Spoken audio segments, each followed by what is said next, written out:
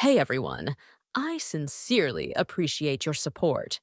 If you enjoy my audiobooks, I would be truly grateful if you could subscribe to the channel. And if you'd like to support even further, you're welcome to become a Patreon member, where you can access audiobooks of novels as long as they are freely available on the internet. Your kindness and support mean so much. Thank you. A tempestuous surge of raw power erupted from Arashi, sweeping across the battlefield like a divine storm. The sheer force of his aura distorted the air, and Sakazuki's crimson cloak billowed violently in the chaos. For a moment, the sky dimmed to an ominous red-black hue, as if heaven itself recoiled at the presence of Arashi's conqueror's haki. Sakazuki's veins turned cold under the crushing pressure, but a twisted grin split across his face, madness glinting in his eyes. Thunder exploded across the heavens. A colossal, crackling blue thunder chilin materialized above, lightning dancing along its ghostly form. On the ground, Arashi's right fist surged with electricity, black and red bolts lacing his skin like divine wrath. "Thunder Fist," he growled, his voice deep and resonant. "Heavenly Chilin." The beast roared and descended with blistering speed. Arashi charged forward, his fist colliding with Sakazuki's face in a deafening explosion. The impact, earth-shattering. The force, enough to split mountains.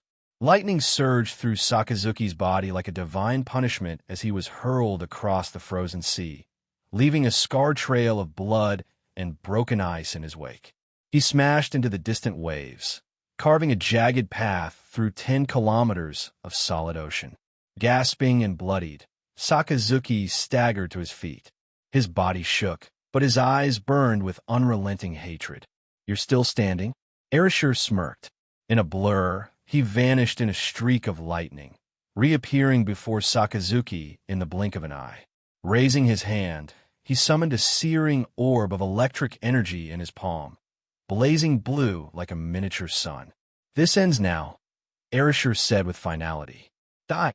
Sakazuki roared, magma erupting from his fists as he launched a volley of molten blows like meteor strikes. But not one reached his target. An invisible barrier shimmered around Arashi, neutralizing every attack. 800 million volts. Heaven fall. The electric sphere detonated into a thunderous column of lightning, engulfing Sakazuki in a roaring pillar of divine fury. It tore through the sea, vaporizing ice and fire alike before vanishing in a distant, apocalyptic blast. Silence fell. Arashi narrowed his eyes. Something was wrong. From the horizon, a golden light approached. Kizaru materialized, carrying a battered Sakazuki in his arms. "Well now, that was terrifying," Kizaru drawled, his usual lazy voice tinged with a hint of awe. "So scary. Don't pretend with me, Borsellino," Arashi chuckled. "You've always been the trickiest of the three." Sakazuki growled, blood dripping from his chin. "Even you can't face all three of us at once." A chill swept through the air as Kuzan reappeared behind Arashi, ice forming beneath his boots. The trap was set. "You're surrounded," Sakazuki spat. Arashi laughed. No, you've got it backward." His aura surged once more, electricity roaring to life across his skin. His eyes burned with wild delight. "You're not surrounding me. I'm surrounding you." Boom! His conqueror's haki erupted in a colossal wave, cracking the ice beneath and sending fissures across the sea. The three admirals stiffened, sweat dripping from their brows as they braced against the pressure. Kizaru moved first, blinking into light and reappearing behind Arashi with a glowing kick. Light speed kick. The attack struck Arashi's shield, deflected. The resulting shockwave splintered the ice. "Not bad," Arashi muttered, turning to land a crushing punch. Kizaru flew across the battlefield, slamming into the ground. Before Arashi could pursue, Sakazuki's magma surged at him while Kazan launched a deadly spear of ice. The sea turned into a battlefield of chaos. Lightning, magma, and ice collided in a maelstrom of destruction. "You can't take us all down," Kazan shouted. Arashi's response came with a thunderous roar. Try me. He surged forward, fending off all three with ferocious blows. As the battlefield quaked beneath their clash, Borsellino returned. Ama no Murakumo. His golden blade slashed down in a brilliant arc. Arashi met it with a lightning-infused fist. Clash! They dueled in flashes of light and energy, moving faster than the eye could follow. You depend too much on your devil fruit, Arashi said coolly. Before Kizaru could reply, Arashi vanished. He's gone, Borsellino snapped. Behind you, Kazan warned, but it was too late. Boom! A lightning punch struck the back of Kizaru's head, sending him crashing into the ice with bone-rattling force. Die, Arashi! Sakazuki screamed. Meteor volcano. Magma surged into the sky and rained down like doomsday fire. Arashi looked up, smirking. This little spark of yours? Only good for lighting birthday candles. Lightning surged through him, and he exploded upward in a storm of bolts. The lightning and magma met mid-air. Boom. A chain of catastrophic explosions rocked the skies. Arashi landed, facing Kuzan. 500 million volts. Thunder Dragon. A dragon of pure electricity surged forth. But from above, Yasukani no Magatama.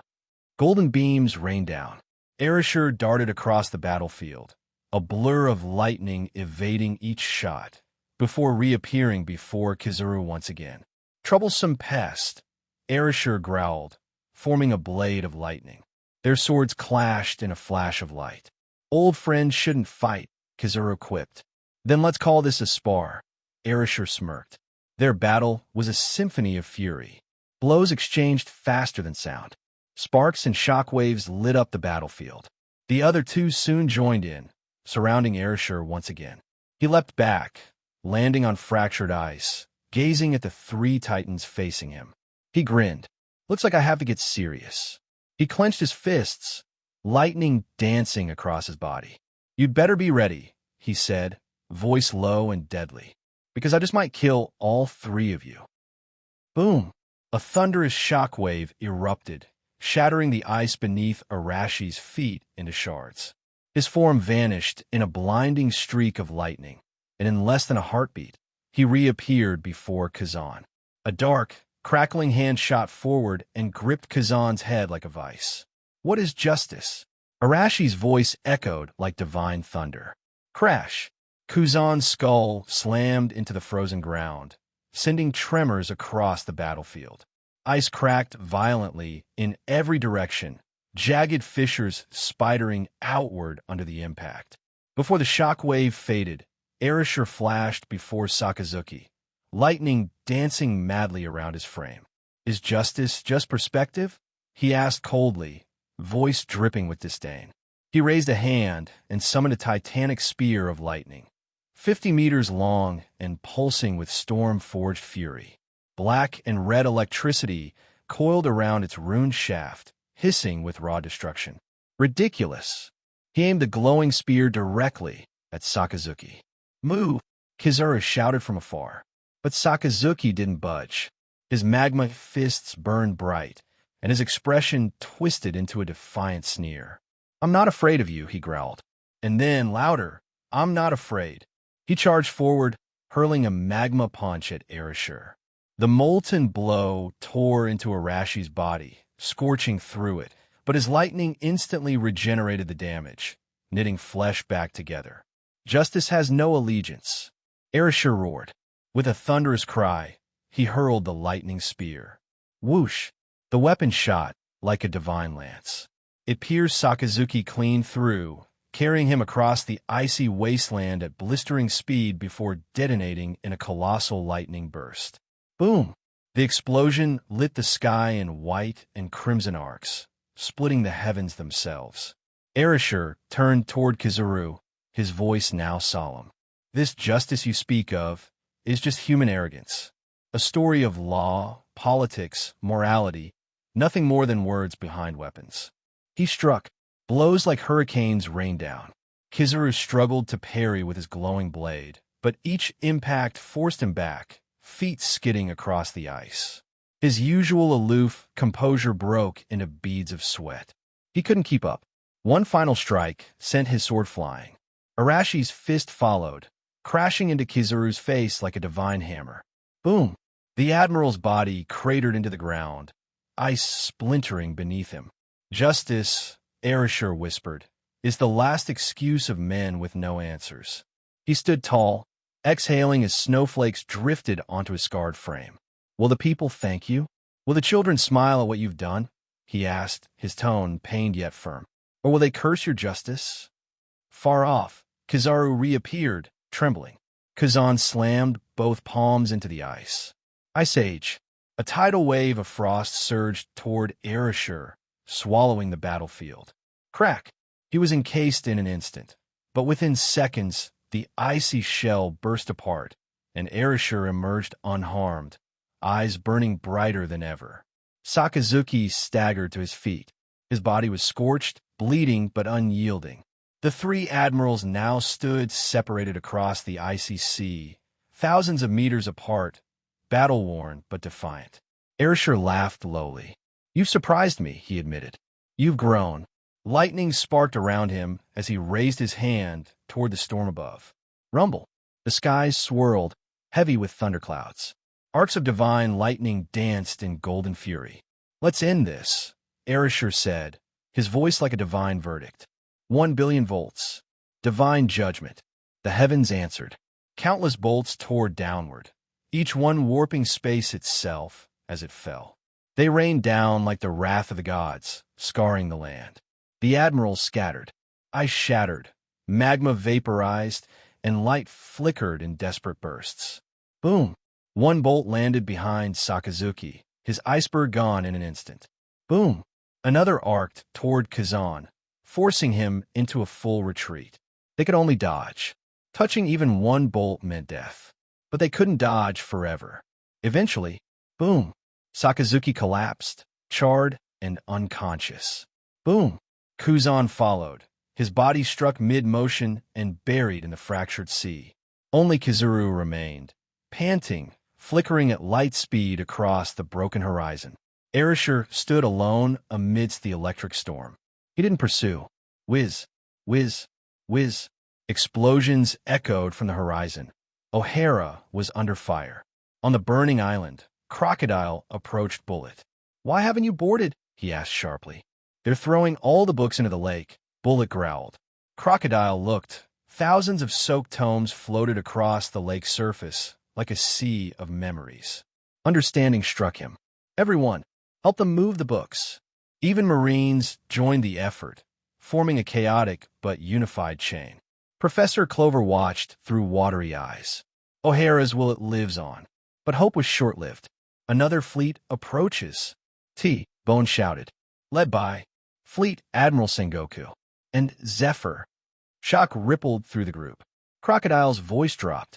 Evacuate now. We're out of time. The last books were thrown. The last ships boarded. From the sea, the Buster Call's full fury ignited O'Hara. Explosions consumed the island, flames stretching to the heavens. Crocodile looked back one final time. Hold the line, Arashi. A relentless barrage of cannon fire blanketed the entire island. Flames surged and spread, consuming everything in their path. O'Hara.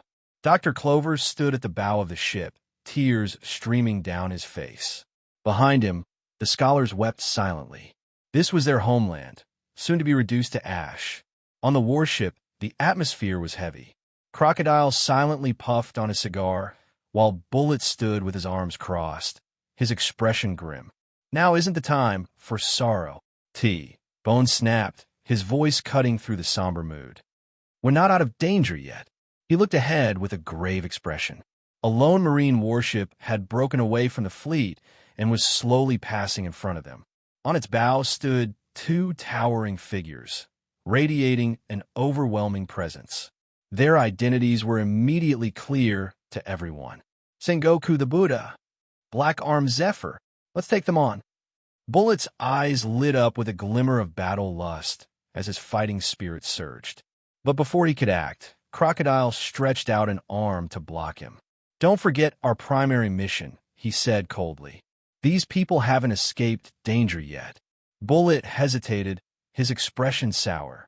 I still don't understand why Arashi insisted on saving this group. You don't understand their value, Crocodile replied, casting a sidelong glance. And frankly, he added with a smirk, neither do I. He let out a low chuckle. Just follow orders. If we mess this up, the consequences will fall on both of us. Bullet snorted in dissatisfaction, but didn't push further. Meanwhile, on the warship a kilometer away, Sengoku and Zephyr stood in silence, watching the towering flames engulf O'Hara. The whole island is ablaze. Zephyr sighed softly.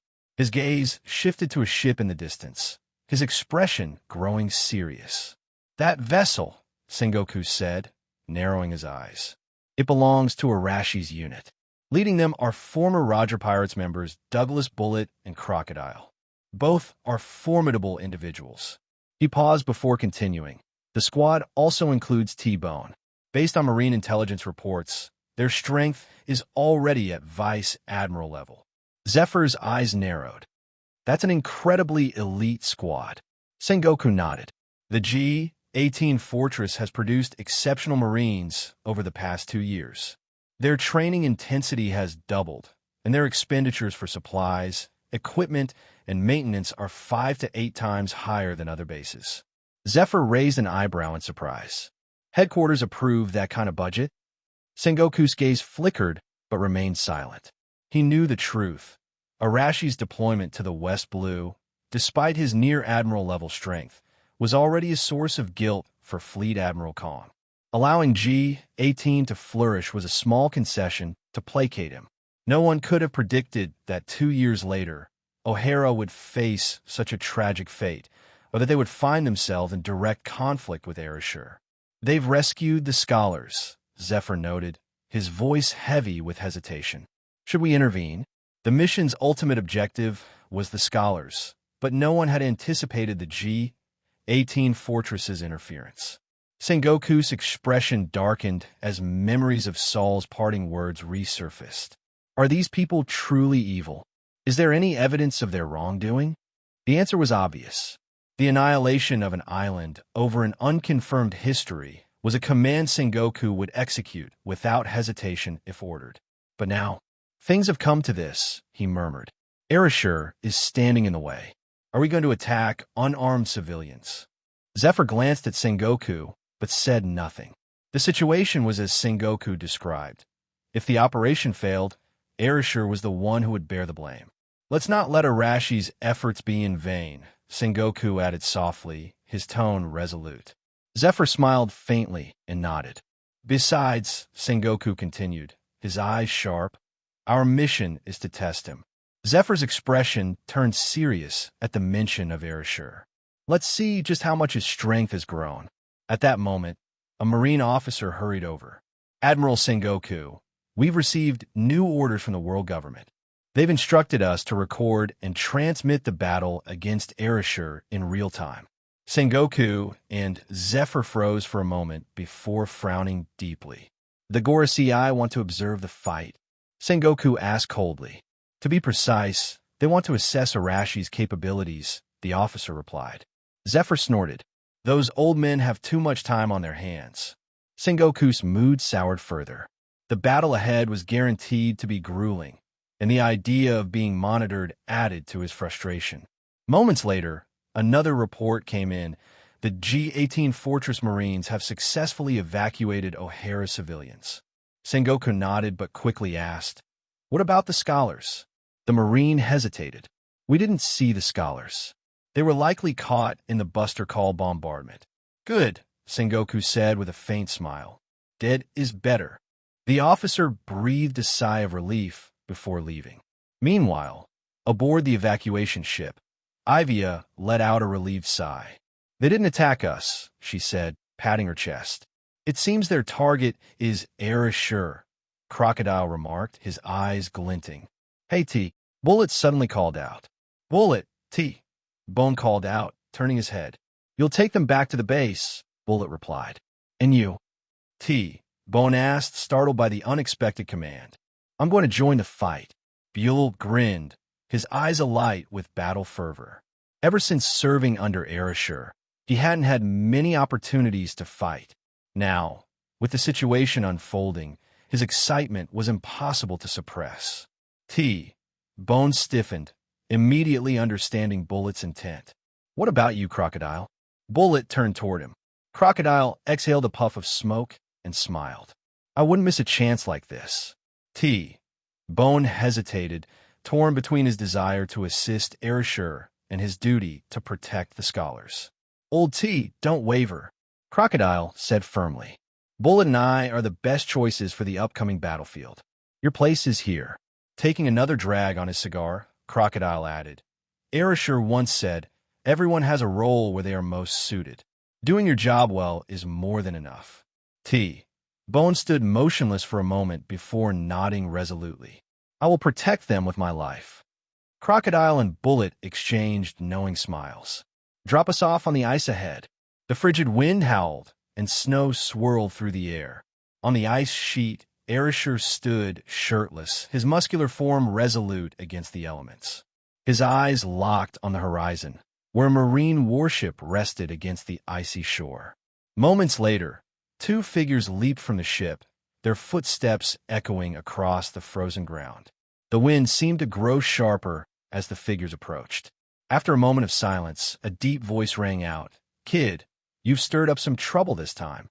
The towering figure of Zephyr, with his short purple hair and powerful frame, stepped forward. Zephyr Sensei. Arashi greeted with a grin. Sensei. Zephyr chuckled. Well, I did teach one extraordinary student. His stern face softened with a rare smile. Though Arashi was technically Garp's disciple, Zephyr had also trained him during his time as a recruit. Zephyr, this isn't the time for teacher-student reunions. Another voice interjected, its tone cold.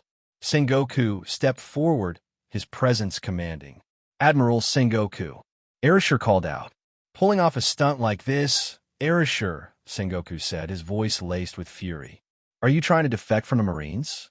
I have no intention of leaving the Marines, Arashi replied calmly, shaking his head.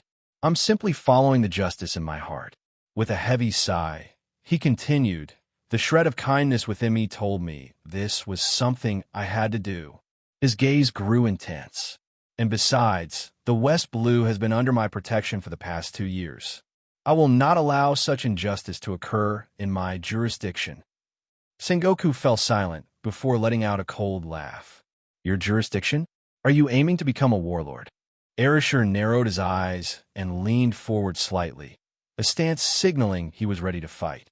If the Marines I belong to cannot uphold true justice or maintain their principles, Arashi declared, his voice resolute, then I will create a new force, a true Marine force that embodies real justice. His words carried a powerful conviction, shaking the two admirals before him. There was no doubt in their minds. Arashi was dead serious. Your actions may align with justice, Zephyr said, shaking his head slowly, but they violate. He trailed off, leaving the rest unsaid. The meaning, however, was clear. We are here to apprehend you, Zephyr continued. Your so-called crimes will be determined after your capture and trial. Golden light radiated from Sengoku's body as his expression grew cold. Zephyr stepped into an open position, preparing for battle. It seems words won't settle this, Arashi remarked with a grin, his demeanor serious despite the smile. Facing two admirals was no small feat. This battle would be a grueling 1v2, and likely one of the toughest challenges of his life. It wasn't just about victory. This fight could very well determine his survival. The icy wind swirled around the battlefield, lifting shards of frost and stirring the robes of the three combatants. The atmosphere was tense, almost eerily calm, as none of them made the first move. They stood motionless, each watching for the slightest opening. In the frozen expanse stood three of the world's greatest fighters. Arashi, the final disciple of Marine hero Garp, had risen to prominence in a remarkably short time. Known for his astounding achievements, exceptional combat experience, and monstrous physical strength, he was a force to be reckoned with. Sengoku, the Buddha, renowned as a tactical genius, wielded the mythical Zoan powers of the human fruit model, Buddha. His strength was unfathomable. Zephyr, the Black Arm, the Marine Headquarters chief instructor, had trained countless Marine elites who went on to become legends themselves. From a distant warship, Marines hurriedly set up transponder snails equipped with video feeds, aiming their cameras at the battlefield. The tension was palpable. Despite the lack of action, the Marines aboard the ship could feel their hearts pounding. Are Admiral Sengoku and Zephyr going to fight Vice Admiral Arashi? This will be a battle like no other, someone murmured, their throat tightening in anticipation. Suddenly, a suffocating gust of wind swept across the battlefield. It felt as though the air had been sucked out of the atmosphere. Everyone's eyes widened in shock as two overwhelming auras clashed violently. The collision of their conquerors' haki sent jagged cracks rippling across the ice. Conqueror's haki collision, a Marine gasped. Then, with only a second or two of delay, the silence broke. Admiral Sengoku has moved. The battle has begun, an officer shouted, his forehead glistening with sweat. A golden light burst forth in front of Arashi, revealing an immense, majestic figure, a golden Buddha radiating power and authority. The very air seemed to hum with a mysterious chant as Sengoku's transformation took center stage. Zephyr, Sengoku roared. Let's go. With a deafening crack, Sengoku's golden legs bent, shattering the ice beneath him as he leapt high into the air. He thrust his massive palm downward, aiming at Arashi, who stood cloaked in crackling lightning.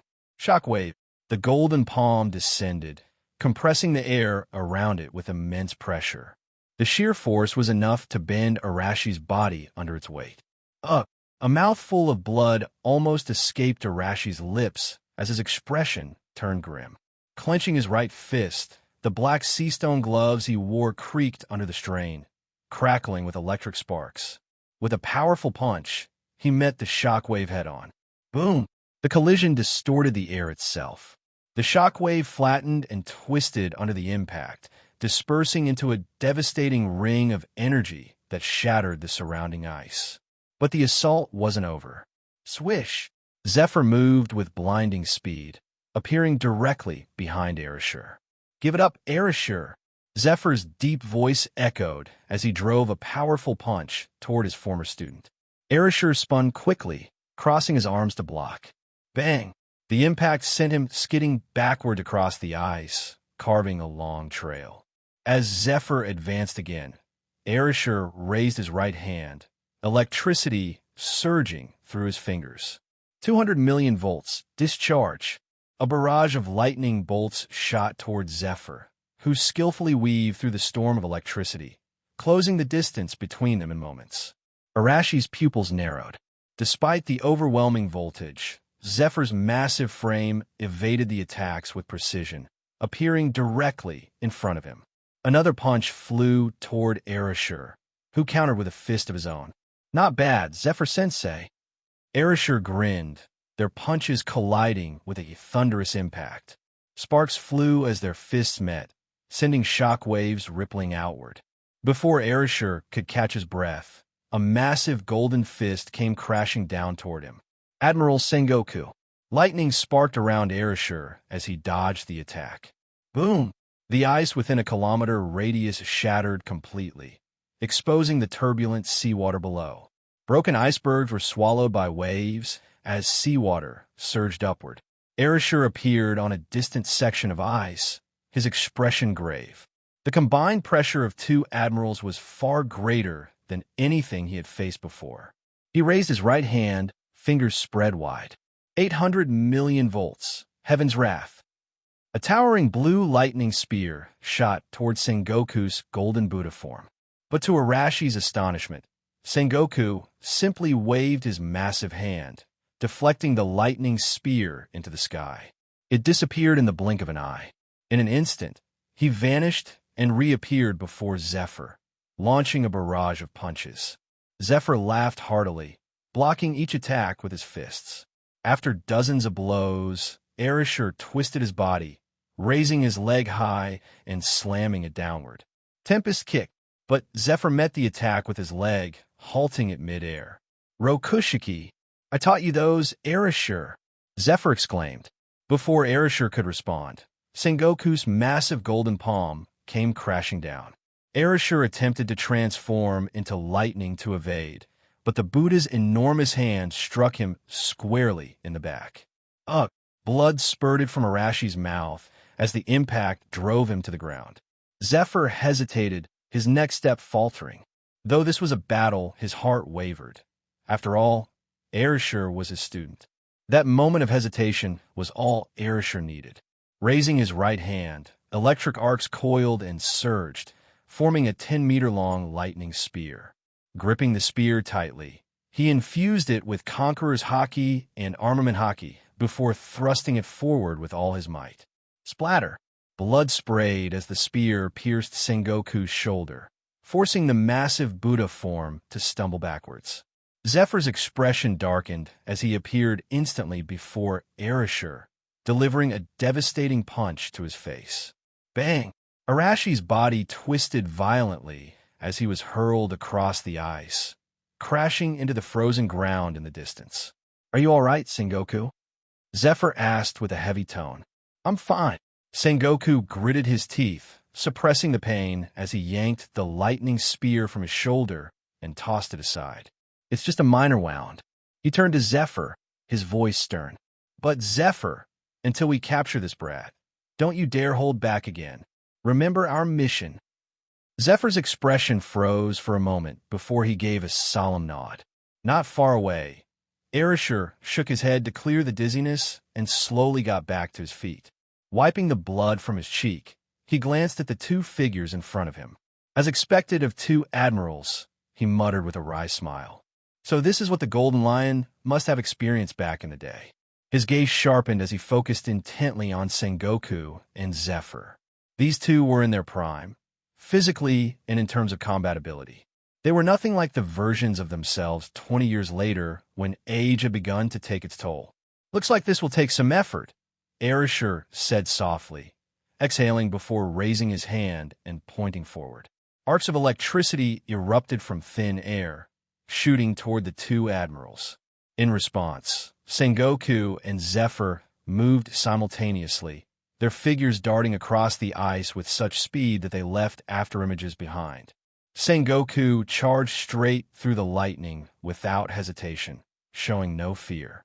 In the blink of an eye, they closed the distance to Arashir. You're getting reckless, Zephyr roared, his fists flying like a storm, each blow relentless and fierce. Arashir took a deep breath, his fists crackling with black and red lightning as he struck back with equal ferocity. Boom! Boom! Boom! A series of deafening impacts echoed across the battlefield, creating shockwaves that spread light and destruction over a vast area. The air around them shimmered with energy as the three clashed. Sengoku's punches created rippling shockwaves with each strike, the force radiating outward in devastating arcs. Even facing two admirals at once, Arashir held his ground. His punches met theirs head-on, creating craters in the ice with every exchange. After several seconds of intense fighting, Sengoku's fist connected with Arashi's head, splitting his forehead open and leaving blood streaming down his face. Dazed for a moment, Arashir gritted his teeth and retaliated with a fierce punch to Sengoku's face, sending the admiral reeling backwards with blood spraying from his nose. Before Arashir could capitalize on the moment, Zephyr's knee drove into his abdomen. Up, Arashir spat a mouthful of water as the blow forced the air from his lungs. Without missing a beat, he raised his hand, summoning an enormous lightning pillar charged with 1 billion volts and unleashed it at point-blank range. Zephyr's pupils contracted as he crossed his arms in front of him. His powerful haki shielded him, holding back the intensely destructive lightning, though the ground beneath him cracked under the strain. Dragged back several meters across the ice, Zephyr's body glowed red-hot, arcs of electricity dancing across his frame as smoke rose from his singed skin.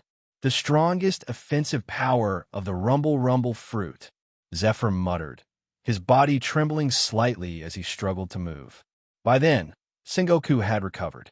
Don't forget our primary objective, Sengoku bellowed, leaping high into the air. His massive golden palm descended with a devastating shockwave, striking Arashi directly. Boom! Even in his elemental state, Arashi couldn't fully evade the attack, so he can only bear the direct impact.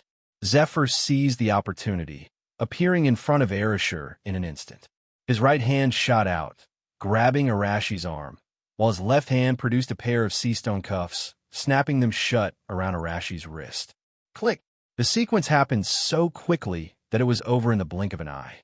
Arashi's right arm was bound with the sea stone shackles. We got him, Sengoku exclaimed, his face lighting up briefly. Do you ever thought that how easy I am on you guys? But before Sengoku could celebrate, Arashi's word made them both alert. You guys really underestimate me. As Arashi said that his sword had been drawn, cutting a graceful arc through the air. In a shocking move, Arashi swung the blade downward, severing his wrist along with the sea stone shackles. Slash! Blood sprayed across the battlefield as the severed hand and cuffs fell to the ice with a crisp clang. Time seemed to freeze.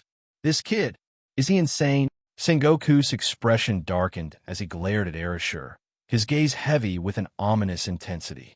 On the icy battlefield, Arashi's severed right wrist lay motionless, its crimson blood staining the ice and filling the air with a chilling intensity. No one had anticipated such an act, cutting off his hand to escape capture. It was an act of sheer decisiveness, coldness, and madness. Surprised, Arashi chuckled softly. You should have expected this. With a flick of his left wrist, he sheathed his sword once more. Then, raising his left hand, he snapped his fingers. Boom! A deafening thunderclap shattered the silence as lightning arcs surged into the sky, splitting the heavens. In an instant, the brilliant bolts transformed, branching out like the limbs of a colossal tree. From where Arashi stood, the lightning spread, its dazzling tendrils stretching across the sky. The arcs grew thicker and denser, forming an enormous tree of lightning. The central trunk, an awe-inspiring column of pure energy, was as wide as a dozen people linked arm to arm. Its countless branches illuminated the battlefield with a blinding, pulsating glow. I'm unkillable, Arashi murmured, his voice calm, but carrying a weight of inevitability. His piercing gaze locked onto Sengoku and Zephyr, who stood frozen, a faint, almost imperceptible dread creeping into their hearts. The lightning tree before them wasn't merely destructive, it was apocalyptic. The sheer energy within it felt capable of obliterating an island. To show how the gap between us, Arashi sighed, raising his left hand as his fingers splayed open. I will show how powerful I am. 15 billion volts, Yggdrasil. His voice echoed across the battlefield, cold and commanding. The massive lightning tree trembled, its branches vibrating with energy. Crackle. Snap. The air is filled with a cacophony of electric discharges. The tree's branches shone with an ominous purple light before they began to move. Run! Sengoku and Zephyr shouted in unison, dashing away at full speed. The countless branches transformed into whips of lightning, lashing out in all directions. Their primary focus, however, was the two admirals. Each strike seemed alive, hunting its prey with relentless precision. A single lash of these lightning tendrils instantly vaporized sections of the ice, filling the air with thick, white mist. The destructive power was unfathomable, each branch infused with immense voltage and coated in Arashi's armament hockey. The battlefield, spanning tens of thousands of meters, became Arashi's domain. The colossal lightning tree pulsed rhythmically, its branches sweeping through the area with every breath, annihilating anything in their path. He's developed the Rumble Rumble fruit to this level, Zephyr exclaimed while dodging. This kid is terrifying. Sengoku nodded grimly. A Logia user capable of this level of destruction. It's beyond imagination. For 5 minutes, the lightning tree dominated the battlefield, wreaking havoc with its relentless attacks. Sengoku and Zephyr were hit multiple times, their bodies scorched and covered in wounds.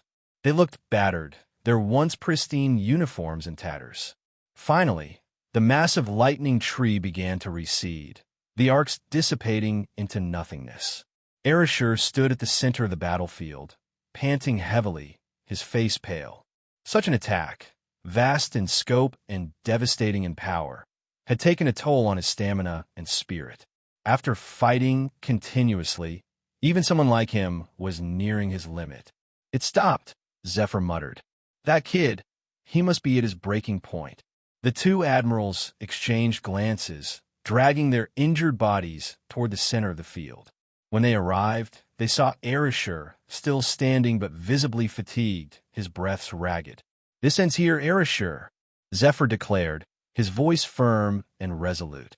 Arashi raised his head, a faint smile forming on his lips. "Ends here," he repeated. "No, quite the opposite." Straightening his posture, he clenched his left hand into a fist, and his entire body seemed to tremble with renewed energy. "This," he said, his voice sharp and clear, "is only the beginning." His eyes burned with an intense fire, filled with a mixture of exhaustion and exhilaration. Though his body was pushed to its absolute limits, his heart raced with an unfamiliar thrill. It wasn't fear, it was excitement. A manic, overwhelming excitement that made his blood boil. "Arashi!" A low, enraged voice suddenly called out. Arashi turned his head to see a figure staggering to its feet in the distance. The man was drenched in blood, his body battered and broken, his face so mangled it was nearly unrecognizable. "Sakazuki!" Sengoku called out the figure's name in shock. Despite his horrific injuries, Sakazuki, Admiral Akainu, was standing. The sight stunned everyone present. Even in his current state, his sheer willpower allowed him to rise. "No wonder," Arashi muttered. He could stand toe-to-toe with Whitebeard during the Paramount War.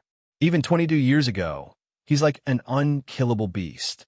Nearby, another figure emerged in a burst of golden light. "Kizuru," Arashi muttered with a frown.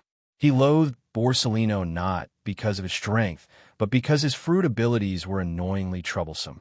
"I'll kill you," Sakazuki growled, dragging his battered body toward Arashi. His hatred and resolve burned as intensely as the magma surging around him. "4 against 1, Arashi murmured, glancing at the enemies surrounding him. The odds were clear. "How pathetic," Sakazuki sneered. "A marine traitor like you is nothing more than a lone, pitiful fool. Do you even realize the kind of enemies you're facing? The entire marine force is against you, and yet." He smirked coldly, his magma bubbling as the temperature around him soared. "You stand here all alone." His words caused Sengoku and Zephyr to frown slightly, but Arashi's expression remained calm. "Alone," Arashi repeated, his voice soft. After a few breaths, his lips curled into a faint smirk. "Alone? We'll see about that."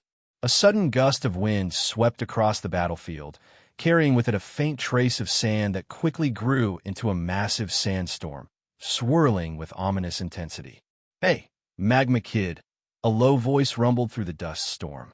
"Talking about our superiors like that gets me fired up." From within the storm, a figure emerged, stepping forward with purpose and positioning himself firmly in front of Sakazuki. Simultaneously, another figure materialized in a flash of light, standing before Borsellino. "I'd rather beat up the loudmouth instead." "Crocodile," Bullet said coldly, his eyes fixed on Sakazuki with a murderous glare. "Oh," Crocodile smirked, exhaling smoke as his eyes glinted with amusement. "Then let's switch opponents." The arrival of these two figures instantly shifted the battlefield's dynamics. Blocking Sakazuki, "Your subordinates are quite bold." "Arashi," Zephyr remarked, his tone a mix of admiration and readiness as he clenched his fists. "But how long can you hold out? Remember, after us there's still—" Sengoku shook his head and sighed, cutting in. Arashi chuckled softly, retracting his gaze from the new arrivals and focusing back on Sengoku and Zephyr. "I only need to defeat you two right now," he said with quiet determination. "Whatever happens next," his expression turned sharp, "I'll deal with it when the time comes." Zephyr laughed, raising his fists. "You're good at running your mouth." With those words, he disappeared in an instant, reappearing right in front of Arashi to deliver a powerful strike. Sengoku leaped into the air, diving down with equal ferocity. The battle erupted anew, Arashi's single arm countering the relentless assault of two admirals. Sparks of lightning crackled and burst around him, his strength undiminished despite his handicap. Nearby, Bulolt and Sakazuki clashed violently, each blow shaking the earth. Crocodiles, meanwhile, exchanged rapid and brutal attacks with Borsellino, the battlefield consumed by their destructive might. Farther from the center of the chaos, among the shattered ice, a bloodied and battered figure slowly opened their eyes. "Arashi," the man muttered, his voice filled with frustration. "You still hold back your true power. Too bad I can't keep fighting. These injuries are too severe." This battle, once it spread to the world, would undoubtedly send shockwaves across the seas. Arashi was single-handedly fighting two admirals, while his two subordinates held off two vice-admirals. Each clash was ferocious, so intense that even Marines spectating from distant warships trembled in fear. As time passed, night fell and gave way to the following day. Even after such a prolonged fight, Arashi's spirit remained high, his energy and determination unyielding. Despite facing Sengoku and Zephyr, two of the Marines' mightiest, he had not faltered once. His combat prowess was nothing short of extraordinary. Sengoku and Zephyr, though showing signs of injury, still retained enough stamina to continue their assault. "What kind of monsters are they?" one Marine exclaimed from afar. "This battle, how long can it go on?" Another trembled. "Vice Admiral Arashi is unbelievable. Even after losing an arm, he's using lightning to recreate it, and his strength hasn't diminished at all," someone added with awe. For 2 entire days and nights, the battle raged on. By the evening of the second day, Sengoku finally struck Arashi, slamming him onto the icy ground with a thunderous blow. Arashi spat blood, staining the frost beneath him. But before anyone could celebrate, he flipped upright and retaliated with a devastating punch, sending Sengoku flying. Zephyr immediately closed the gap, pummeling Arashi with a relentless barrage of punches. Sengoku rejoined the fray moments later, and the three continued their grueling fight. Half an hour later, Arashi's body reached its absolute limit. He stood panting, his lightning flickering weakly around him. Across from him, Sengoku and Zephyr also showed signs of exhaustion, their movements slower and heavier. Suddenly, Arashi burst into laughter. "Aha! Ha ha ha!" His voice rang out, wild and unrestrained. "This is amazing." His body trembled as he tried to clench his right hand, but the lightning that formed his arm flickered and dissipated. He could no longer maintain it. "It's over," a voice declared from a distant palace. Within the halls of Mary Geos, 5 figures observed the battle. One of them finally broke the silence. "Arashi will be annihilated." "Enough, Arashi," Zephyr said solemnly, his voice carrying both exhaustion and pity. But then, to everyone's shock, Arashi, trembling and on the verge of collapse, reached for the hilt of his sword. "What is he doing?" Murmurs of confusion spread among the onlookers. In the next instant, the blade flashed, slicing through Arashi's neck. His head flew into the air, leaving the battlefield in stunned silence. "It's over," someone exclaimed, believing the fight had reached its conclusion. But then, a voice, calm and chilling, echoed through the air. "No, the ones who are finished are you." Sengoku and Zephyr's pupils contracted in shock, an icy chill running down their spines. In the palace of Mary Geos, the 5 elders rose to their feet in unison, their faces pale with disbelief. Electric arcs crackled and surged as a figure materialized before everyone's eyes. His presence was overwhelming, his aura commanding. "I told you," Arashi said, his voice steady. I am unkillable. A towering figure stood in the icy winds. His eight-pack abs were as solid as stone, and his broad back exuded an overwhelming, demonic aura. His arms seemed capable of lifting mountains, and his legs were as powerful as those of tiger or leopard. The once severed right hand and self-inflicted neck wound were now fully restored, crackling with electric arcs. Even the exhaustion from reaching his limits just moments ago had disappeared entirely. Standing before Sengoku and Zephyr was Arashi, once again in peak condition. This sight was horrifying. Everyone witnessing this moment could only think of one word. Monster.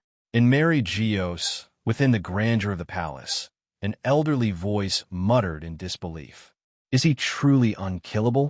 The severed hand, the slashed neck, all restored. Even his stamina seems fully replenished. How could such a being exist? Another voice trembled. The five elders exchanged grim looks, the weight of Arashi's invulnerability pressing down on them. How are we supposed to capture him? One of them asked with frustration. Our earlier declaration to eliminate him now feels like a joke. After a long, heavy silence, one elder finally spoke. Notify the Holy Knights. Have them prepare for deployment. If there's even a hint of weakness in his so-called immortality, order them to annihilate him. The voice echoed through the palace before fading away, leaving the room in tense silence. The elders understood all too well Arashi's ability to instantly recover from fatal injuries, even restoring his stamina, was his most terrifying asset. Combined with his overwhelming combat strength, capturing him was an almost impossible task. Still, they dared not give up the opportunity to study his lineage factor. Back near O'Hara, on the frozen sea, the battle between Arashi, Sengoku, and Zephyr raged on. The tides of battle slowly turned against the two marine admirals. Despite their ferocity and life-risking strategies, they faced a relentless opponent in Arashi, who had fully regained his strength. Another day and night passed. Sengoku suffered a severe wound, a lightning spear tearing open his abdomen and leaving his flesh charred. Zephyr bore a deep gash across his chest. Meanwhile, Arashi stood unscathed, holding a lightning spear, his body as energetic and unyielding as ever. This cycle of grueling combat continued for 7 days and nights. At the end of it, Arashi still stood tall, his gaze fixed on the two admirals before him, steam rising from their battered and exhausted bodies. He took a deep breath and spoke, his voice resonating with authority. Neither cannon fire nor bullets can kill me. Neither blades nor poison can stop me. Even drowning, being buried alive, none of it matters. He took a step forward, towering over the two exhausted admirals. How do you plan to defeat someone like me? His voice carried a chilling confidence as he looked down at the two, who were gasping for breath, drenched in sweat. The world government sent you here to deal with me. And what was the point? Even if the entire Marine force were mobilized, even if the Holy Knights themselves stood before me. He paused, his voice growing even sharper. I wouldn't fear any of it. His words echoed across the frozen battlefield, sending shivers through the Marines watching from their distant warships. Vice Admiral Arashi is unbelievable, someone whispered in awe, swallowing nervously. The two admirals exchanged glances, each seeing the same bitter helplessness in the other's eyes. Moments later, both collapsed heavily to the ground. For 7 days and nights, they had thrown everything at Arashi, relentless punches, coordinated attacks, and even attempts to incapacitate him with sea stone. Yet every effort was thwarted by his unkillable nature. Even when their combined might manage to kill him, Arashi simply rose again, stronger than ever. It was like fighting an immortal demon lord, an enemy who would never fall. Arashi exhaled slowly, his piercing gaze fixed on the two incapacitated admirals. He was about to take a step forward when a sudden burst of golden light flashed beside him, pulling the two away from him. You've won, Arashi. Borsellino's voice rang out as he appeared. Are you worried I might attack Sengoku or Zephyr? Arashir asked suddenly, tilting his head. Borsellino said nothing, his guarded eyes trained on Arashir. Huh, don't worry, I haven't forgotten my identity. Shaking his head, Arashir turned around. In a flash of lightning, he appeared aboard a nearby marine warship, startling everyone. The Marines instinctively stepped back in fear, but Arashir ignored them. Instead, he leaned toward the den mushy used for broadcasting. "The five elders," he said with a faint smile. "I know you're watching." His voice carried a menacing calm as he continued. "If you want to kill me, come at me with everything you've got. But if you fail—" His expression turned ice-cold, his eyes radiating deadly intent. "Don't blame me for storming Mary Geos and taking those 5 foolish heads of yours." As his words settled, the den mushy exploded into fragments, and Arashir vanished in another flash of lightning, leaving the Marines trembling in his wake. In Mary Geos, within the palace, the 5 elders sat in tense silence. "Foolish heads," one elder muttered, his voice filled with anger. "Enough," another said coldly. "We must consider the implications carefully. Arashir is unkillable. Even if the Holy Knights are deployed, there's no guarantee they'll succeed. Worse, they might suffer losses." A deep, heavy voice broke the silence. In 7 days and nights, 2 admiral plus vice admirals combined managed to kill him 15 times. In unavoidable situations, he even killed himself 12 times. Noted that all these 27 kills are due to his exhaustion and his battle style, always destructiveness. And yet, none of it mattered. He recovered every time, without any apparent drawback. What I'm afraid is that this is not his true power and still holding back. The room fell silent once more as the elder's words sank in. "If we can't eliminate him," the elder continued, his tone grave, "then our only option is to recruit him. We can see that he still cares about Marines, and here, he just wants to prove his so-called justice." The others exchanged wary glances, but did not object. For centuries, they had ruled the world with calculated decisions, knowing when to fight and when to negotiate. If Arashir is forced to become our enemy, it will destabilize the entire world. Even maintaining a superficial balance is better than risking total upheaval. The final decision was clear. Arashi's power, especially his immortality, posed a threat too great to confront head-on without understanding the true nature of his lineage factor. Until then, they would tread carefully.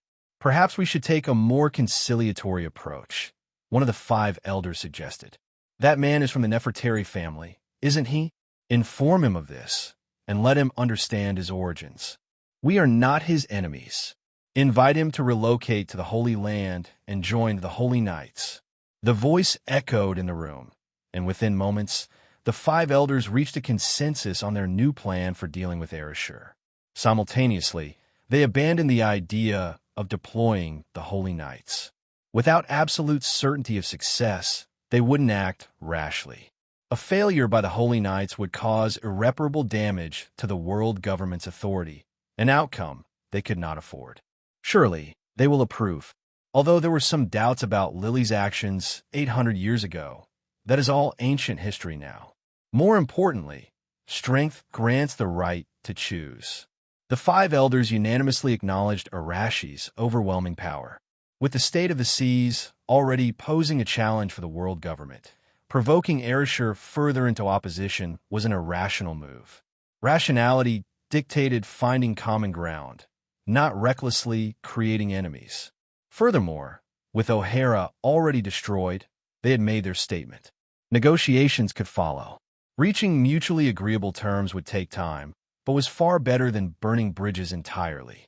The world government needed time to handle the chaos of the current era, including the great pirate era sparked by Roger's last words and the rising rebel movements.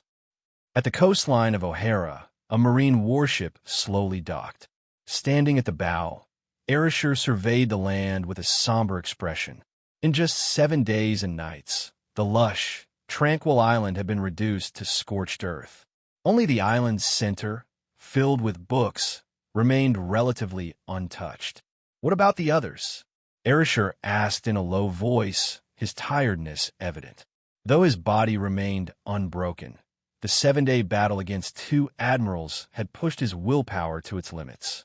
The civilians and scholars from O'Hara have all been relocated to Fortress G-18, Crocodile replied, understanding Arashi's unspoken concern. His face bore a few scars from the ordeal. Nearby, Bullet leaned against the ship's railing, his body wrapped in bandages as he rested with his eyes closed. "You all right?" Arashir asked, turning toward him. "Yeah." Bullet opened his eyes and smirked coldly. "That bastard got it worse than me." Arashir chuckled lightly, his gaze softening before turning back to the ship. "When we return, order the crew to move all those books. Every single one of them." His voice carried a sharp authority. Not a single book should be left behind or damaged. Crocodile nodded in agreement. When the warship finally returned to Fortress G-18, the entire base of 13,000 Marines was thrown into a frenzy. Vice Admiral Arashir is back, and completely unharmed. He defeated 3 monstrous Vice Admirals and 2 Marine Admirals. Incredible! Whispers of awe and disbelief spread like wildfire. Among the crowd, a young Marine officer named Yvia finally breathed a sigh of relief. Ever since she had escorted the civilians to safety and learned about Arashi's adversaries, her heart had been gripped with anxiety. But now, seeing him return unscathed, her fears melted away. Vice Admiral Arashi's strength was beyond anything she had ever imagined. However, her relief was quickly replaced with concern. Even if they had won this time, what about the future? The enemies ahead would only grow stronger. Resolute, Ivea hurried to Arashi's quarters, determined to voice her worries. She gently pushed open the door, prepared to face the imposing figure of her commanding officer. Instead, she found Arashir lying on the bed, his eyes closed, a faint snore escaping his nose. Ivea froze in place, stunned. The image of the invincible leader in her mind was momentarily replaced by a man who, at this moment, seemed completely at peace. Quietly, she closed the door and walked away, a new wave of emotion washing over her. For someone who gives everything for justice, he must be so tired. A bittersweet smile appeared on her face as her earlier worries dissolved. "No matter what challenges lie ahead, I will follow you, Arashir, even if it costs me my life." Marine Headquarters, Marineford. "What? Both admirals? Why, you're joking, right? Those are 2 admirals we're talking about. What mission were they on? Who could inflict such devastating injuries on 2 admirals?" "Sure. I heard they went to the West Blue." "West Blue? That's where Vice Admiral Arashir is stationed." Quiet. As the warship docked in the inner harbor, 5 stretchers were swiftly carried toward the hospital. Shock, disbelief, and utter incredulity spread like wildfire throughout Marineford. No one could fathom how 2 admirals, the epitome of marine power, could end up in such a state. The 2 who had left through the gates of justice unscathed were now being carried back in perfect synchronization, on stretchers. And the other 3? They're part of the next generation's 3 monsters, aren't they? This realization sent waves of unease rippling through the ranks. The defeat of the Marines' strongest forces would have catastrophic consequences if word got out. Soon enough, a gag order was issued from the Commander-in-Chief's office, and security across Marineford was raised to its highest level. Speculation ran rampant. Some guessed that an immensely powerful group had risen in the West Blue, so powerful that even Sengoku and Zephyr couldn't prevail. Others whispered about the legendary young Vice Admiral who had clashed with headquarters for the sake of justice. According to these whispers, the Admiral's opponent had been none other than Vice Admiral Arashir himself. The rumors varied wildly, each more exaggerated than the last. Inside the Marine Hospital, Kong, the Fleet Admiral, stood silently at the bedside of the 2 unconscious admirals. Both were wrapped head to toe in bandages like mummies, their bodies bearing the scars of a grueling battle. Around him, the other vice admirals held their breaths, their shock evident in their expressions. "How are they?" Kong finally asked, his voice heavy. They've suffered multiple severe injuries, piercing wounds, blunt force trauma, burns, and electric shocks, the doctor replied, trembling. Both admirals are in critical condition. The doctor paused to steady his voice. To be honest, the injuries they've sustained are the worst I've ever seen. If they were ordinary men, they'd have died on the spot. What kind of enemy could they have faced? The doctor wondered aloud. Could have been Redfield, but before he could finish, he caught a glimpse of Kong's darkening expression and fell silent. Questions you shouldn't ask, don't ask. Kong snapped. Forget everything you've seen here today. The doctor nodded furiously, retreating without another word. What about the 3 young ones? Kong asked next. Akainu is in critical condition, the doctor reported. Whether he survives depends on his willpower. He's suffered severe wounds to his shoulder and abdomen. Even if he recovers, he'll likely bear permanent scars. Kizaru's injuries are less severe, but he still needs rest. Akiji is also critical, but much better than Akainu.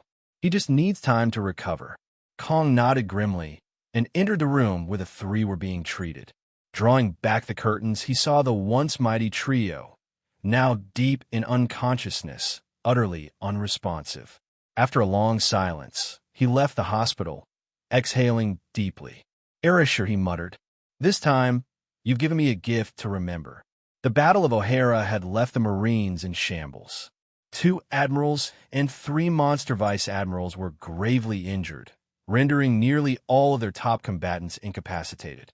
This was unprecedented, a first in Marine history.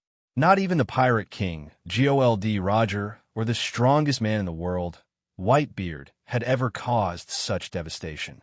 The world government, Kong murmured. After a moment's thought, he decided to leave the matter alone. Undoubtedly, the government was already aware of the debacle. Ultimately, the final decisions wouldn't rest with him as Fleet Admiral. No one could have anticipated that the O'Hara Buster Call would lead to such a catastrophe. Not Kong, nor the world government's high-ranking officials. 7 days later, a message swept across the world. O'Hara has been erased by a Buster Call for violating the world government's prohibitions. The news shocked the world, leaving many stunned, regretful, and fearful. Yet, no mention was made of the battle that had occurred 14 days prior. West Blue, Fortress G-18. Arashi slowly opened his eyes. The bright light made him squint momentarily as his vision adjusted. He felt as if he had been reborn, his mind sluggishly rebooting. Looking down, he saw that his upper body was bare, his lower half clothed only in undergarments. A warm blanket was draped over him. Outside the room, a water wheel in the pond turned gently, accompanied by the soft sound of dripping water. On the bamboo chair outside the door sat a familiar figure. Ivea, he called out softly, a faint smile appearing on his face. Vice Admiral. Ivea turned quickly, her face lighting up with joy. You're finally awake. Arashi nodded with a small smile. How long was I out? A week, Ivea replied. He paused for a moment, then sighed. That long, huh? He had expected that much. While he could revive and return to his full state, his mentality and emotions were not the same.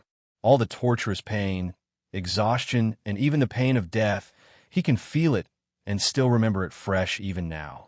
If not for his willpower, he already became crazy or insane from the torturous pain of death he felt all the time. It's like sleeping is the cure for his mental health. You were in a grueling battle.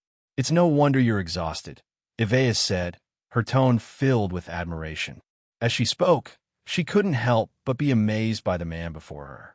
Despite his youth, Arashi had defeated 3 monster vice admirals and 2 admirals. Adding to this were his past feats, like capturing Gold, Roger, and Shiki the Golden Lion. Who could believe it? Who would dare? You truly push yourself to the limit, she added.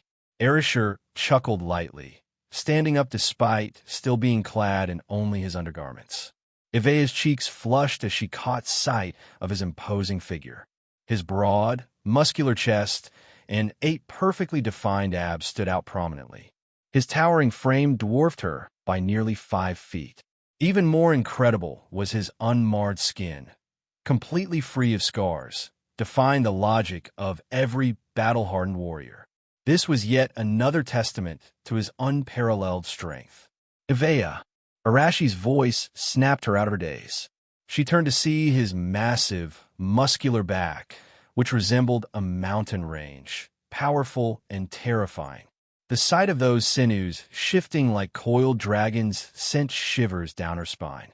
This was Arashi, a man who defied all expectations. "Clothes," Arashi said. "Huh? Oh yes, right away." Ivea, her face flushed bright red, quickly picked up the neatly folded garments and handed them over. In no time, Arashi's robust physique was concealed beneath the flowing fabric. A fleeting look of regret and admiration crossed Ivea's face. Her commanding officer's powerful build was nothing short of mesmerizing. "Dr. Clover and the others, are they all right?" Arashi asked casually as he walked toward the courtyard. "We've allocated a safe area for the civilians and scholars who survived from O'Hara," Ivea replied promptly. "They're all doing well. And what about Marine headquarters?" Arashi's eyes flashed as he asked, his tone sharp. It had been 7 days since his awakening, and the calm, peaceful atmosphere at Fortress G18 struck him as unusual. "Headquarters hasn't made any moves or attempted to contact us," Ivea replied. "Is that so?" Arashi's eyes narrowed in thought. Something about it seemed off. "Yes. Over the past 7 days, it feels as though they've entirely forgotten what happened," Ivea added. "However, news of O'Hara's destruction has spread across the world. And the battle I had with the 2 admirals?" Arashi asked. "It hasn't been mentioned at all." "Well, now that's interesting," Arashi said with a faint chuckle. "It was intriguing. Despite such a monumental defeat, there was absolute silence. No reaction from Marine headquarters, nor the world government. It was clear they were doing everything in their power to conceal the battle. "Tell the mess hall to prepare some food," he added. 7 days and 7 nights of sleep had left him ravenously hungry. Half an hour later, Arashi walked into the Marine mess hall, the eyes of everyone around him filled with awe and reverence. Sitting down, he began eating and didn't stop until he had consumed 33 bowls of noodles, over 100 pounds of beef, and 15 bowls of meat stew. The spectacle left Ivea gaping in shock, her mouth hanging open. Around them, the other Marines were similarly stunned, collectively frozen like statues. "Ow, where does all that food even go?" Ivea stammered. "There's a technique beyond the Marine 6 powers called life return," Arashi explained with a soft smile. "It allows the body to accelerate energy absorption from food. In simpler terms, it speeds up digestion and optimizes nutrient utilization." He turned to the crowd of astonished Marines and continued, "If you train hard and master the Rokushiki to my level, you'll be able to learn this technique too. Trust me, it's incredibly useful." With those encouraging words, he left the mess hall, leaving a trail of inspired and determined faces in his wake. A short while later, Arashi encountered Crocodile and Douglas Bullet. "What's next?" Crocodile asked, his tone serious. The question made Arashi narrow his eyes slightly. "What's next?" he repeated, a faint smile playing on his lips. "That's an interesting question." After a brief pause, he gave his orders. "Send a team of soldiers to monitor O'Hara. If there's any unusual activity, report it immediately." Crocodile, though puzzled, nodded and accepted the task without question. "And we need to find ways to strengthen our forces," Arashi said, his tone soft but firm, his sharp eyes glinting with resolve. Though he possessed overwhelming power and even a near-immortal body, his subordinates were still too weak. If they were to face an onslaught of stronger enemies, they would be at a disadvantage. The previous battle had proven that point. Crocodile and Bullet's timely assistance had been critical to their survival. It underscored the importance of having a powerful organization.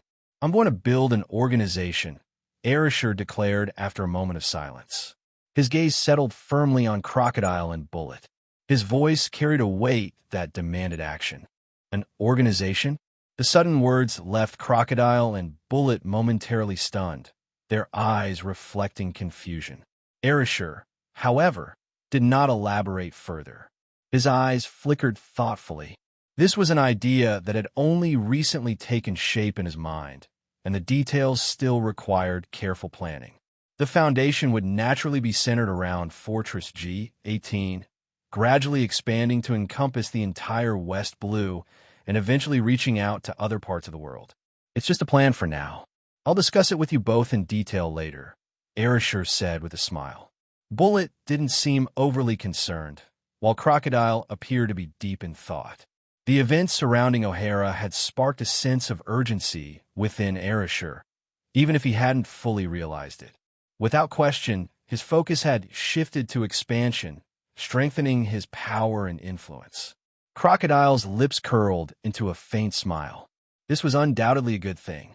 After regaining his memories, he no longer felt the same desire for piracy as before, but he still had his ambitions. If you truly wish to accomplish something great, Crocodile thought silently, then let me, Crocodile, assist you personally. Even if it means standing against the entire world, so be it. To create a utopia and witness your rise to the top. That would be something truly remarkable. Guided by Avea, Arashi and his companions made their way to the area where Dr. Clover and the other O'Hara scholars were staying. The space was modest and slightly overcrowded due to the large number of people, but the scholars' spirits seemed stable. Having narrowly escaped the Buster Call's devastation, they were grateful to be alive. When Arashi arrived, he couldn't help but laugh at the sight before him. The enormous owl was playing a silly game with an 8-year-old Robin, their strange laughter filling the air. Arashi sure. Arashi sure. The giant and the little girl laughed heartily together, while Dr. Clover, Nico Alvia, and the others looked on with faint smiles. The atmosphere was warm and harmonious. Saul, could you not teach Robin such ridiculous laughter? Arashi joked as he approached. Arashi, you're awake. Saul turned his head and greeted him with a grin. Yes. Arashi nodded and turned his gaze to Dr. Clover. Doctor, are you comfortable here? If you need anything, don't hesitate to ask. Dr. Clover shook his head with a kind smile. This is more than enough. To be alive is a blessing in itself. I wouldn't dare ask for more. As he spoke, a serious and resolute expression crossed his aged face. After exchanging a glance with the other scholars, they all seemed to come to a silent agreement. In the next instant, the group of scholars knelt in unison. Led by Dr. Clover, the scholars of O'Hara bowed deeply, their foreheads touching the ground. Even Robin joined them, her small figure kneeling amidst the group. Thank you for saving O'Hara, they cried out in unison, their voices filled with gratitude and emotion. For a long moment, Arashi stood silent, his expression unreadable. Finally, he let out a soft chuckle. The people of O'Hara, who risked their lives for the preservation of knowledge and civilization. How could I, possessing some small measure of strength, ever retreat? With a subtle glance, he signaled Avea. She quickly stepped forward, leading the soldiers to help the scholars to their feet. Afterwards, Dr. Clover and the others stood before Arashi, wiping tears from their eyes. Their faces radiated sincere gratitude. For now, I ask for your patience in staying here, Arashi said with a warm smile. I will find a better place for you in due time. We'll follow your arrangements, Dr. Clover replied earnestly. As someone who had lived a long life, he understood the immense burden Arashi carried to save O'Hara. It was no exaggeration to say Arashi had gambled his life and the lives of everyone at Fortress G-18 to protect them. Smiling at the group, Arashi turned to leave. After walking a few steps, he stopped abruptly. Saul. Yes. Saul replied immediately. How long do you plan to idle around, playing games with a child? Arashi asked with a teasing tone. Saul was momentarily confused. Return to the team at once. From now on, you're a member of Fortress G-18. Arashi said with a grin, resuming his stride. Saul froze for a moment before understanding, his face lighting up with excitement. Yes, sir, he shouted. He looked ahead and saw Arashi waving a hand without turning back. After a brief goodbye to Robin and Alvia, Saul hurried to catch up. Mom, don't worry about him, my dear, Alvia said gently, pulling her daughter into a hug. Saul is off to do what he believes is just. From this moment on, she resolved to make up for all the time she had missed with her daughter. Half an hour later, in the commander's office at Fortress G-18. So, how exactly do you plan to handle these O'Hara scholars? Crocodile asked, his tone calm but firm. They're walking time bombs, Bullet added bluntly. Arashi furrowed his brow slightly, thinking for a moment before smiling. Time bombs, you say? He replied, his tone laced with intrigue. It seems you don't fully understand their value. Pausing for a moment, Arashi continued, different fields, different stages, and different professions. Each has its unique value and moment to shine. Bullet, Crocodile, do you know why the world government was so determined to wipe out these scholars? The two shook their heads, confusion evident on their faces. They could decipher the poem glyphs. As the shock registered on their faces, Arashi nodded and added, that's right, the mysterious stones scattered across the world. These stones are also one of the key elements required to become the Pirate King. Smiling faintly, Arashi lowered his voice and said, they hold the key to unlocking the secrets of the great kingdom that existed 800 years ago, a civilization whose very history ties to the origins of devil fruits. These words sent a shockwave through Crocodile and Bullet. The key to becoming the Pirate King, the path to the great kingdom's lost civilization, and the roots of the devil fruits, all of it made sense now. It was no wonder the world government wanted these people dead, and it explained why Arashi had gone to such lengths to rescue them. What about the books? Arashi asked suddenly. Books? Crocodile hesitated for a moment. They should still be in the lake at O'Hara. What? Arashi's expression darkened. Don't worry. We've stationed a team there to keep watch, Crocodile quickly explained. But I held off on acting because of the Marine HQ's presence. Immediately, recover every single book from that lake, Arashi ordered in a stern voice. I'll handle it right away, Crocodile said with a nod. What books? A deep voice interrupted as Saul's towering figure appeared at the doorway. They're the books Dr. Clover and the others threw into the lake during the Buster call, Arashi replied. We didn't have the time to retrieve them back then. Are they really that important? Saul asked, his confusion reflecting the general lack of awareness many Marines shared about the book's significance. Arashi nodded solemnly. At that moment, Yuvia rushed into the room, looking flustered. Commander, there's movement at O'Hara. Oh, Arashi raised an eyebrow. Our squad stationed there spotted a Marine battleship approaching. Yuvia explained as she placed a photograph on the table in front of Arashi. There are world government personnel aboard as well. Seeing the photo, Arashi couldn't help but laugh softly. He immediately stood up. Saul, Bullet, Crocodile, come with me to O'Hara now. A battleship quickly departed from Fortress G-18. Arashi stood atop his golden staff, a faint smile playing on his lips.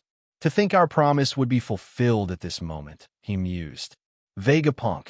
The person in the photograph was none other than Vegapunk, known as the man with the world's greatest intellect. Years ago, during a special mission, Arashi had crossed paths with Vegapunk, and they had made a mutual promise. Now, the time had come to honor that agreement. Before long, the ruined remains of O'Hara came into view. On the shoreline, a lone Marine battleship was anchored.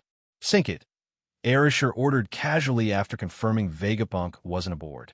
Cannons roared, and in an instant, the ship erupted in flames, consumed by the explosion.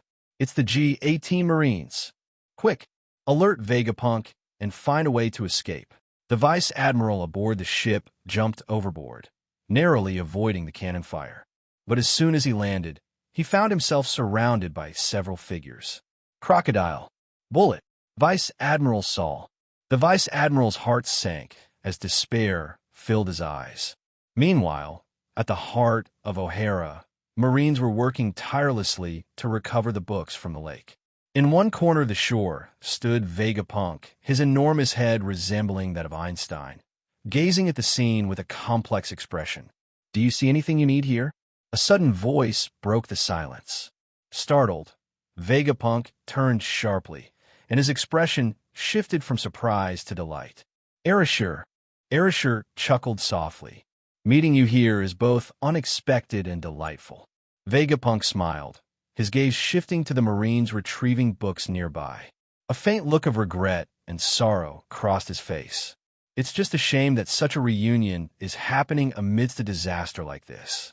Hearing this, Arashir smiled faintly, his eyes also fixed on the Marines. These individuals were, of course, a G-18 squad under Evan's command, swiftly recovering books and transporting them back to the base. A reunion is a pleasant thing, Arashir said softly, and it marks the beginning of our story. Civilization and knowledge are the hard-won treasures of humanity, built through generations of effort and struggle. These books, it's fortunate that someone still understands their value. Unfortunately, it's the Marines. Vegapunk sighed, recalling the devastation of O'Hara. The destruction of so much human knowledge, buried under cannon fire, was nothing short of a tragedy for all humanity. They're all my people, and the scholars of O'Hara, they're not dead. I saved them, Arashir said with a smile. What? Vegapunk's face lit up with shock and excitement. Are you saying Dr. Clover is alive? That you saved him? After speaking, Vegapunk's expression shifted again. No wonder there's been unrest at Marine HQ lately. There are even rumors of a powerful Marine in the West Blue defying both the HQ and the world government, engaging in a fierce battle. That person is you. Arashir smiled faintly and nodded. I am now an enemy of the world. He paused, his piercing gaze locking onto Vegapunk. That's why, Vegapunk, your friend needs your help. Vegapunk's body stiffened, hesitation flickering across his face. With your intellect and my strength, together we can change the world. Arashir continued, his eyes gleaming as he looked ahead. You possess the world's greatest mind, and I possess power that surpasses all else. This is an alliance of the strongest. With a light laugh, Arashir turned back to Vegapunk. Together, we'll forge an unstoppable path ahead. He took a deep breath, feeling the wind brush against him, and spoke again. What does your ideal world look like, Vegapunk? A world where children laugh and play, where people live in peace and prosperity. A world where all races coexist as equals, free from slavery, tragedy, and suffering. No more celestial dragons. No more nobility. Those in power will serve as mediators of fairness, bound by justice. Princes and paupers alike will answer to the same laws. Is such a world possible? Every word caused Vegapunk's expression to shift, his eyes sparkling with thought. When Arashir finished speaking, the scientist's oversized head seemed lost in a daze. Can such an ideal world exist? Arashir smiled. It doesn't exist yet, but if we join forces, we can create it. Then it will exist. Vegapunk's face changed repeatedly as his thoughts churned. Finally, he let out a long sigh. My research requires immense funding and a quiet, undisturbed place to work. As things stand, only the world government can provide such resources. Arashir burst into hearty laughter, waving his hand decisively. Money, resources, a research facility. You won't need to worry about any of it. I'll handle everything. Vegapunk looked up, doubt flickering in his eyes. Can you manage that? Grinning, Arashir delivered a reason so compelling that the great scientist couldn't refuse. I'll even let you study my lineage factor. Hearing this, Vegapunk's pupils constricted. He was, of course, aware of Arashi's unique abilities and the extraordinary nature of his bloodline. Unlike any other, Arashi's body defied all forms of death, becoming stronger in the face of harm. Even the Lunarians, renowned for their resilience, could be killed. But Arashi's existence shattered those limitations. His indestructibility was something Vegapunk, as a scientist and seeker of truth, couldn't resist studying. You're serious?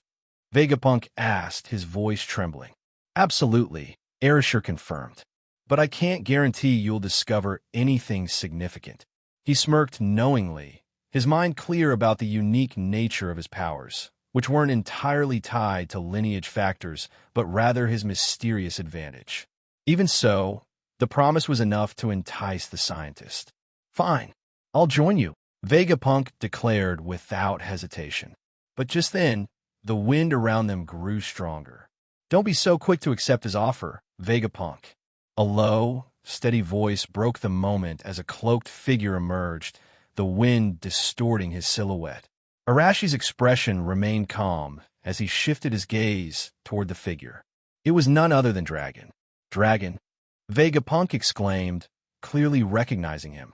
"I intend to form a revolutionary army to overturn the world and rebuild it." "Vegapunk, join me," Dragon said with a smile, removing his hood to reveal his sharp gaze fixed on Arashi. In that instant, their positions became clear, two opposing forces vying for the same ally. Vegapunk hesitated, his expression troubled. "I'm sorry, Dragon," he finally said. "I've already agreed to join Arashi. He offered me something I simply can't refuse." Dragon's eyes burned with momentary anger as he looked at Arashi, but he quickly regained his composure. "So far, everything he's done is truly remarkable, defying the world government, defeating 2 admirals, and rescuing the innocent from O'Hara's buster call. Choosing him isn't an—" Dragon's tone grew colder, but he paused, his sharp eyes fixed on Vegapunk. "This man's ambition is beyond what you can imagine, Vegapunk. Be cautious. In the future, he may bring unimaginable chaos to the world." With that, Dragon's figure distorted in the wind and disappeared. "Arashi," Vegapunk turned to him. "Don't mind him," Arashi said with a smirk. "Dragon's just jealous, sour grapes." Vegapunk nodded before continuing. "By the way, I want to read through all the books left from O'Hara. They could be incredibly useful for me and might elevate my research to the next level." "No problem," Arashi replied without hesitation. "I'm planning to find a suitable location to rebuild the Tree of Knowledge, set up a state-of-the-art research base for you, and recruit a team of brilliant scientists." Hearing this, Vegapunk nodded in satisfaction. The two stood quietly watching as the Marines continued transferring the books. Arashi's expression was calm, but his thoughts were heavy. Providing the necessary money, resources, and facilities for a scientist of Vegapunk's caliber was no small task. Vegapunk had always known the world government's true intentions, yet he stayed under their wing, solely for the convenience of unlimited resources and freedom for his experiments. Now, Arashi had taken on that burden, but he quickly dismissed his doubts. He had already made his decision. There was no turning back now. Money. There's still a stash of gold on Skypiea. As for land, a flash of inspiration struck him, and a smile spread across his face. "Dr. Vegapunk, we might need a ship capable of traveling between the Sky Islands and the seas below." Vegapunk blinked in surprise before nodding thoughtfully. "If we can solve the energy problem and provide sufficient power, that would be a straightforward task." Arashi chuckled, extending his hands. Crackle. Lightning sparked between his palms, blue arcs of lightning dancing in the air. "So, you're a Goro Goro no Mi user?" Vegapunk exclaimed, clearly impressed. "That's perfect." Moments later, Saul and his team arrived with reinforcements, joining the effort to transport the books. About 2 hours later, 3 Marine battleships were loaded with the weighty treasure trove of knowledge. Standing at the bow, Vegapunk glanced at Saul, who was on one of the other ships. "You even have a giant among your crew?" Arashi laughed. "He's my friend, Saul. We share the same ideals." Vegapunk nodded thoughtfully before asking, "Have you left the Marines entirely?" Arashi grinned mischievously. "Who knows? Then it seems your past might hold more surprises," Vegapunk mused. "The world government is undoubtedly considering how to handle your actions during the O'Hara incident." Arashi froze for a moment before understanding dawned. He nodded slowly. "Just wait. I'm sure you'll hear from someone soon. Your relationship with the Marines and the world government may become complicated and ambiguous soon," Vegapunk remarked casually. "Is Dr. Clover also at your base?" Arashi nodded. "That's excellent news. I have so much I want to discuss with him," Vegapunk said enthusiastically. Then, raising his gaze, He looked at Arashir and remarked, "You're quite the clever one, aren't you? You know how to recognize what's most valuable." Arashir let out a helpless laugh. "I can't tell if you're praising me or mocking me." "It's praise," Vegapunk assured him. "Thank you," Arashir replied. The conversation subsided into silence. Arashir gazed at the rolling waves ahead, his eyes filled with a rare intensity. Recent events flashed through his mind, leaving him both awed and frustrated. "I'm still too weak," he muttered, "not just in terms of personal power, but in terms of influence as well." 7 days ago, during his battle with the admirals, even though he had intentionally held back, the combined force of 2 admirals was still a significant challenge. With that thought, Arashir accessed his internal system and allocated his points to the Goro Goro no Mi. In an instant, the fruit reached its maximum potential. The next moment, the feedback from his body caused his pupils to shrink. This is Logia awakening. It's well known that Zoan and Paramecia-type devil fruits have an awakening state. Among them, awakened Paramecia fruits grant the ability to manipulate the properties of substances outside one's own body, mimicking the effects of Logia fruits. Zoan fruits, particularly the mythical Zoans, provide significant boosts to physical attributes upon awakening, enhancing recovery and stamina. Many enthusiasts admire the mythical Zoans, considering them incredibly powerful due to their unique traits. They not only offer the standard benefits of Zoan fruits, but also allow the user to control elements like fire or lightning. By comparison, Logia users often fall out of favor in popular discussions. However, as Arashir maxed out his mastery of the Goro Goro no Mi, Rumble Rumble fruit, he instantly realized that his Logia abilities were far from obsolete. It wasn't clear if this state could be called an awakening, but he felt a torrent of endless power surging from an unknown source, filling his body. His control over lightning, his ability to sense his surroundings, and his mastery of manipulation were enhanced exponentially. Even more astonishing was a new, peculiar ability that emerged, a manifestation of something deeper. He perceived an imposing, icy gaze descending from the void, peering into his soul. It felt as though the devil fruit had taken on a tangible form, revealing a demonic, monstrous shadow. "What is that?" Arashir murmured in surprise. He vaguely saw what might be the true essence of the devil fruit. Around his body, blue ribbons of energy shimmered and danced, their ethereal light flickering in and out of sight. A transformation, like Nika's? Arashir began to comprehend the changes his fully leveled devil fruit had undergone. Whether this transformation represented a standard Logia awakening or was a unique gift from his abilities, one thing was clear: this power was extraordinary. At this moment, Arashi's strength had undoubtedly reached the pinnacle of the world. With both armament haki and conqueror's haki fully mastered, combined with the versatile power of the Goro Goro no Mi, he was a force to be reckoned with. Yet, a weakness persisted: his observation haki. Without this critical skill, Arashir often found himself a step behind in combat. While he could handle ordinary opponents without issue, his recent battle with Sengoku and Zephyr highlighted this flaw. Even with his domain aiding him, the absence of observation haki meant some attacks were still unavoidable. "I can't believe I couldn't take them down while holding back," he lamented. "I still need to improve." Now, with the Goro Goro no Mi fully mastered, Arashir felt his strength grow once more.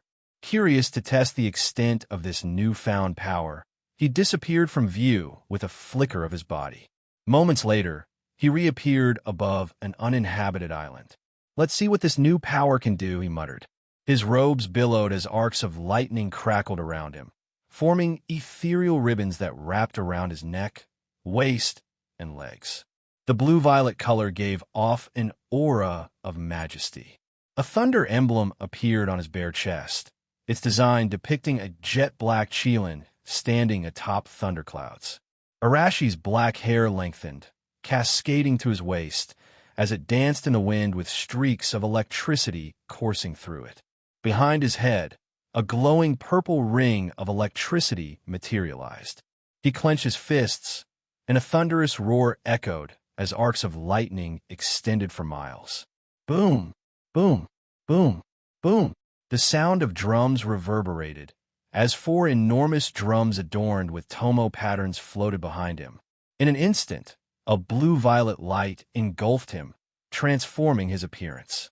His features sharpened, his nose and mouth becoming more defined, giving him an eerily handsome and commanding visage. His eyes gleamed with divine authority, as if he were a god wielding the power of lightning to dominate the heavens. Raijin, Arashi murmured. He understood now. This form was akin to Nika's awakening, where the essence of the devil fruit awakened from the soul, granting mastery over its elemental power. In this state, his body could transform freely, and his control over lightning had reached unprecedented levels. With a mere thought, thunder roared across a 100,000-meter radius, lightning flashing into existence from nothingness. The range and intensity, they've grown again, he observed. My strength, reactions, and speed have all doubled as well. Is this the true awakening? Arashi clenched his fists, unsure. With the Goro no Mi at its peak, he could now perceive and command the very essence of lightning. Yet, he felt he had only scratched the surface of its potential. Still, he mused, with this power if I were to face Sengoku and Zephyr again. He smirked confidently. I wouldn't die this time, and I could end it easily. Despite his current strength, Arashi suspected that the full potential of the maxed-out Logia fruit was far greater, requiring prolonged exploration and mastery. With a flicker, he vanished in a bolt of lightning. Upon returning to the G-18 stronghold, Arashi marveled at the speed his new power afforded him. I've reached the limits of lightning speed, he noted. Eating a devil fruit didn't automatically grant mastery over all its powers. It required time and effort to develop. For example, even Kizaru's speed with the Pika Pika no Mi had improved dramatically over the years. Still, I need to master observation hockey, he sighed. With that, combined with my enhanced domain, nothing could escape my sight. Arashi shook his head in frustration. Observation hockey had always been his weakness, despite his talents in other areas. Moments later, he saw a marine warship docking nearby. On its bow stood a burly man wearing a dog-headed hat, snoring soundly even as he stood. The guards at the gate froze in shock at the sight of the ship and its figurehead.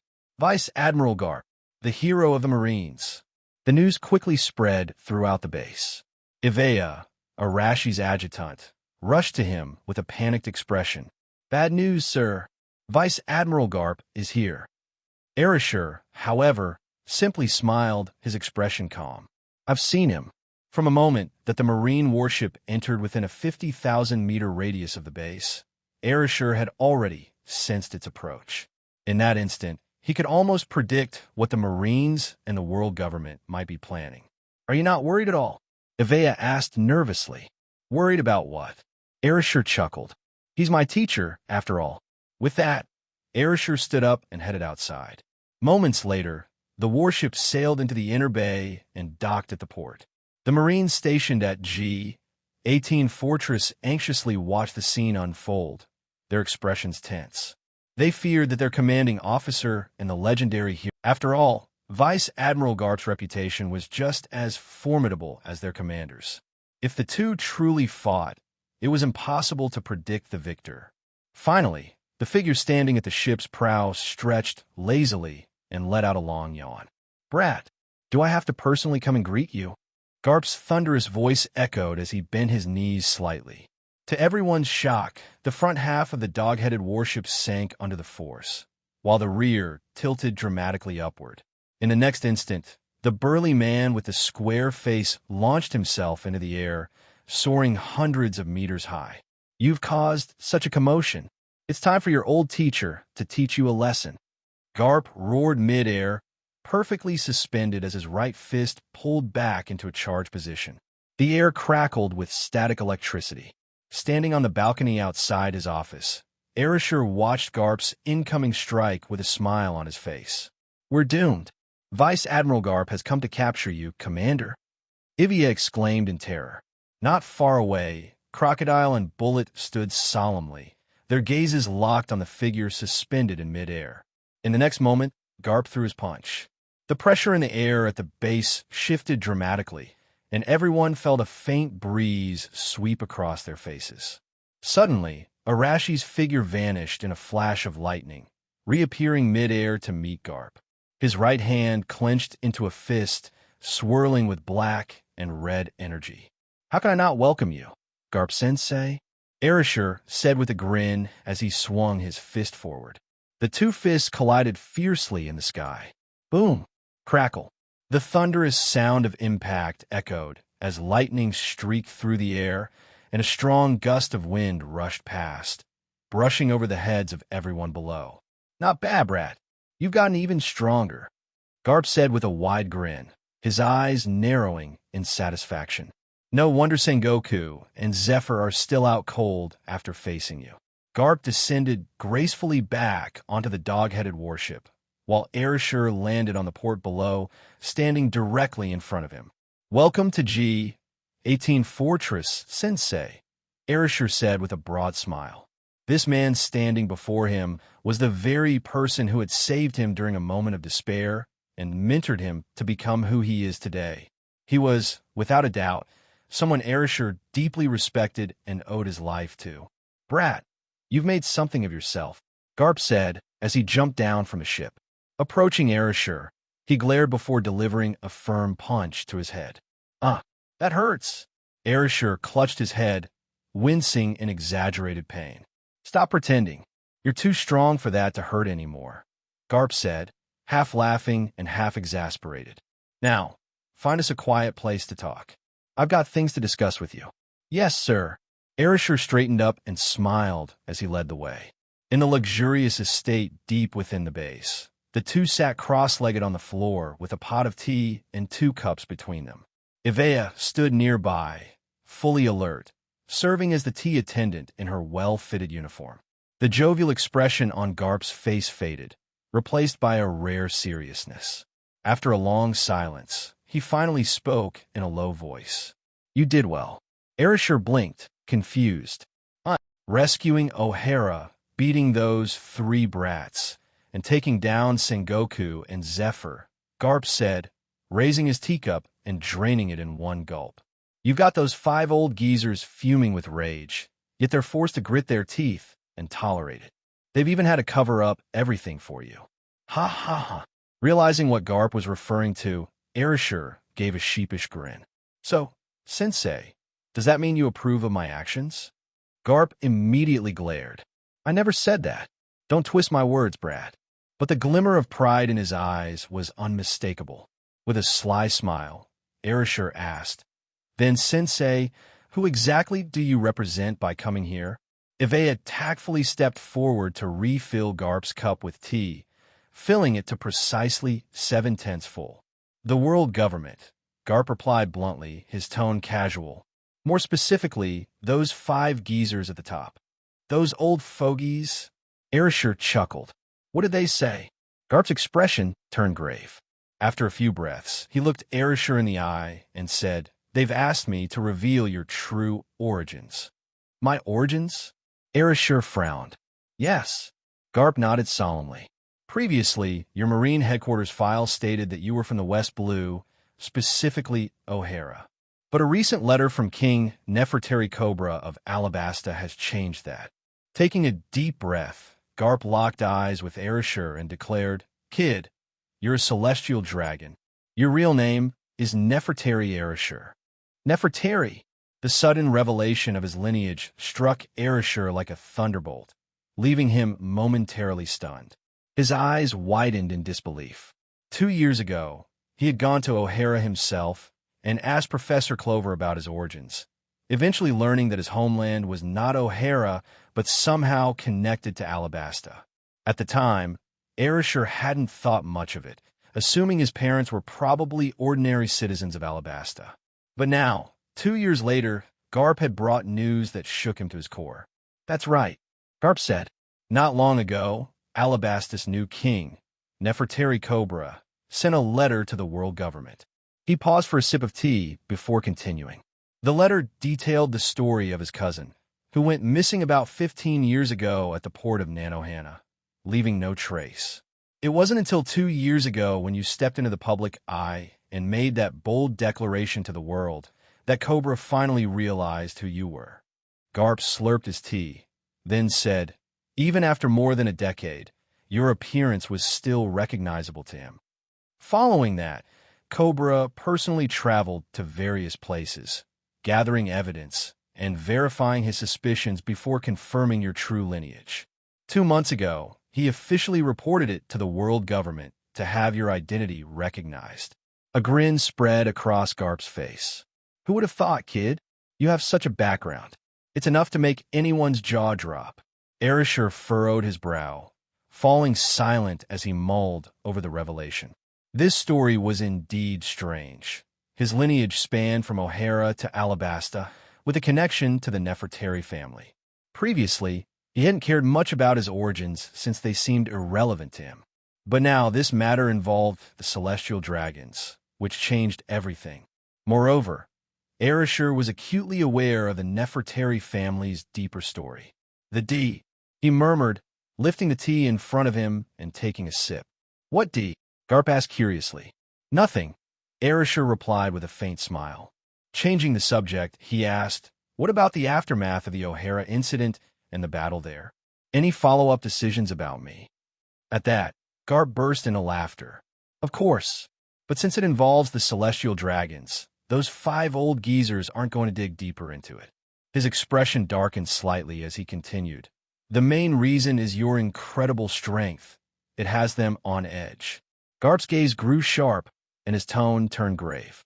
The world government has decided to downplay the severe consequences of that battle and strictly control its negative effects. They're pretending it didn't happen, but they've made a few demands of you. Arashi raised an eyebrow, intrigued. Oh, what demands? First, they want you to move to Mariewa and inherit a seat among the celestial dragons. Garp's tone was serious. Arashi scoffed, but said nothing, waiting for him to continue. Second, they want you to join the Holy Knights, Garp said. Third, they forbid the reappearance of any O'Hara survivors in the world. Fourth, you must not disclose any information about that battle to anyone. Having finished, Garp's serious expression softened into a smile. They've compromised. For you, that's not necessarily bad news. Arashi's face grew thoughtful, but he didn't respond immediately. From these demands, he could see the world government's intentions to control and weaken him. Moving him to Mariewa would place him firmly under their watch. Joining the Holy Knights would make him a pawn in their games. The ban on O'Hara survivors and the gag order on the battle were purely to preserve the government's authority. What a cunning plan, he thought. What's your decision, Arashi? Garp asked. His role was merely as a messenger. The Marines and world government had specifically chosen him, hoping his close relationship with Arashi would make this task smoother. Move to Mariewa. Arashi set down his teacup and spoke calmly. Join the Holy Knights? Well, it's really a good offer. I refuse, he snorted disdainfully.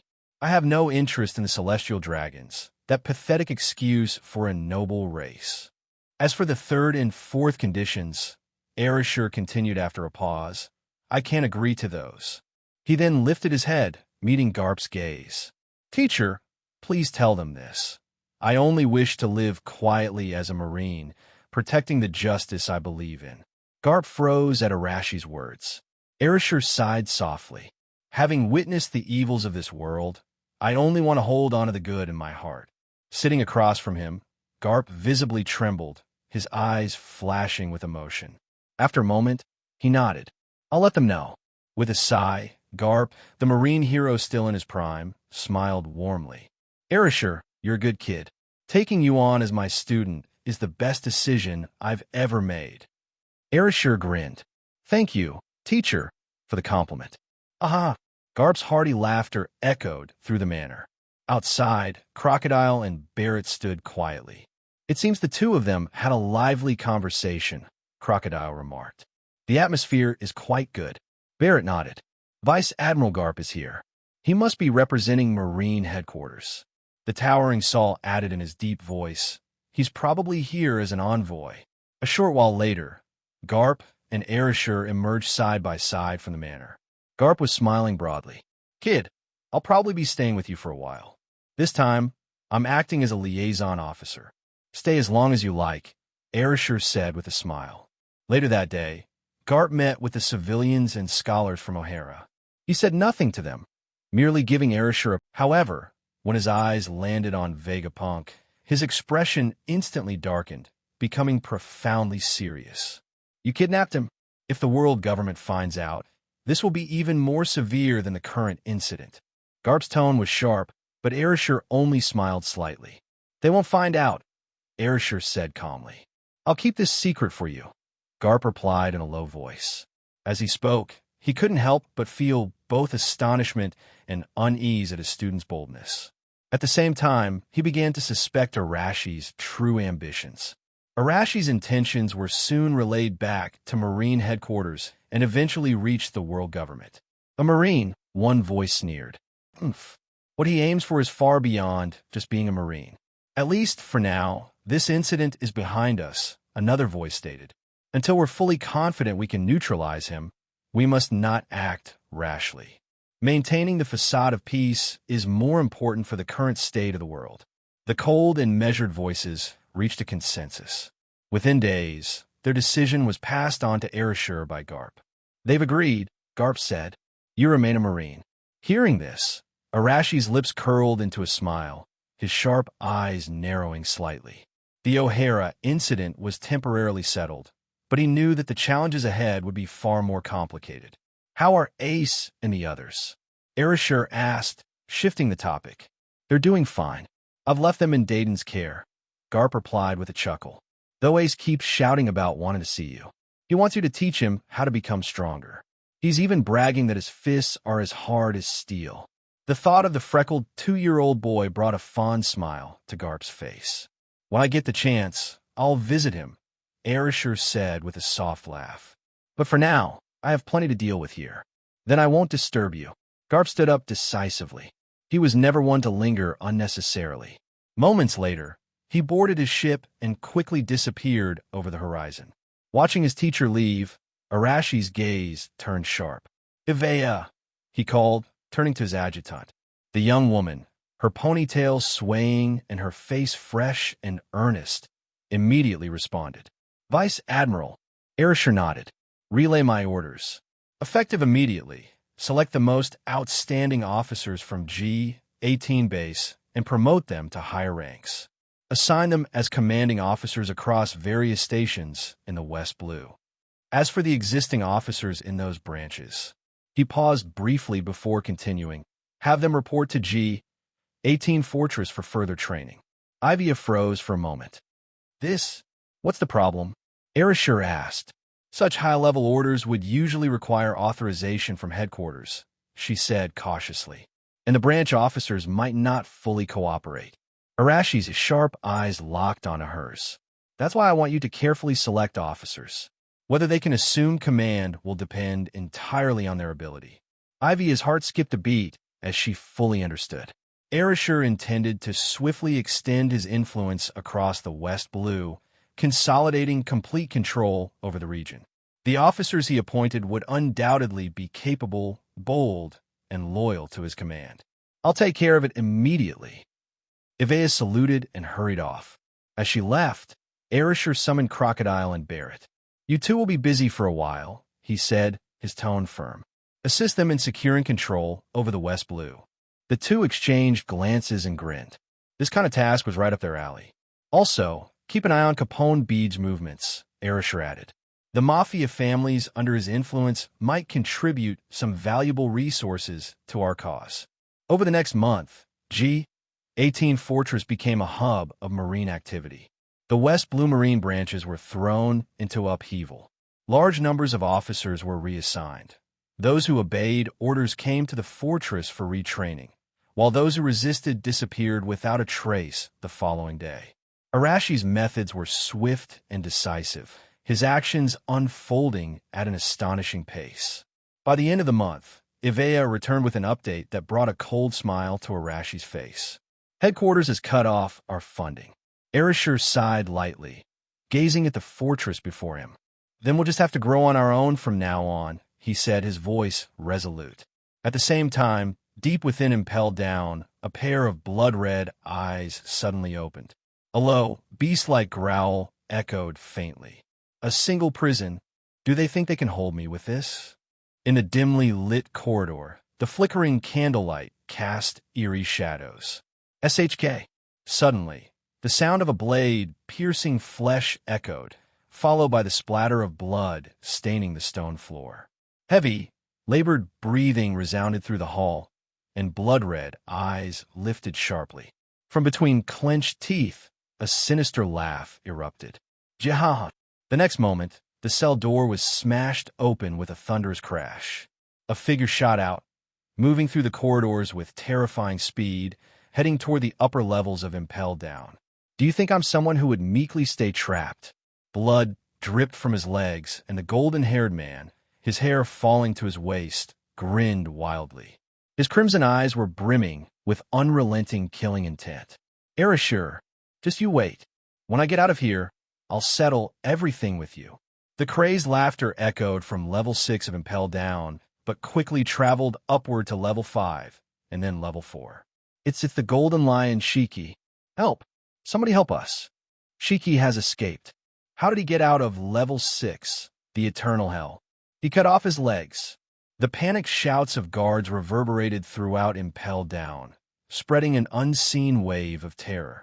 Golden Lion Shiki, one of the 3 legendary pirates of the world. 2 years ago, he was personally captured by Marine Vice Admiral Arashir and thrown into prison.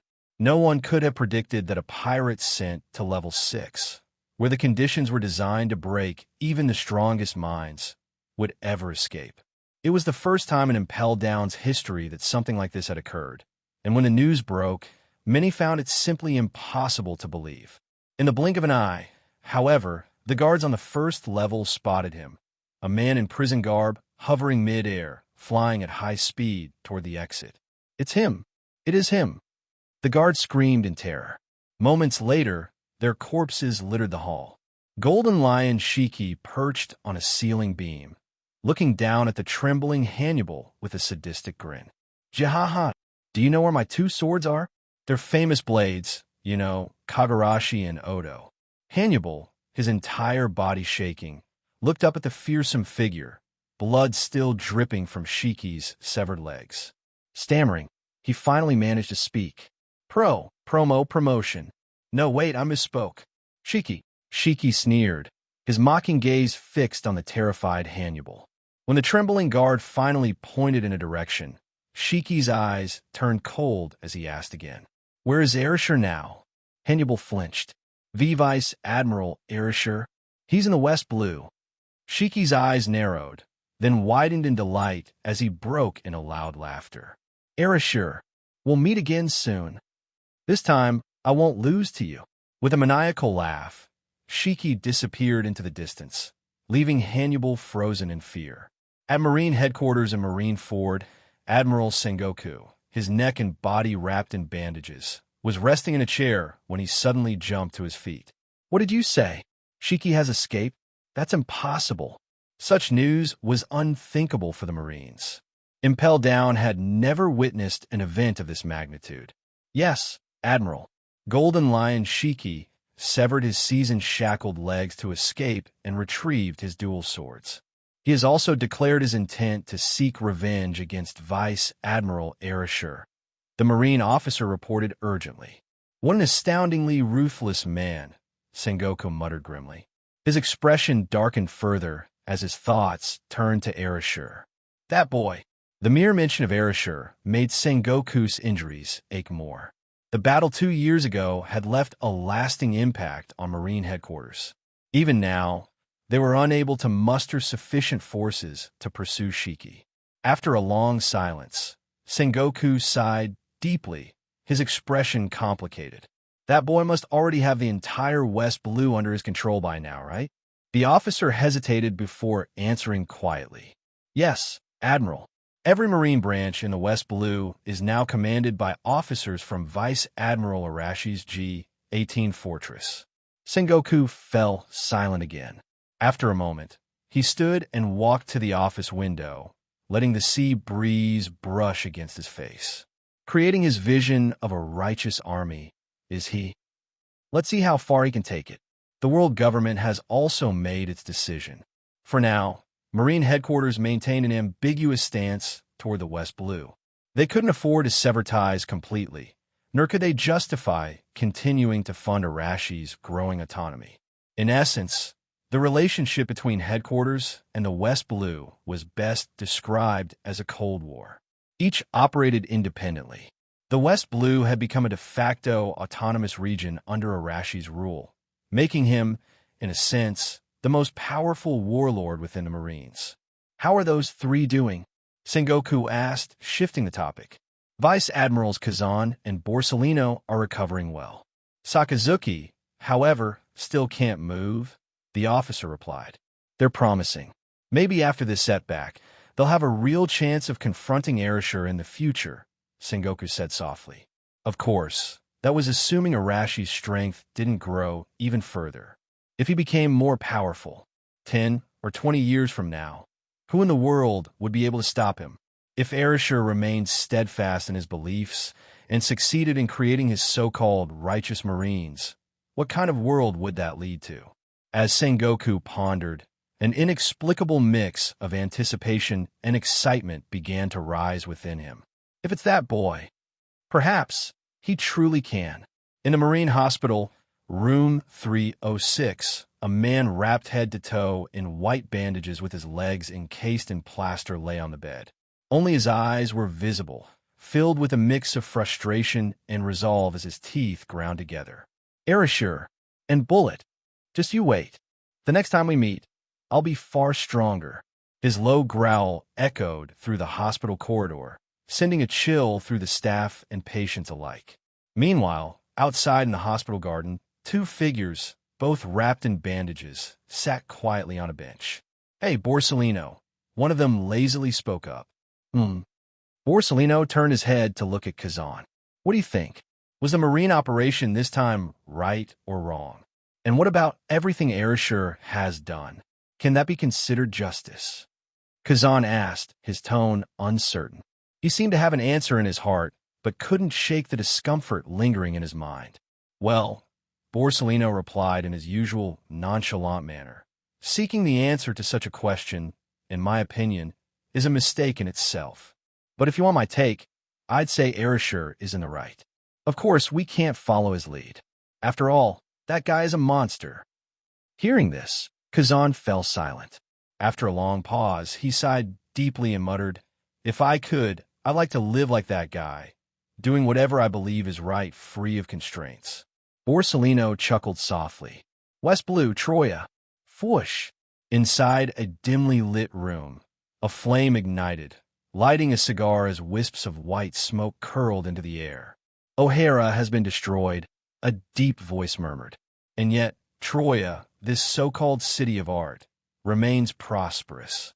From across the room, a cautious voice spoke up, trembling as it mentioned a certain rumor. Capone boss, are the rumors true? Does it matter whether they're true? Capone Beej replied coldly. All you need to know is this. As long as that man remains in this sea, the underground forces of the West Blue won't survive without his approval. He paused, casting a sharp glance at his subordinate before smirking. For 2 years, he stayed at G-18 Fortress without stirring. But that doesn't mean he's forgotten us. Especially now that we've heard the latest news, his officers have completely taken control of the West Blue's chain of command. As Beej continued, his face grew serious, and beads of sweat appeared on his forehead. This can only mean one thing. He's preparing to act, and our informants inside the Marines have confirmed something crucial. The Marine headquarters has cut off all resource supplies to the West Blue branches. Licking his lips nervously, Beej's eyes flashed with a mix of fear and realization. This speaks for itself. One of his subordinates, still confused, hesitated before asking, Boss, what does it mean? You fool, Beej barked. It means he's about to make his move. He's coming for us. The subordinate, visibly terrified, stammered, What should we do, boss? Since that man's arrival in the West Blue, even pirate activity had drastically decreased. The once dominant mafia families had been forced into quiet submission.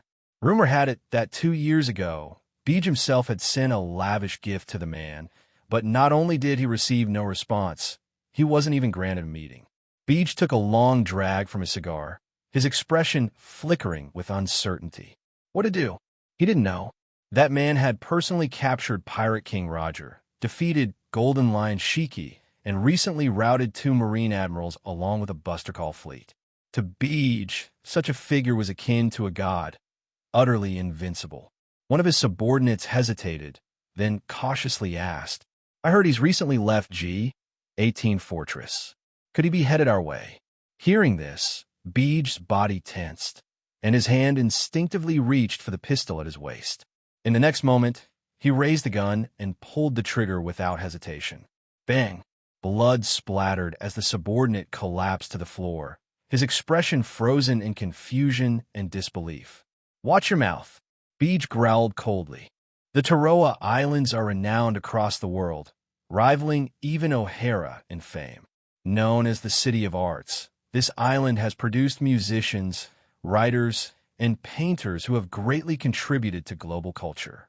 Many of the enslaved musicians sold at the auction houses of the Sabeti archipelago are from this island.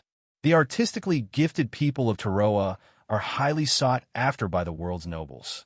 With a broom in hand, they can serve as diligent cleaners. Without it, they transform into captivating musicians, playing mesmerizing melodies. A marine warship carrying Arashi slowly docked at the harbor, with Avea following closely behind him. Meanwhile, figures like Crocodile, Douglas Bullet, and T-Bone have been dispatched to quell recent unrest in the West Blue. In truth, after an initial period of turbulence, the region had largely calmed down. However, what troubled Arashi most was figuring out how to sustain the resources required for maintaining such a massive marine force under his command. Guns, ammunition, daily equipment maintenance, food, and worn clothing, all seemingly trivial but crucially tied to human needs. This led him to consider the 5 mafia families that operate across the seas, the first of which was naturally Capone Beej's family. Major Salak of the Taroa branch reported having seen Capone Beej on this very island, Ivea informed. Arashi nodded. "No need to worry too much. A man like him would have already been informed the moment we set foot on this island." His gaze lifted slightly, noticing a group of men in black hurriedly turning and leaving an alley ahead. "Rather than Capone Beej, what interests me more is the globally famous art on this island," Arashi remarked with a smile as he withdrew his gaze. "I'll take you on a tour immediately," Ivea offered, leading the way. The artistic atmosphere of Taroa was indeed vibrant. Street corners teemed with local bands, eccentric painters carried their canvases, and the peculiar architectural designs of the island spoke volumes about its creative spirit. Melodious tunes could be heard no matter where one walked. Yet, even in such a rich artistic environment, the shadow of dark forces was inevitable. Arashi's keen observation allowed him to spot street thugs brawling in alleys or engaging in illegal transactions. He even noticed a thriving underground boxing ring, roaring with cheers, but paid it no mind. The surface calm of the West Blue concealed the fact that the 5 mafia families secretly controlled everything. Of course, where there is light, there is shadow. Such is the truth of the human world. After a while, Arashi found a quiet tea house. Seated on the 2nd floor, he listened to a band playing soothing music on the 1st floor. Across the street, scantily clad women with heavy makeup occasionally pulled men into darkened houses, drawing the curtains behind them. Ivea's face turned red at the sight, while Arashi cast a calm, indifferent glance. In his previous life, he had seen it all. Suddenly, his sharp eyes focused on a building 3 streets away. So my bad feeling was right. That man came. Capone Beej took a deep drag of his cigar, his body trembling slightly. Quickly regaining his composure, he reasoned that hiding was pointless now that the man had arrived. Given the vast number of islands in the West Blue, it couldn't be a mere coincidence that he appeared here. "Prepare an extravagant gift," Beej ordered. A man like him cannot be treated lightly. After adjusting his attire and taking a deep breath, Beej headed toward the tea house. As he neared, his gaze briefly settled on the women across the street. He frowned and ordered his men, "Keep them quiet today." "Yes, boss," his subordinates responded promptly. Beej nodded and entered the tea house.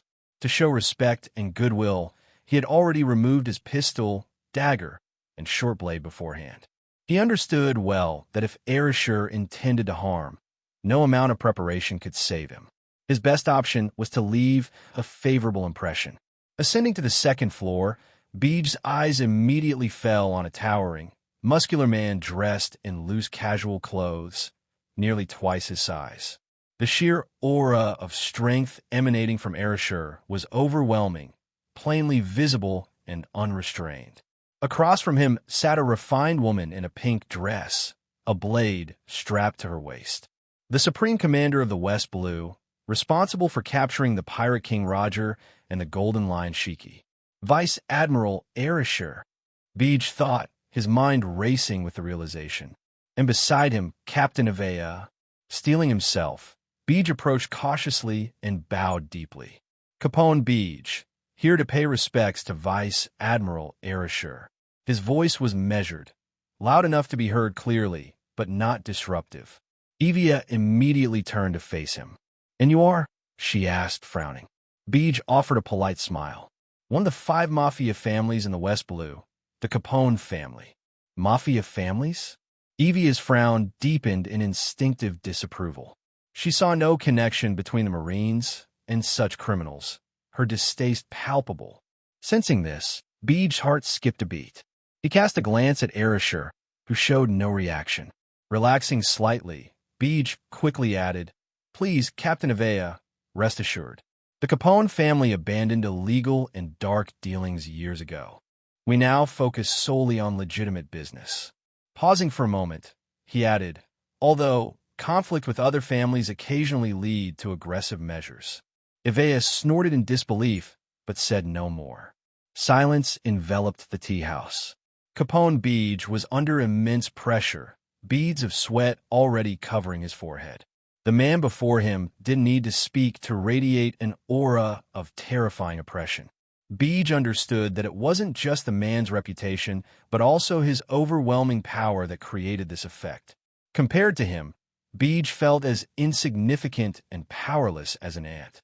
After a long silence, the man finally spoke. "Capone Beej," Arashi began. "2 years ago, you sent me a gift." The sudden voice made Beej's body jolt. He quickly raised his head and replied, "Yes, Vice Admiral."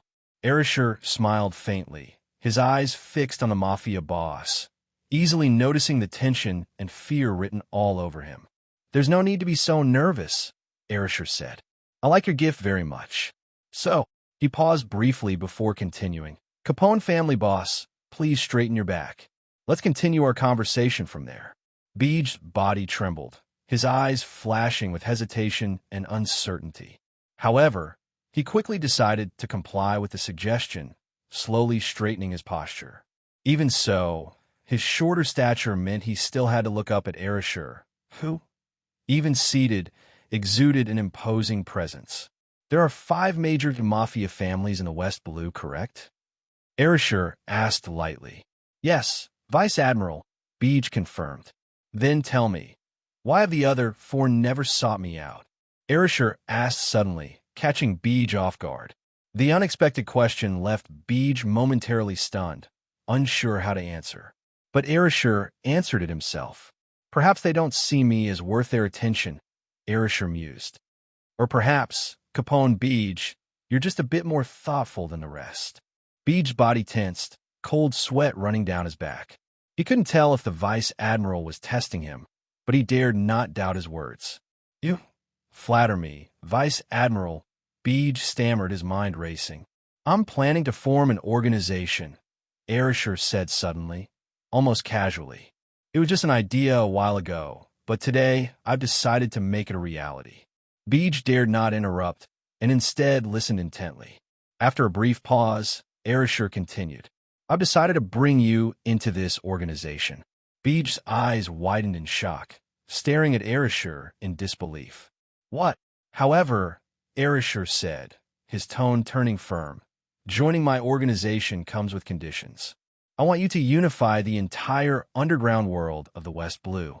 The other four mafia families have no reason to exist anymore. Unify the underground world. Beej's pupils shrank as the gravity of the request hit him. Arashi's proposition left no room for refusal. Not that Beej would dare reject him, but the demand was monumental, wiping out the other four families and uniting the West Blue's underworld. If he had been capable of such a feat, he wouldn't be in his current position. I'll help you accomplish this, Arashir said. In return, I'll expect your support to cover the West Blue Marine's expenses, every last one of them. The words, though spoken lightly, carried a chilling weight. A faint breeze swept through the second floor of the tea house. Beej's body stiffened, his face shifting through a range of emotions. The reality was clear. The Vice Admiral intended to take control of his entire operation, leaving no room for resistance. The methods were ruthless and iron-fisted. Weighing the costs and benefits of joining Arashi's organization and fulfilling his demands, Beej quickly came to a decision. With a serious expression, he bowed deeply. Thank you, Vice Admiral, for granting the Capone family this opportunity. I won't disappoint you. Hearing this, Arashir picked up the steaming cup of tea on the table, blew on it lightly, and took a sip. May I ask, Vice Admiral, Beej ventured cautiously, what will the name of our organization be? Pantheon, Arashir replied simply. And you? He fixed Beej with a sharp gaze. Your code name will be The Godfather. The Godfather. Capone Beej mulled over the code name before breaking into a smile. He quite liked it. As for the other members of the organization and further details, he wisely refrained from asking. Years in the Mafia had taught him the importance of knowing what to ask and what to forget. Is the underground fighting ring in Taroa yours? Arashir asked suddenly. No, Beej replied, startled by the unexpected question. He quickly shook his head. Take me there, Arashir ordered. During his earlier observations, Arashir had noticed a peculiar boy in the underground arena. The flames burning around the boy intrigued him, raising suspicions about his possible lineage from a powerful bloodline. Yes, of course, Beej responded hastily. Though unsure why Arashir was suddenly interested in underground fighting, he wasted no time complying.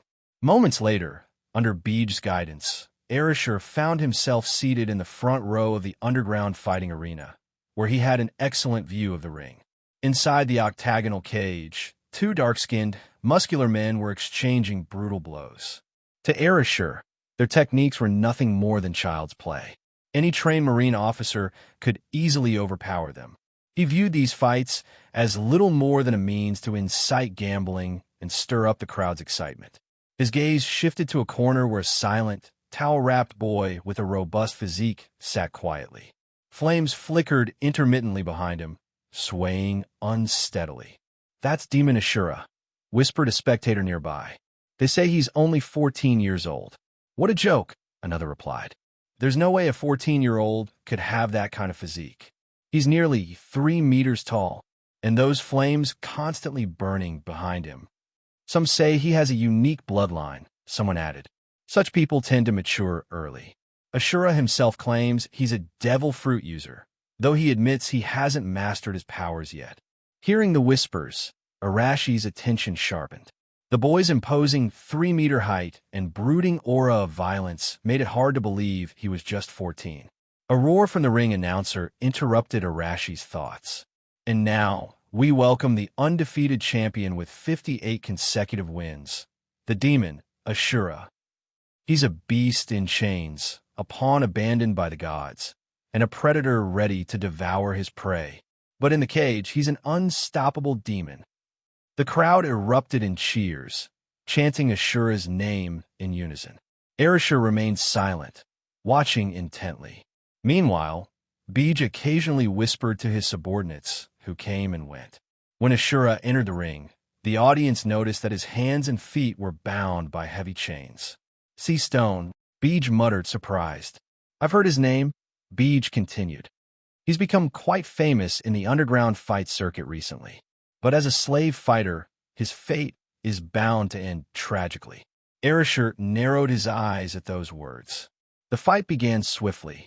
To the audience, every match was a gamble, a source of entertainment. Ashura's opponent was a massive, equally imposing man skilled in combat, and known for his aggressive attacks. After just a dozen exchanges, Arashi noticed the flames behind Ashura flicker out.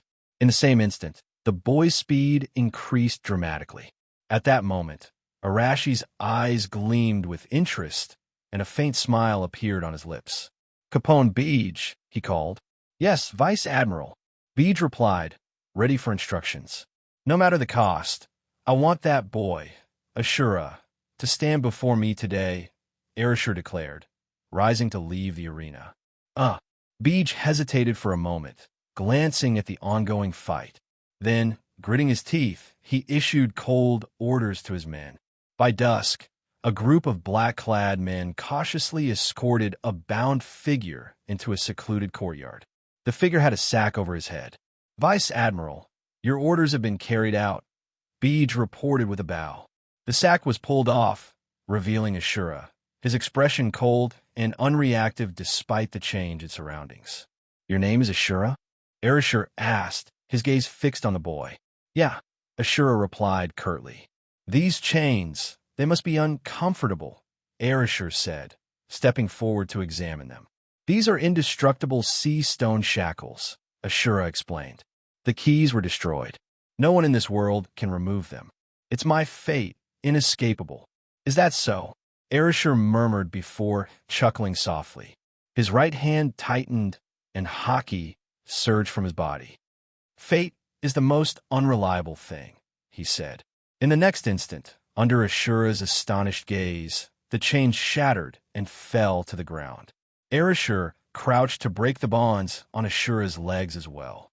"You're free now," Arashi declared. "And so is your fate." Ashura stared at Arashi in disbelief before testing his newly freed limbs. A childlike smile of joy broke across his face. "They chained me for another reason," Ashura said, his tone turning cold again. "Oh," Arashi raised a curious eyebrow. "Fear," Ashura replied as the flames behind him roared to life, blazing even brighter than before. Beej and his men instinctively reached for their weapons, their expressions tense. "Is that so?" Arashi said with an amused smile. "Tell me, how old are you?" 14, Ashura replied hesitantly before adding in a low voice. "Do you know? Those people had planned to profit enough from me before they would dispose of me," Arashi replied, smiling as he looked at the 14-year-old boy before him. Although the boy didn't look like a 14-year-old at all, this world's peculiar bloodlines often led to unusual growth. Rapid development wasn't uncommon. "What is your dream?" Arashi asked. The boy, despite being only 14, showed maturity beyond his years. He looked at Arashi with seriousness and asked, "What's yours?" "To change this world, to stand atop the highest peak, and to gaze upon the landscape of all beings," Arashi said calmly. Ashura was visibly shaken. After a moment of silence, he dropped to his knees and bowed deeply. "I will dedicate my entire life to helping you achieve that dream." Arashi smiled faintly. "Then I'll be counting on you, boy of the Lunarian tribe." The mention of his heritage made Ashura's pupils contract sharply, and he jerked his head up in surprise. Nearby, Capone Beej's expression shifted as if recalling something, his eyes widening with shock. "A Lunarian?" Arashi cast a glance at Beej, silencing him immediately. 3 days later, Arashi returned to the G-18 fortress, accompanied by Avea and Ashura. Within an hour, the room, small but functional, was filled with familiar faces: Crocodile, Douglas Bullet, and Vegapunk. "As I've said before, we're going to establish an organization," Arashi began after a brief pause, his tone steady. "With the people here, we can now finalize the framework." Crocodile listened in silence. Bullet wore a puzzled look, and Vegapunk appeared ready to speak but held back. "The organization will be called Pantheon," Arashi continued, assigning each member a code name. Crocodile, Sandstorm, Bullet, Warlord, Vegapunk, the scientist. Once everyone accepted their designations without objection, Arashi laid out their responsibilities. Crocodile, I need you to establish an intelligence network. Call it Baroque Works. You'll have free reign to recruit and manage your operatives. Bullet, your task is to oversee all marine activity in the West Blue. As for Vegapunk, Arashi turned toward him. Focus all your efforts on researching lineage factors, devil fruits, and other scientific endeavors. Crocodile and Bullet both nodded, but Vegapunk wasted no time voicing his concerns. Arashi, what about the laboratory and equipment you promised me? Arashi sighed, rubbing his temples. I'll handle it. Soon, you'll have everything you need. Vegapunk wasn't finished. I'll also need a team of skilled professionals to assist me. And where am I supposed to find them? Arashi groaned. That's your problem, Vegapunk replied firmly. You gave me your word. Fine, I'll make it happen. Arashi relented, exhaling deeply. He had Vegapunk draft a comprehensive list of laboratory requirements. Here are the schematics for your Ark ship, Vegapunk said, handing over blueprints. It runs on electric power, so as long as you keep it charged, it can travel between Sky Island and the West Blue. Impressed by Vegapunk's efficiency, Arashi admired the detailed design before shifting his focus back to the organization. With the framework now sketched out, the weight of the responsibilities began to sink in. Time passed quickly. A month later, Arashi received unsettling news. Golden Lion Shiki has escaped from prison, he murmured, his eyes flickering with intrigue. What truly interested him wasn't Shiki himself, but the powers of the float fruit. If he could acquire the fruit or bring Shiki under his control, it would solve many logistical problems, including establishing Vegapunk's secret research base and even a new O'Hara. Perhaps I should make a move on him, Arashi mused, his eyes gleaming with determination.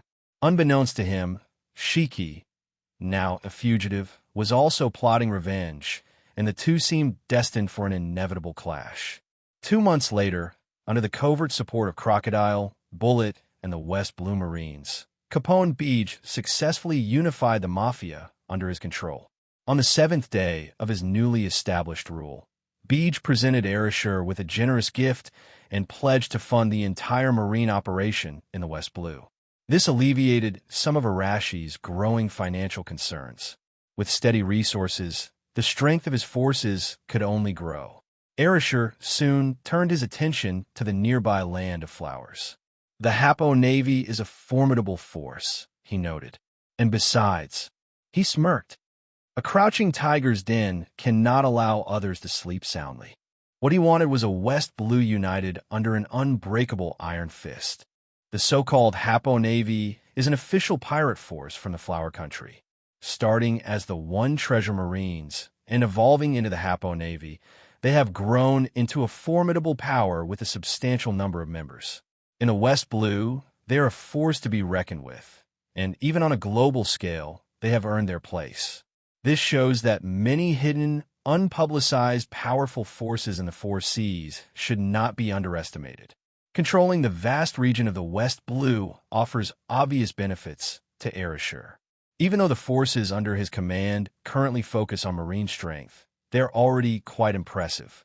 The Grand Line has seen many world-renowned swordsmen, pirates, and marines who originated from the Four Seas. For instance, the pirate king Roger hailed from the East Blue, and the future Emperor Red-Haired Shanks comes from the West Blue. By uniting abundant resources, I can forge the West Blue into an unshakable stronghold, Arashi said softly, tapping his finger on the desk. That way, I can focus on cultivating talent and strengthening the forces under my command. As the number of capable subordinates increases, so does the demand for resources, something even the Marines excel at due to their global grassroots networks. Looking out the window at the training grounds, Arashi saw Smoker, Buggy, and a newly recruited Lunarian youth named Hura sparring together. It was a spectacular display of skill. Under Arashi's guidance, Smoker and Buggy had undergone formal training for 2 years and had shown rapid improvement. Despite their youth, they had already become formidable fighters. Ashura, on the other hand, came from the underground fighting pits. His techniques might be unpolished, but his battle experience was vast. Catch! Smoker threw a long sword toward Ashura, who caught it with a puzzled look. Question mark. Do you want to fight me barehanded? Smoker asked with a grin. No, this feels more natural, Ashura replied, shaking his head. Smoker's smile turned serious, and in the next moment, he charged forward. In an instant, the two clashed. Both wielding long swords, their blades collided in rapid succession, creating a chorus of metallic clangs. For someone our age who hasn't undergone formal training, he's unbelievably strong. Buggy exclaimed from the sidelines, his sharp eyes noticing the flames that flickered on and off around Ashura. What's that? Is he a devil fruit user? Buggy asked, growing more astonished as he observed the fight. The prematurely matured Ashura quickly transitioned from clumsy to adept in swordplay within just a dozen breaths. Arashi, watching from a distance, was also surprised. He has an impressive natural talent for swordsmanship, he thought. His keen insight immediately recognized Ashura's potential. Compared to his underground fighting techniques, Ashura's swordsmanship, though newly acquired, was already immensely powerful. Not bad. Arashi nodded with approval. The West Blue truly holds hidden gems. After about 15 minutes, Smoker stood on the ground, panting heavily, while Ashura lay sprawled out in defeat. I lost, Ashura admitted. To be this strong without formal training. You're a real monster, Smoker said, extending a hand to him. Monster, Ashura murmured, staring at the outstretched hand in surprise. In the underground pits and his previous life, no hand like this had ever been offered to him, a hand extended in friendship. Clap! Ashura grabbed Smoker's hand firmly.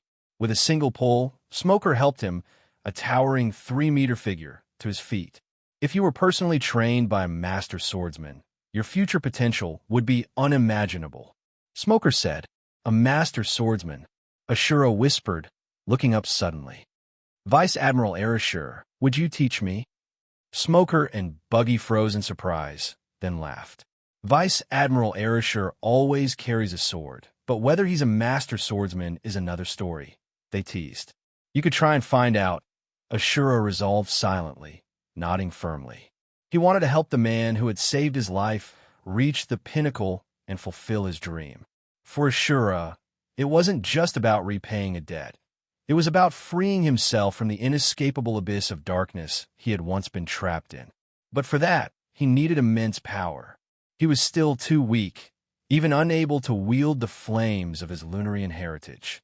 After spending some time with Smoker and Buggy, Ashura turned and headed toward the tallest building in the base. You want to learn swordsmanship? Arashi asked with a faint smile as he looked at the young Lunarian before him. Yes, Ashura replied earnestly. Very well, Arashi agreed after a moment's thought. I'll teach you swordsmanship and help you become one of the world's greatest swordsmen. However, my time is limited, so I can only provide a foundation. The rest will require your dedication. Ashura's face lit up with excitement, and he nodded vigorously. Over the next 2 hours, Arashi personally instructed him in the basics of swordsmanship. As he observed Ashura's training, Arashi couldn't help but marvel at the youth's extraordinary talent. A natural-born swordsman, Arashi couldn't help but feel amazed. If combined with his racial abilities, after Ashura left, Vegapunk hurriedly approached, his face alight with excitement. Arashi, I heard you've taken in a Lunarian youth. Arashi nodded. That's correct. That's one of the legendary gods. I must study his lineage factors. Vegapunk exclaimed, rubbing his hands eagerly. And don't forget, you owe me a favor. Vegapunk had previously studied a Lunarian youth during his time with the world government, but that subject had escaped, ending the research prematurely. He hadn't expected to encounter another Lunarian here. You may proceed, but your research must not harm Ashura's life, Arashi stated sternly. Also, you'll need his consent before beginning any experiments. Arashi's tone carried a warning, but he gave permission. However, he couldn't help but ask, isn't your lab still under construction? How do you plan to conduct your research? At this, Vegapunk shot him a glare. I've already set up a makeshift office within the base. I could perform basic experiments there. Otherwise, where do you think the schematics for the electric-powered airship came from? With the help of Dr. Clover and Alvia's scholars, setting up was simple, he added. Arashi nodded in realization and couldn't help but admire him. True strength lies in never complaining about one's circumstances. Vegapunk caught the compliment, puffing out his chest and letting out a smug laugh. I need a blood sample. Without hesitation, Arashi allowed him to draw a full vial of blood, having already agreed to assist him. I'm determined to unlock the secrets of your bloodline, Vegapunk exclaimed, his excitement palpable as he turned to leave. This could be the key to immortality. Arashi shook his head slightly. He doubted Vegapunk would uncover anything groundbreaking. If Vegapunk could truly break the laws of nature, it would signify an unimaginable leap in scientific ability, but such a thing seemed impossible. Later, Arashi contacted Capone Beach. You want to establish a shipyard? Beach asked, his voice filled with surprise. Is it possible? Arashi asked. There are several islands in the West Blue with kingdoms that have shipyards, Beach replied. But their shipwrights aren't particularly skilled. They can only build according to existing blueprints. That's sufficient, Arashi said with a nod.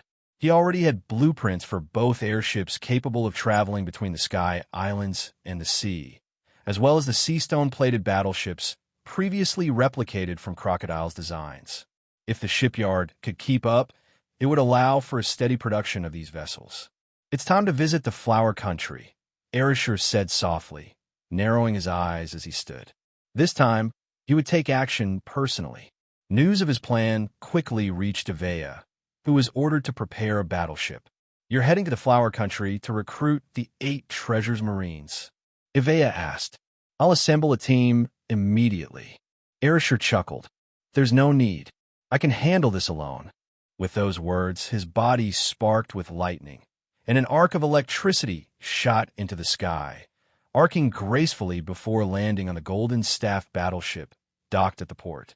In the next instant, the ship shot out of the harbor. At the training grounds, Smoker was stunned to hear the news. Commander Arashi agreed to teach you swordsmanship. He exchanged glances with Buggy, and a shared look of excitement passed between them. In their 2 years with the Marines, most of their training had been conducted by Barrett. They had never dared to approach Arashi with such a request. But if they could also receive guidance from this legendary powerhouse, let's give it a shot. Filled with anticipation, the two made their way to Arashi's office, only to be greeted by Evea, who informed them that the commander had already left the base. Their disappointment was evident. 2 hours after Arashi departed from G-18 Fortress, he arrived at the Flower Country. A battleship? The Marines are here. The pirates guarding the port grew tense, hastily scanning the waters with binoculars. How many ships are there? Just one of them replied after a quick survey. And how many people on board? Only one. The pirate adjusted his binoculars to focus on the lone figure aboard the battleship. When he saw the person's face, his entire body froze, and fear rapidly took hold. That man is Arashi. It was a marine warship with only one person on board. At the bow, adorned with a golden scepter, stood a towering figure. Arms crossed, he gazed ahead with a faint smile on his face. Although he did nothing, his mere presence caused the members of the Hapo Navy to shudder in fear. Why is that guy here? We've never crossed paths with the Marines before. I heard from the boss that he clashed with Marine headquarters over O'Hara recently. The pirates exchanged nervous glances, hearts pounding, as fear etched itself onto their faces. Among the Marines in recent years, no one held as much renown as the man before them. His ideology of equality and justice, to grow stronger so that no one could oppress others, had stirred waves across the world. Many civilians idolized this Marine, and even some pirates had become his fervent admirers. What the civilians didn't know, however, was the terrifying power behind him. His relentless record of victories had sent shockwaves throughout the pirate world, leaving them trembling. In a sense, this man was the bane of all pirates. His principles were rooted in justice, and pirates were the very antithesis of that ideal. Only 3 kilometers away. That warship is too fast. The pirates cried out. When they looked closer, they realized the secret behind the warship's speed. It was encased in fine arcs of blue electricity. Suddenly, one pirate, who had been watching Arashi intently, turned pale. He's smiling. Even across 3 kilometers, it felt as if he was looking directly at them. At that moment, an intense arc of electricity erupted from the bow of the ship, shooting into the sky. It reached a peak before sharply turning and streaking towards the Hapo Navy's location. "It's coming," one pirate screamed. The words had barely left his mouth when a flash of electricity crackled through the air in front of them. In the blink of an eye, the imposing figure appeared. Crackle. Electric arcs shot outward, instantly electrocuting the surrounding pirates. With muffled groans, they collapsed, smoke rising from their bodies. "Where's Chinjo?" A cold voice rang out as Arashi looked down upon them. "The boss is." The pirate's entire body trembled. Arashi's gaze felt like it was piercing his soul. Pointing with a shaking finger, he indicated a direction before collapsing under the immense pressure, gasping for air. "Thanks." Arashi's casual words lingered as a flash of electricity marked his disappearance. The pirate fell limp, his heart racing uncontrollably. It took a long moment before he could catch his breath, his body drenched in sweat. Such pressure. So this is the world's strongest marine? Meanwhile, on the coastline, the empty warship slowly docked, its eerie silence unbroken. Arashi, moving at incredible speed, streaked through the sky above the land of flowers, leaving a trail of thunder and lightning in his wake. At the Hapo Navy's headquarters. "What? You're saying Arashi is here? The disciple of Garp?" The current leader of the Hapo Navy, Chinjo, abruptly stood, his eyes turning cold. "That brat dares come to me before I can settle the score with him? Such arrogance." With a fierce wave of his hand, he barked orders. "Gather everyone. I want to see if this marine is as powerful as the rumors say." He's just Garp's disciple. Despite his bold words, those nearby could detect the unease in his tone. Years ago, Garp had shattered Chinjo's pride with a single punch, flattening his prized drill-shaped head. The battle had ended in an instant, leaving no doubt about their vast difference in strength. Even so, Chinjo remained famous worldwide. After all, Garp was an exceptional opponent. In no time, the water fortress bustled with activity. Thousands of soldiers gathered, with more still pouring in. Boom! Thunder suddenly roared across the sky as arcs of blue electricity rained down, striking various parts of the fortress. Chinjo looked up, his expression serious. "Come out, boy. I know you're a rumble fruit user." His call was answered by a deafening bolt of lightning that struck the ground before him. As the light faded, Arashi's figure emerged. Hapo Navy's current leader, Chinjo. Arashi stood amidst crackling electricity, his piercing gaze locking onto the towering figure with a flattened, concave head. Chinjo's height dwarfed Arashi's, standing a staggering 6 meters tall. "Yes, that's me." Chinjo roared, arms crossed. "You must be Arashi." "That's right," Arashi replied, his eyes scanning the thousands of hostile gazes around him. A sly grin spread across his face. "There's so many of you, but no matter how many lackeys you bring, they're useless against me." Boom! Thunder roared once more as lightning streaked down. At the same time, an overwhelming, oppressive aura surged outward, sweeping across the fortress. Crack! Ships anchored nearby, and buildings within the fortress began to crack under the pressure. Pirates in the front lines collapsed with blank eyes, falling like wheat before a scythe. "Chinjo, I'm here to conquer you." Arashi took a step forward. With each stride, the oppressive force of his conqueror's haki grew more terrifying. "The West Blue is my territory, and I won't tolerate a pirate force as strong as yours running unchecked." Standing before Chinjo, the subordinates around him were collapsing rapidly. The overwhelming conqueror's haki emanating from Arashi was like the descent of a god or demon, utterly unmatchable for ordinary people. What an awe-inspiring man. Shinjo thought in shock. Just from this oppressive haki alone, he could sense Arashi's unparalleled strength. This aura was even greater than what he had experienced when facing Garp.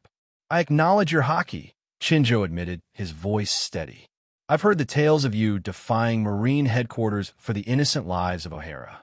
Arashi, you are a rare hero, different from other Marines. But he took a deep breath, his tone hardening. That depends on whether you have the strength to back it up. With those words, his eyes flared wide. Boom! Another wave of Conqueror's haki surged forward from Shinjo, aiming to overwhelm the figure before him. But even the remaining bystanders could see the vast disparity between the two. Shinjo's haki, though formidable, was barely able to occupy a small area, completely suppressed by Arashi's overwhelming presence. Defeating you? Arashi laughed heartily. That's far too easy. He bent his knees slightly, then launched himself forward like a bullet. Shinjo roared in response, his body wrapped in an invisible aura, his gaze sharp and unwavering. Fine. It's one thing to lose to Garp, Shinjo bellowed, gathering his strength. But if I can't even beat a snot-nosed kid like you, then my 50-plus years of life would have been for nothing. In an instant, the two figures closed the distance at lightning speed, like two cannonballs fired at one another. As they approached, their auras surged higher, shrouding them in swirling waves of energy. Iron Fist, Drill Dragon Nail. With a thunderous shout, the two collided. Arashi's fist was wrapped in black and red Conqueror's haki, while Shinjo's flat, dented head gleamed with a concentrated aura of immense power. Boom! The collision sent out a deafening shockwave. The force of the clash stirred up gale-force winds, causing the remaining Happo Navy soldiers to shut their eyes tightly, their clothes flapping violently. Who won? Was it Boss Shinjo? He used his strongest move. When the winds settled and the shockwave passed overhead, the 8 Treasure's Navy soldiers nervously opened their eyes. What they saw made their hearts pound wildly. Crack! It sounded as though something had shattered.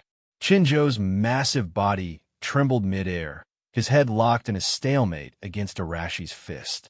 After 2 or 3 breaths, Shinjo spat out a mouthful of blood and was sent hurtling backwards at breakneck speed. Crash!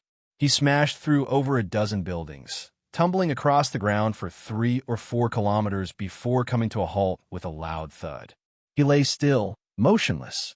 Boss! Boss Shinjo! The remaining Happo Navy members cried out in alarm. Arashi hovered midair, arcs of electricity dancing around his fist. He clenched his hand tightly, then calmly retracted it. Shinjo, make your decision, he demanded.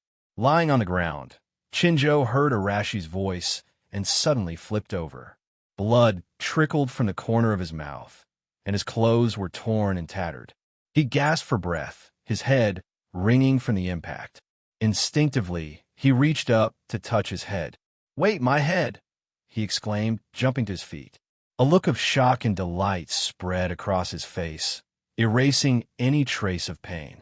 Shinjo sprinted to the edge of a nearby lake and gazed at his reflection. Ha ha! My drill is back, he shouted in elation. Around him, his crew rushed forward, jumping and cheering with excitement.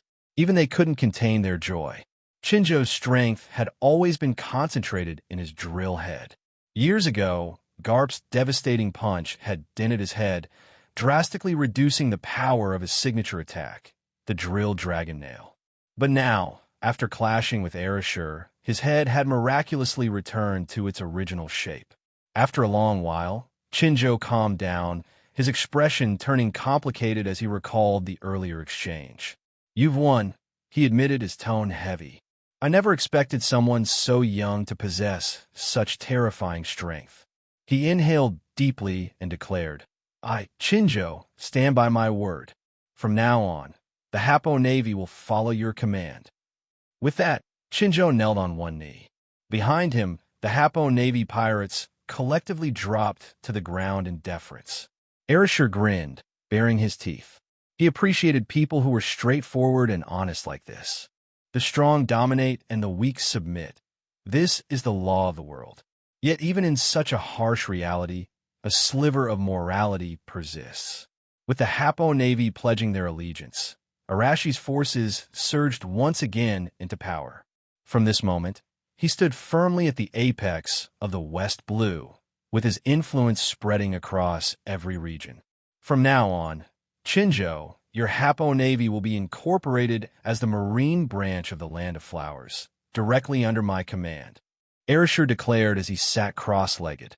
Facing him sat Chinjo, and between them, a bottle of sake rested on the table. A marine branch? Chinjo raised an eyebrow. And what's this about an organization? Any problem with that? Arashi asked with a calm smile. None, Chinjo replied immediately. Marine, pirate, it makes little difference to me. Since I've given my word, Chinjo, will not go back on it. Arashi's formidable strength aside, his character and way of handling matters had left a strong impression on Chinjo. He admired how Arashi once stood alone against the Marine headquarters to protect the innocent scholars of O'Hara.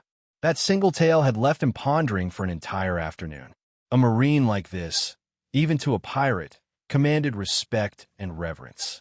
Good, Arashi said with a satisfied nod. Reflecting on his current power, he realized his forces were no longer weak. Between Capone Beach's mafia organization, the entire West Blue Marine branch, with its over 200,000 troops, and now the Hapo Navy, his influence rivaled that of the future Yonko. Still, there was one glaring weakness. He lacked top-tier individual power among his subordinates. Crocodile and Bullet had yet to grow into their potential. Smoker and Buggy were still young, while Ashura of the Lunarian tribe was just beginning to learn swordsmanship. Yet Arashi took comfort in knowing that with his resources, the foundations for cultivating strong individuals and even building Vegapunk's laboratory were already in place. After a brief chat, Arashi learned more about the Land of Flowers. The Hapo Navy was impressively strong, both in numbers and quality, though most of its members couldn't withstand even a single burst of his conqueror's haki. Of course, that was because his haki had reached the pinnacle. By rough estimation, their average combat capability was enough to participate in the war at Marineford in the future, a truly elite force. In the future, I will teach you the techniques of the Marine's 6 powers, Arashi said with a smile. Those among you with potential can learn them. Hearing this, Chinjo's face lit up with surprise.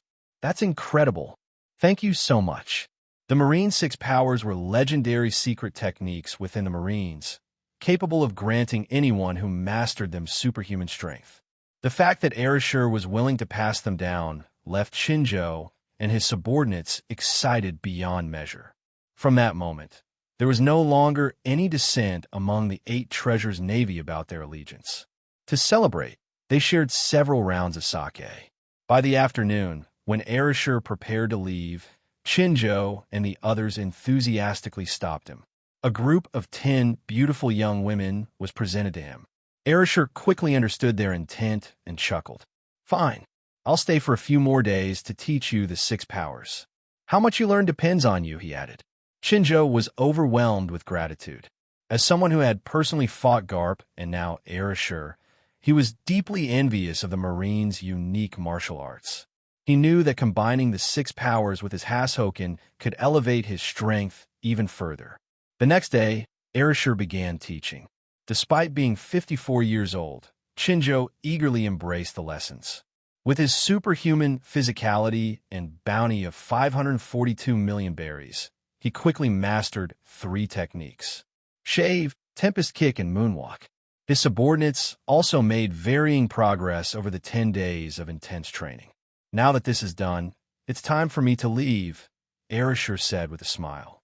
Turning, his body sparked with electricity before vanishing in an instant. Watching his retreating figure, Chinjo and his men couldn't help but feel deep admiration. 10 days, 10 women. One of them whispered in awe. Arashi Vice Admiral truly isn't human. Their gazes shifted to the 10 women standing nearby, who bore wistful, melancholic expressions. To be so unattached and composed, leaving without hesitation, Another subordinate murmured enviously. That's a real man. Chinjo glared at the speaker with irritation, recognizing him as a hopeless romantic. When Arashir returned to his warship, several men who had stayed on board rushed to greet him. "Vice Admiral, sir, we've thoroughly cleaned the ship," they said eagerly.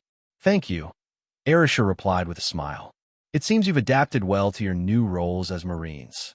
The men straightened their postures and saluted sharply. "For justice," they proclaimed. Arashir burst into laughter, clearly finding the situation amusing.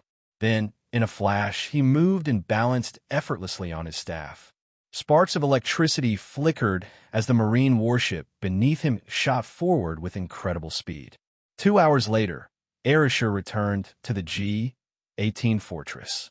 As his aura radiated outward, everything within a 10-kilometer radius was vividly mapped in his mind. Ashura is practicing swordsmanship. Crocodile isn't here. Barrett is training the newest batch of elite recruits. Vegapunk is tinkering with his experiments.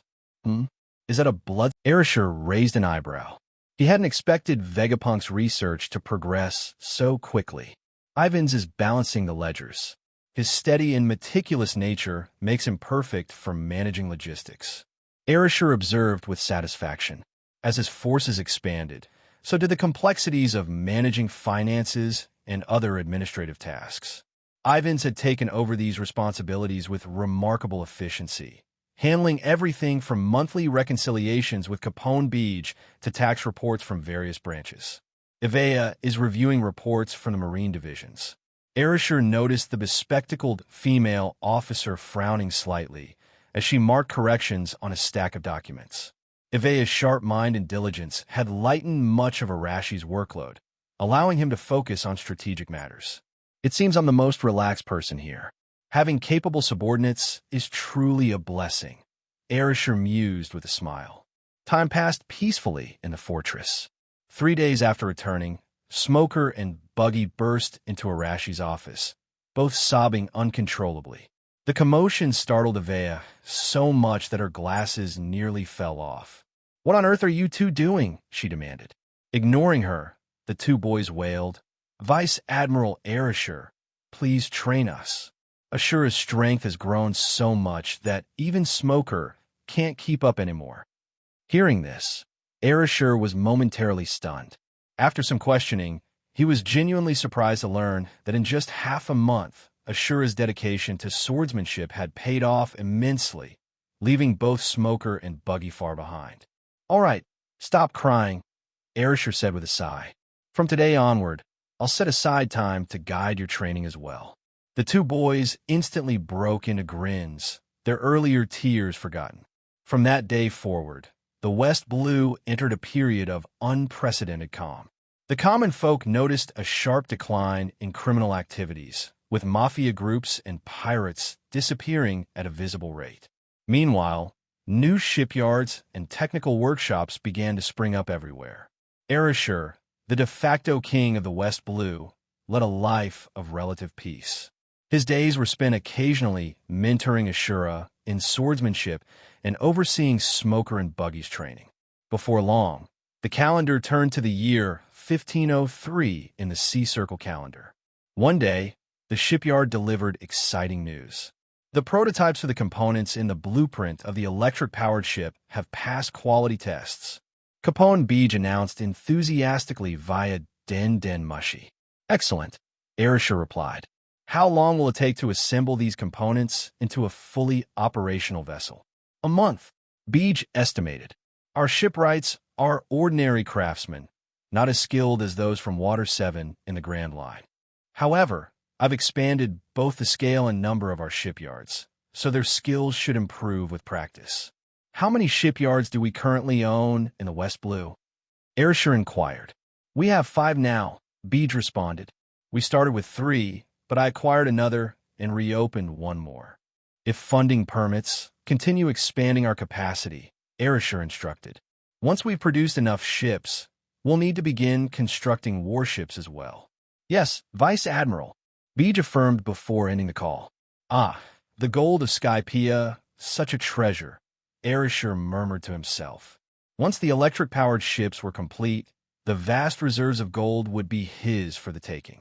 Meanwhile, in a new world aboard the Moby Dick, a figure with flowing golden hair and an imposing presence landed gracefully.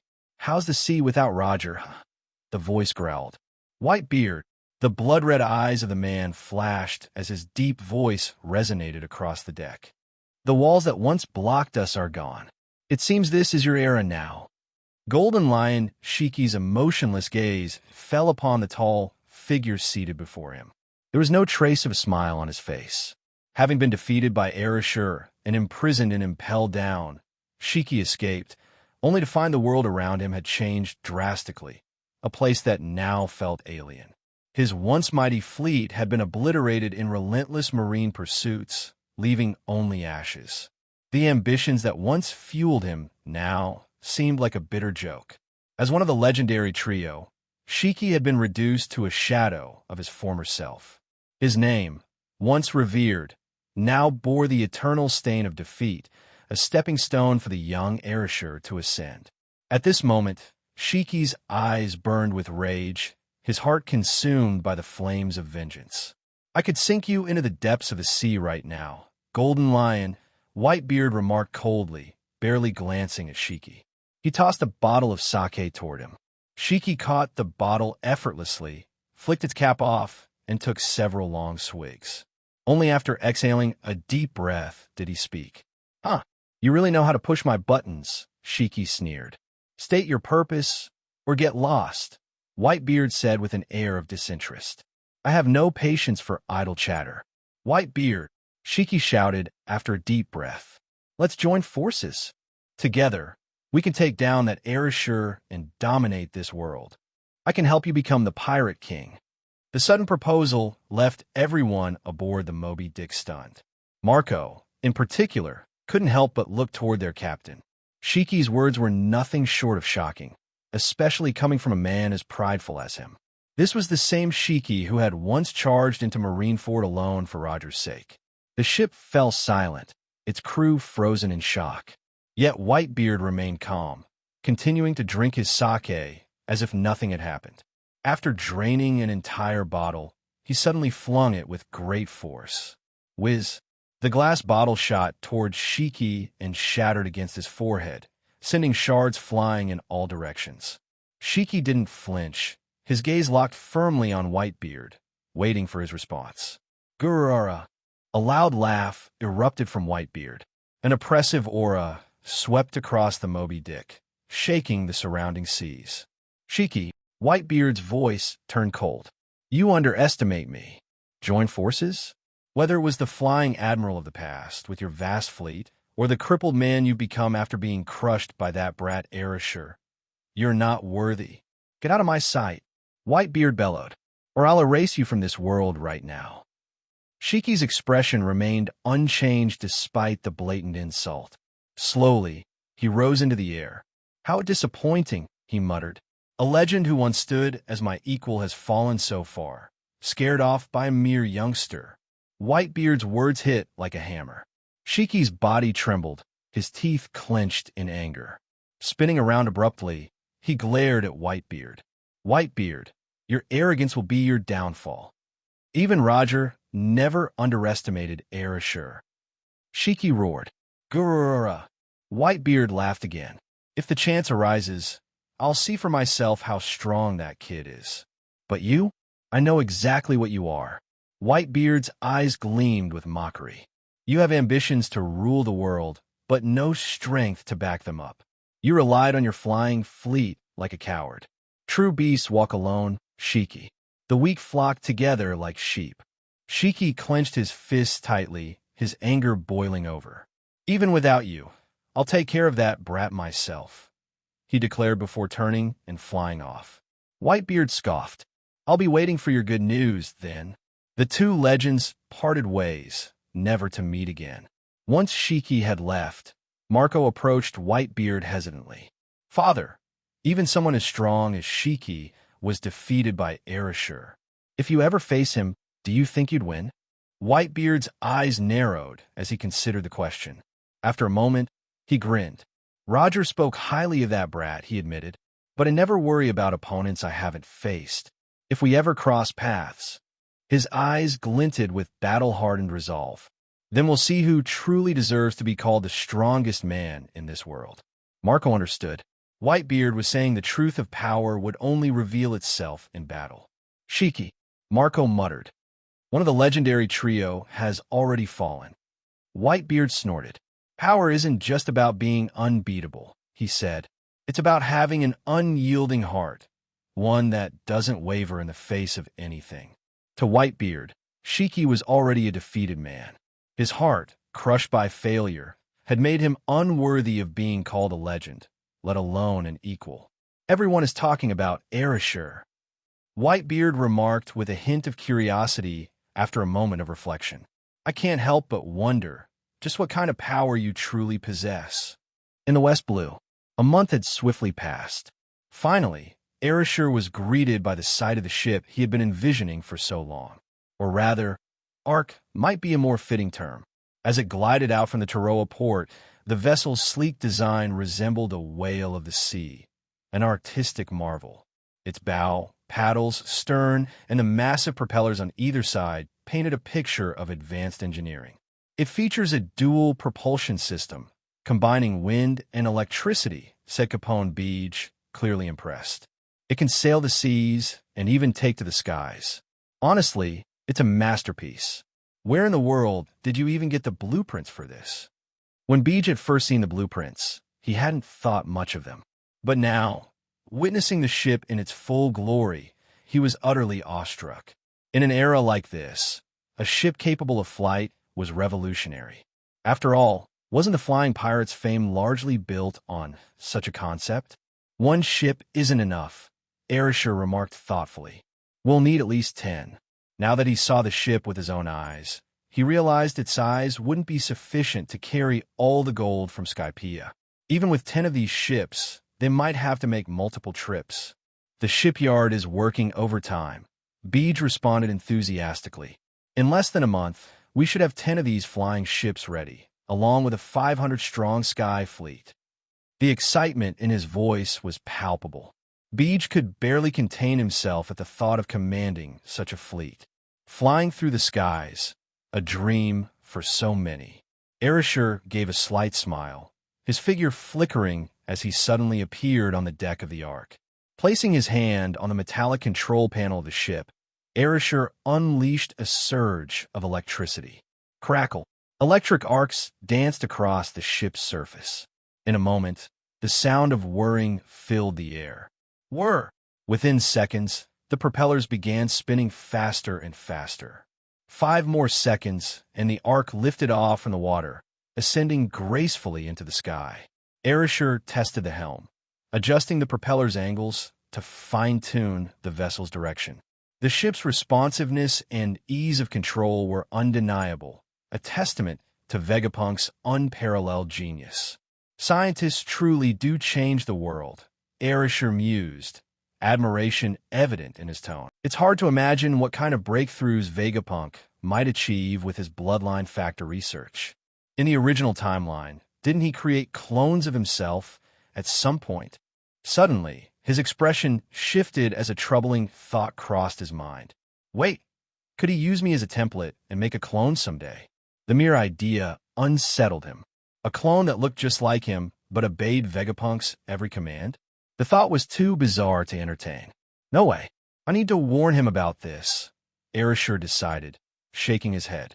After taking the Ark for a spin around Troya Island to familiarize himself with its capabilities, Arashi brought it back to the shipyard. "Impressive," he commented. "Produce as many of these Arks as possible. I'll create a thundercloud over the shipyard to provide a continuous power source." With a flash of lightning, Arashi appeared next to Beej, visibly satisfied. Beej nodded enthusiastically. "Understood." Without hesitation, Arashi raised his hand toward the sky. Boom!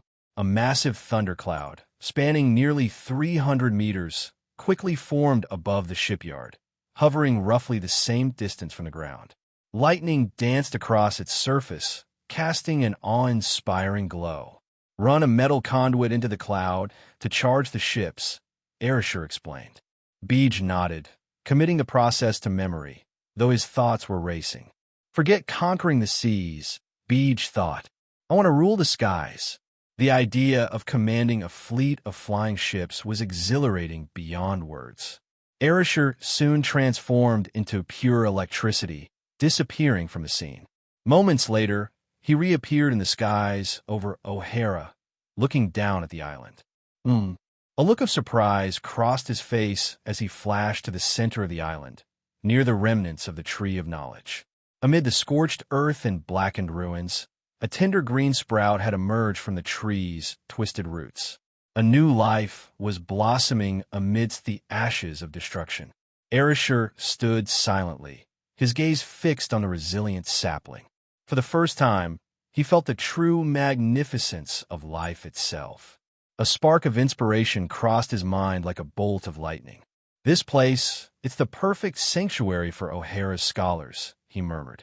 In a land where even the ashes of ruin could nurture new growth, what couldn't be achieved? Still, openly rebuilding O'Hara was an impossibility. What if I lifted this island into the sky? Arashir mused aloud, glancing upward. The idea of a floating island took hold in his mind, fueling his desire for the float fruit. Not for its combat power, but for the sheer potential of creating a hidden, airborne haven. Shiki, he called out softly, where in the world are you now? The float fruit allows its user to make non-living objects they touch defy gravity and float. Furthermore, they can control these objects to attack enemies. In the hands of Golden Lion Shiki, this fruit showcased incredible power, earning him his place as one of the 3 great legends. However, in Arashi's eyes, its true strength lies in its capacity to lift an entire massive island into the skies, keeping it suspended tens of thousands of meters above the sea.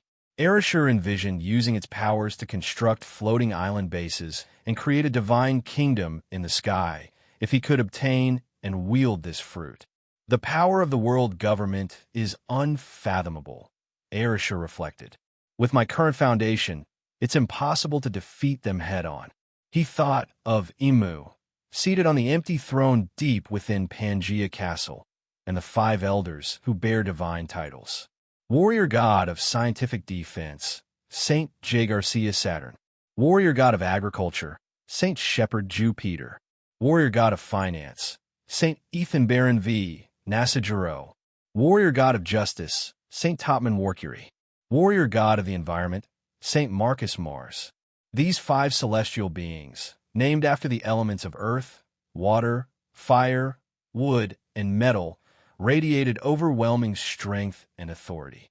Their titles alone hinted at the immense pressure they exerted over the world.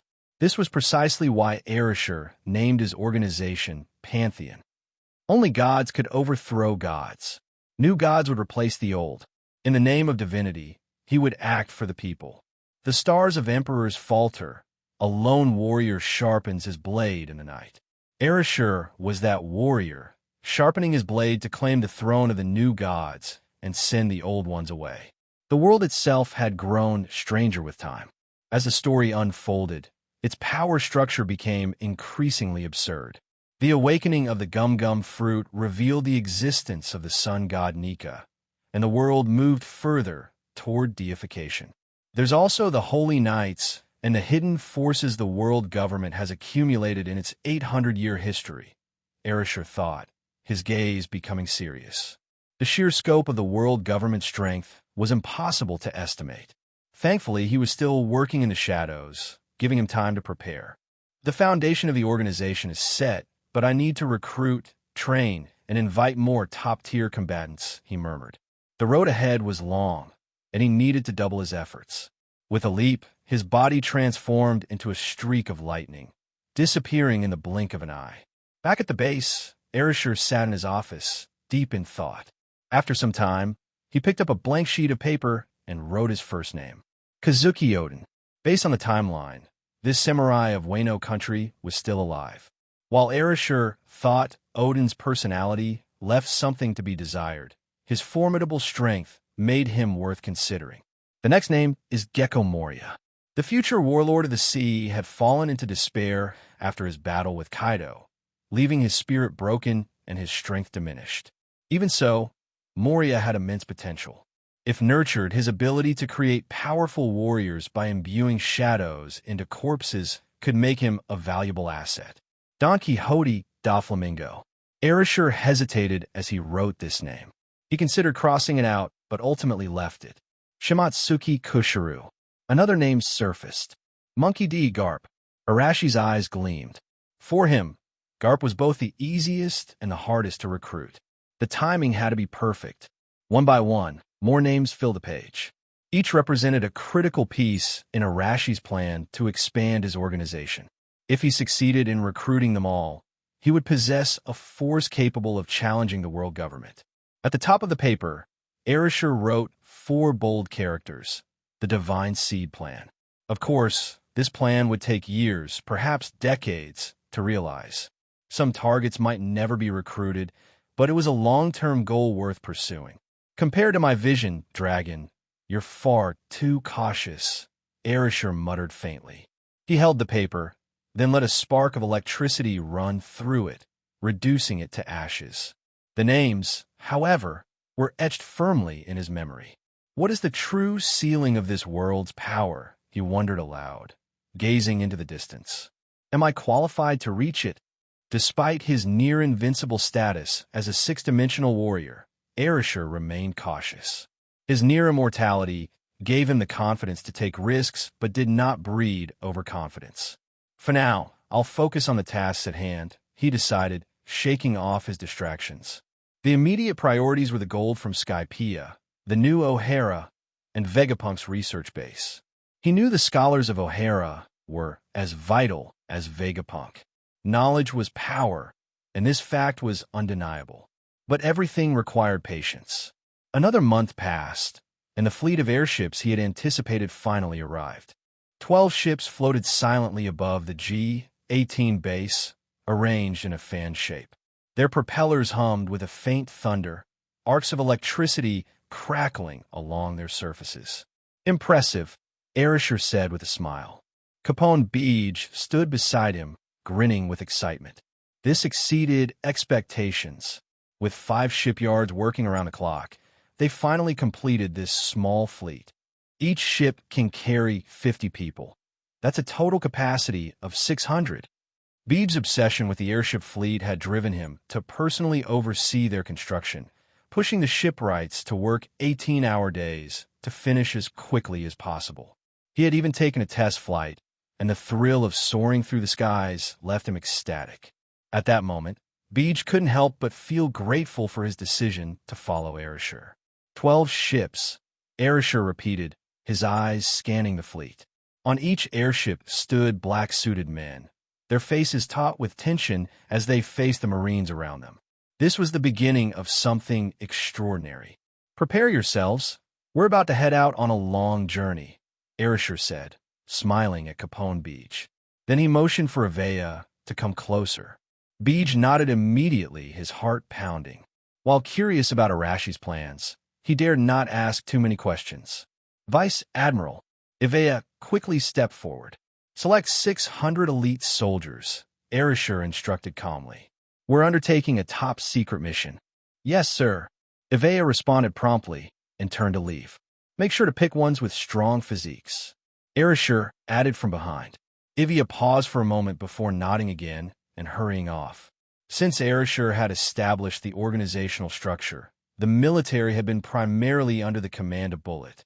It didn't take long before 600 tall, imposing Marines armed with rifles and short swords assembled at the harbor. Beej's eyes narrowed at the sight. The elite nature of this unit was evident at a glance. Their firm gazes, muscular builds, and disciplined stillness made them seem far superior to the average Marine he'd seen in the past. Since the boss arrived, the Marines of the West Blue have undergone a dramatic transformation, Beej thought to himself. He recalled witnessing the rigorous training of soldiers by officers stationed on Taro Island. The intensity and standards were several times higher than before. At the same time, the soldiers' living conditions, food quality, and salaries had all significantly improved. Thinking about this, Beej couldn't help but feel a twinge of pain. Most of the expenses for these improvements had come from his pocket. As the underground ruler of the West Blue, he had essentially been funding the entire Marine force in the region. Yet, deep down, he felt no resentment, only gratitude toward Arashi. What's the point of being a king on the ground? Beej mused, his eyes shining with ambition. If you aim for greatness, become the king of the seas and the skies. His gaze shifted toward the suspended fleet of airships. The idea of commanding such a fleet in the future thrilled him. Moments later, the airships descended and docked in the inner harbor. 600 of Beej Mafia members stepped forward, dressed in black suits, hats, and sunglasses. Despite their professional appearance, they were trembling with nervousness. One by one, they approached Beej. Under Avea's astonished gaze, something remarkable happened. The closer the Mafia members got to Beej, the smaller they became until they finally disappeared through a door that seemed to lead nowhere. No need to be surprised, Captain. I am the Castle fruit user, Beej explained with a smirk. My body is a fortress. Avea's confusion cleared as realization dawned. Arashi glanced in their direction, but paid no particular attention. He had long been aware of Beej's ability. Following this, the 600 Marines boarded the airships. Within half an hour, the 12 vessels began to ascend, their propellers emitting flashes of electricity as they gained speed and headed toward the Grand Line. Boss, what's our mission this time? Beej asked from within his castle. Arashi sat at a long table, surrounded by fine wine, fruits, and various delicacies. Beej sat across from him, his curiosity evident. Have you heard of Sky Island? Arashi asked with a faint smile, swirling the red wine in his glass. The deep crimson liquid spun like blood. Sky Island? Beej repeated, dumbfounded. The legendary island floating 10,000 meters above the sky. Arashi chuckled softly. Of course. Our destination is Sky Island, located above Mocktown on the Grand Line, 10,000 meters high. He paused for a moment. It's said to hold a vast amount of gold. Beej's body tensed at the revelation. The Grand Line? Sky Island? These were things he'd never even dreamed of attempting before. This gold is crucial for the organization's next phase of development, Arashi explained calmly. That's why I had another member of the organization design the airships. At this, Arashi sighed inwardly. The development required resources, and in this world, that meant money. Everything required substantial funding, scientific research, rebuilding ruins, or establishing Crocodile's intelligence network. Additionally, he added, Sky Island itself can be brought under our control while we're there. The Island of Gods, Upper Yard. Rising above the white sea, this island had been embroiled in a 400-year-long conflict. The Scypian natives and the Shandyo warriors had waged countless wars over its ownership. In the end, the Scypians took control of the island and designated it a sacred forbidden zone, where only their god and chosen followers could reside. On this particular day, sunlight poured down, creating a brilliant rainbow across the skies. A gentle breeze swept through while the animals of Upper Yard lay lazily under the sun. Insects chirped harmoniously, filling the air with a tranquil melody. Everything seemed calm and peaceful. Suddenly, the wind picked up, growing louder and stronger. A shadow cast over the forest canopy, drawing curious gazes from the animals. Their expressions froze, and their eyes soon filled with terror. In an instant, they scattered, fleeing in every direction. Whir, whir, whir. The sound of propellers filled the air, accompanied by the roar of thunderous wind. A massive fleet of airships cut across the skies, their powerful presence bending the treetops and shaking the forest. What is that? The Shandyo warriors, hidden in the jungle with their distinctive wings, looked up in shock. 12 enormous airships roared overhead, their decks lined with imposing figures standing tall. Just one glance at the disciplined soldiers sent chills down the spines of the onlookers. They don't have wings. Are they people from the Blue Sea? To enter this land so brazenly? How dare they? The Shandya exchanged glances, their expressions filled with astonishment and curiosity. Without a word, their intentions were clear. Let's follow them and see what they're up to. These Blue Sea people seem dangerous. If they clash with the Scipians, it might give us a chance to reclaim our homeland. The Shandya scouting party quickly moved through the jungle, closely monitoring the fleet above. Meanwhile, at the forefront of the airship fleet, Arashi stood with his arms crossed, a calm smile on his face. Is there gold here? Capone Beach couldn't help but feel skeptical.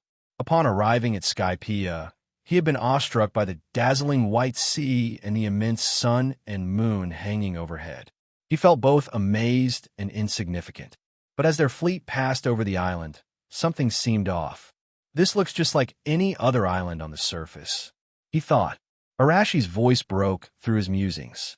The Scipians call this island Upper Yard, and they've declared it sacred, a domain of their gods. But in reality, it's just Jaya Island from 400 years ago, carried to the sky by a massive knock-up stream. Beej's eyes widened. Jaya Island from the Grand Line? Arashi nodded lightly, his gaze fixed ahead. Out of the corner of his eye, he also noticed the Shandya warriors trailing below. He even overheard their whispered discussions, but paid them no mind. Arashi's aura expanded, enveloping the entirety of Upper Yard instantly. His focus shifted to the distant clouds, where a majestic palace stood. Sitting on a throne within was the current Scipian god, Gonfall. Moments later, the airships hovered above the ruins of Shandora. Beej, seeing the ancient city below, looked stunned. Is this the place? Arashi nodded. Begin loading the gold onto the ships. I have another matter to handle. With that, lightning flashed across his body, and he disappeared. At the same time, inside the grand palace of the god. God, we have a problem. A palace guard burst in, panting heavily. What happened? Gonfall asked, stepping down from his throne to assist the soldier. A fleet of airships from the Blue Sea has entered Upper Yard and is now over Shandora. Gonfall's expression changed. Blue Sea people, without hesitation, he issued orders. Summon the guards. We're heading there immediately. A deafening rumble echoed from above as he donned his armor and prepared to depart. Boom! Thunder roared, and blue lightning arced down like the tendrils of a colossal beast, striking the palace grounds. The white clouds burned black as electricity seared through them. There's no need to go. A cold voice echoed in Gonfall's ears. Startled, he saw a figure descending from the lightning, stepping out from a brilliant flash.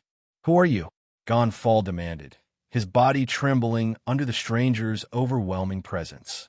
Sweat beaded on his forehead, and his hands shook involuntarily. Arashi smiled faintly and pointed a finger. Bolts of lightning darted toward the guards surrounding Gonfall, knocking them unconscious instantly. You'll learn about me in time, Arashi said, stepping closer to Gonfall. When he stood directly before the Scipian god, Arashi leaned down slightly, staring directly into his eyes. But for today, I've come to declare one thing. Gonfall's breath hitched as he listened. From now on, this island belongs to me. Gonfall's eyes widened in shock. What? Realizing the intruder's intent, he instantly drew his spear and lunged at Arashi. The weapon pierced through Arashi's chest, but to Gonfall's disbelief, there was no reaction. Impossible, he muttered, his face pale. Arashi chuckled and placed a hand on Gonfall's shoulder. Do I need to repeat myself? Lightning surged from his palm, enveloping Gonfall entirely. The self-proclaimed god trembled and collapsed, powerless against the lightning's might.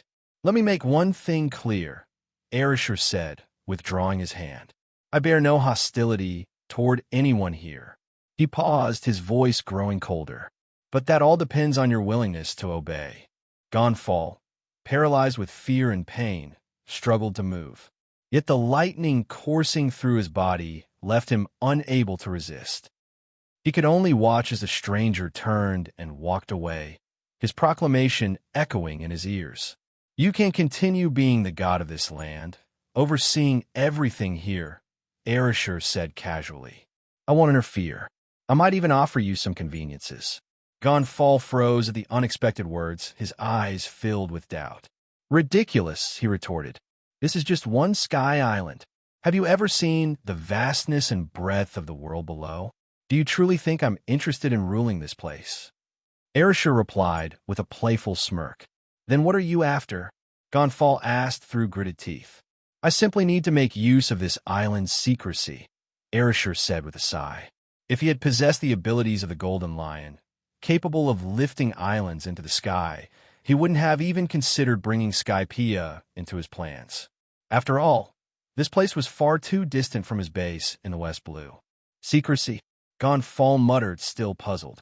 However, he was well aware of Arashi's immense power. The man before him could render him completely helpless in just an instant. The gap between them was terrifying. After silence, Gonfal gathered his strength and forced himself to stand. "As long as you guarantee the safety of the island's civilians, I'll follow your orders," he said solemnly. Arashi smiled faintly and walked toward the throne. Sitting down leisurely, he spoke. "Upper Yard originally belonged to the Shandia, but it was taken by your Scypian ancestors." Gonfal was momentarily stunned. "Belonged to the Shandia? But this island has always been the domain of the gods, passed down through generations." Arashi chuckled and replied, "Do you know the true origin of Upper Yard?" Gonfal shook his head. "Upper Yard was once called Jaya, a land from the blue sea below," Arashi explained. "What your people regard as precious and sacred is nothing more than a fragment of the vast oceans below." Gonfal's eyes widened in shock. "Perhaps, to you, I am just an invader from the blue sea," Arashi continued. "But to the Shandia, your people are the ones who invaded and plundered their homeland." Gonfal's expression shifted as he silently digested the revelation. These were truths he had never known, truths that overturned everything the Scypians had believed for centuries. "Inform the Shandia," Arashi said as he stood, his body crackling with lightning. "From this moment on, they are free to return to their homeland." With that, Arashi disappeared in a flash of lightning, leaving Gonfal in a daze. The words Arashi had spoken unraveled centuries of history and shattered the narrative the gods of Skypiea built. "We were the ones who took their home," Gonfal murmured. "An Upper Yard came from the blue sea." He stood there, lost in thought, wondering if he might descend to the blue sea one day to seek out the truth. "Who is that man?" he whispered. "A being who commands lightning and is invulnerable to blades and spears." Meanwhile, in the ruins of Shandora, the Shandia scouting party remained hidden, watching the fleet carefully. "There are so many of them," one of them whispered, "and they're moving the gold." The group's tension was palpable. Even from a distance, they could sense the overwhelming strength of this fleet. "Strange, why hasn't the god's army arrived yet?" one of them asked, puzzled. Suddenly, a flash of lightning tore through the air, heading straight toward them at incredible speed. "Be careful," the leader of the Shandia group shouted as they instantly readied themselves for combat. "They're not coming," a calm voice said, sending chills down their spines. "Behind us," the tall, slender leader yelled. The group turned quickly, their eyes widening in shock. Standing on a tree branch above them was a towering figure surrounded by crackling lightning. His presence exuded strength, reminiscent of the legendary Shandia warrior Calgera. "Warriors of the Shandia, greetings," Arashi said faintly. "I'm a new master of this island." The Shandia warriors froze, their bodies trembling with disbelief. "New ruler," the leader of the group exclaimed in shock. "That's correct," Arashi replied with a calm smile. "As the new ruler of Upper Yard, I decided to present you with a gift." The Shandian squad exchanged uncertain glances, unable to discern what this sudden figure's intentions were or what he might be planning. "What kind of gift?" asked the tall, slender man at the front, his tone cautious. "Go back and inform your people," Arashi said. "From this moment onward, you Shandians can return to your homeland." Arashi's body was enveloped in a burst of blinding lightning as he finished speaking. The brilliant glow forced the Shandian squad to shut their eyes. When they opened them again, Arashi's figure had vanished. "Who is he, exactly?" one of the Shandians muttered, their expressions a mix of wonder and disbelief.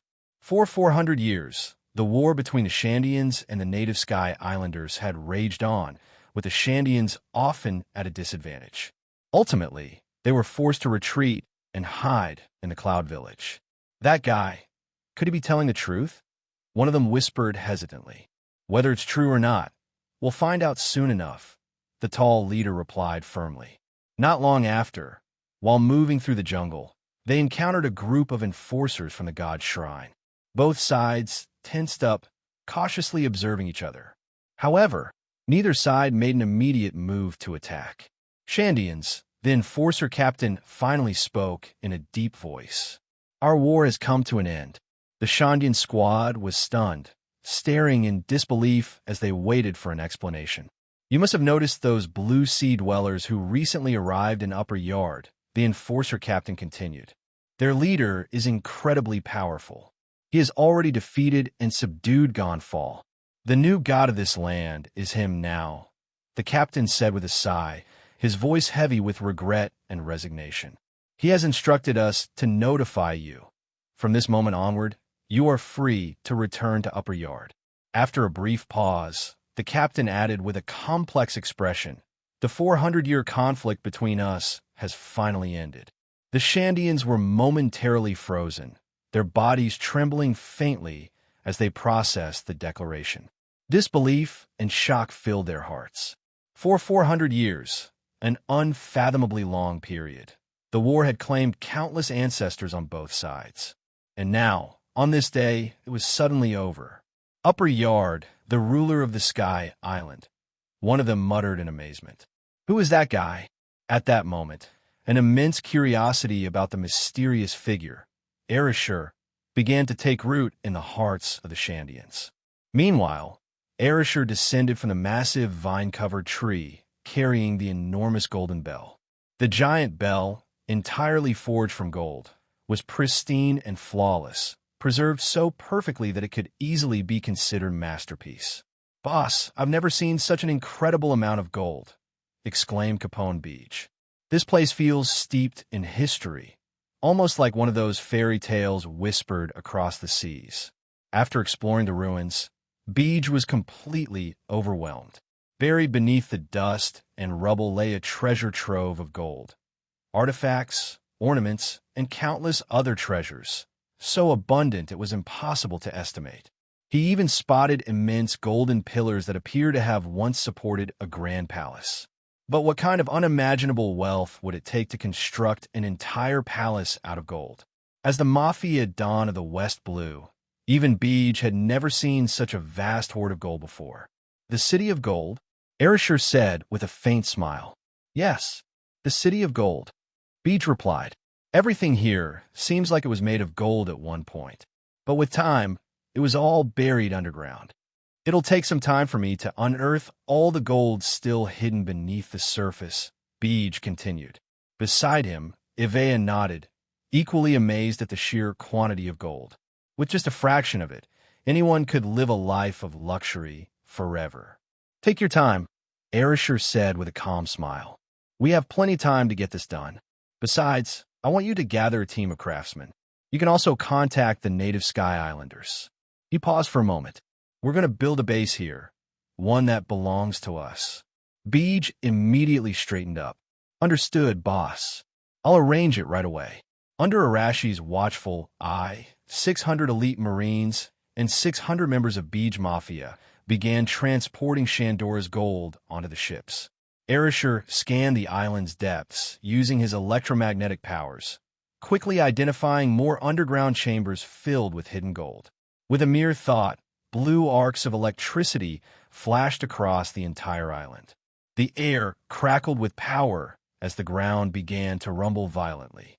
Moments later, Beej and the others watched in shock as countless golden treasures emerged from the ground, floating effortlessly through the air to form a massive mountain of gold.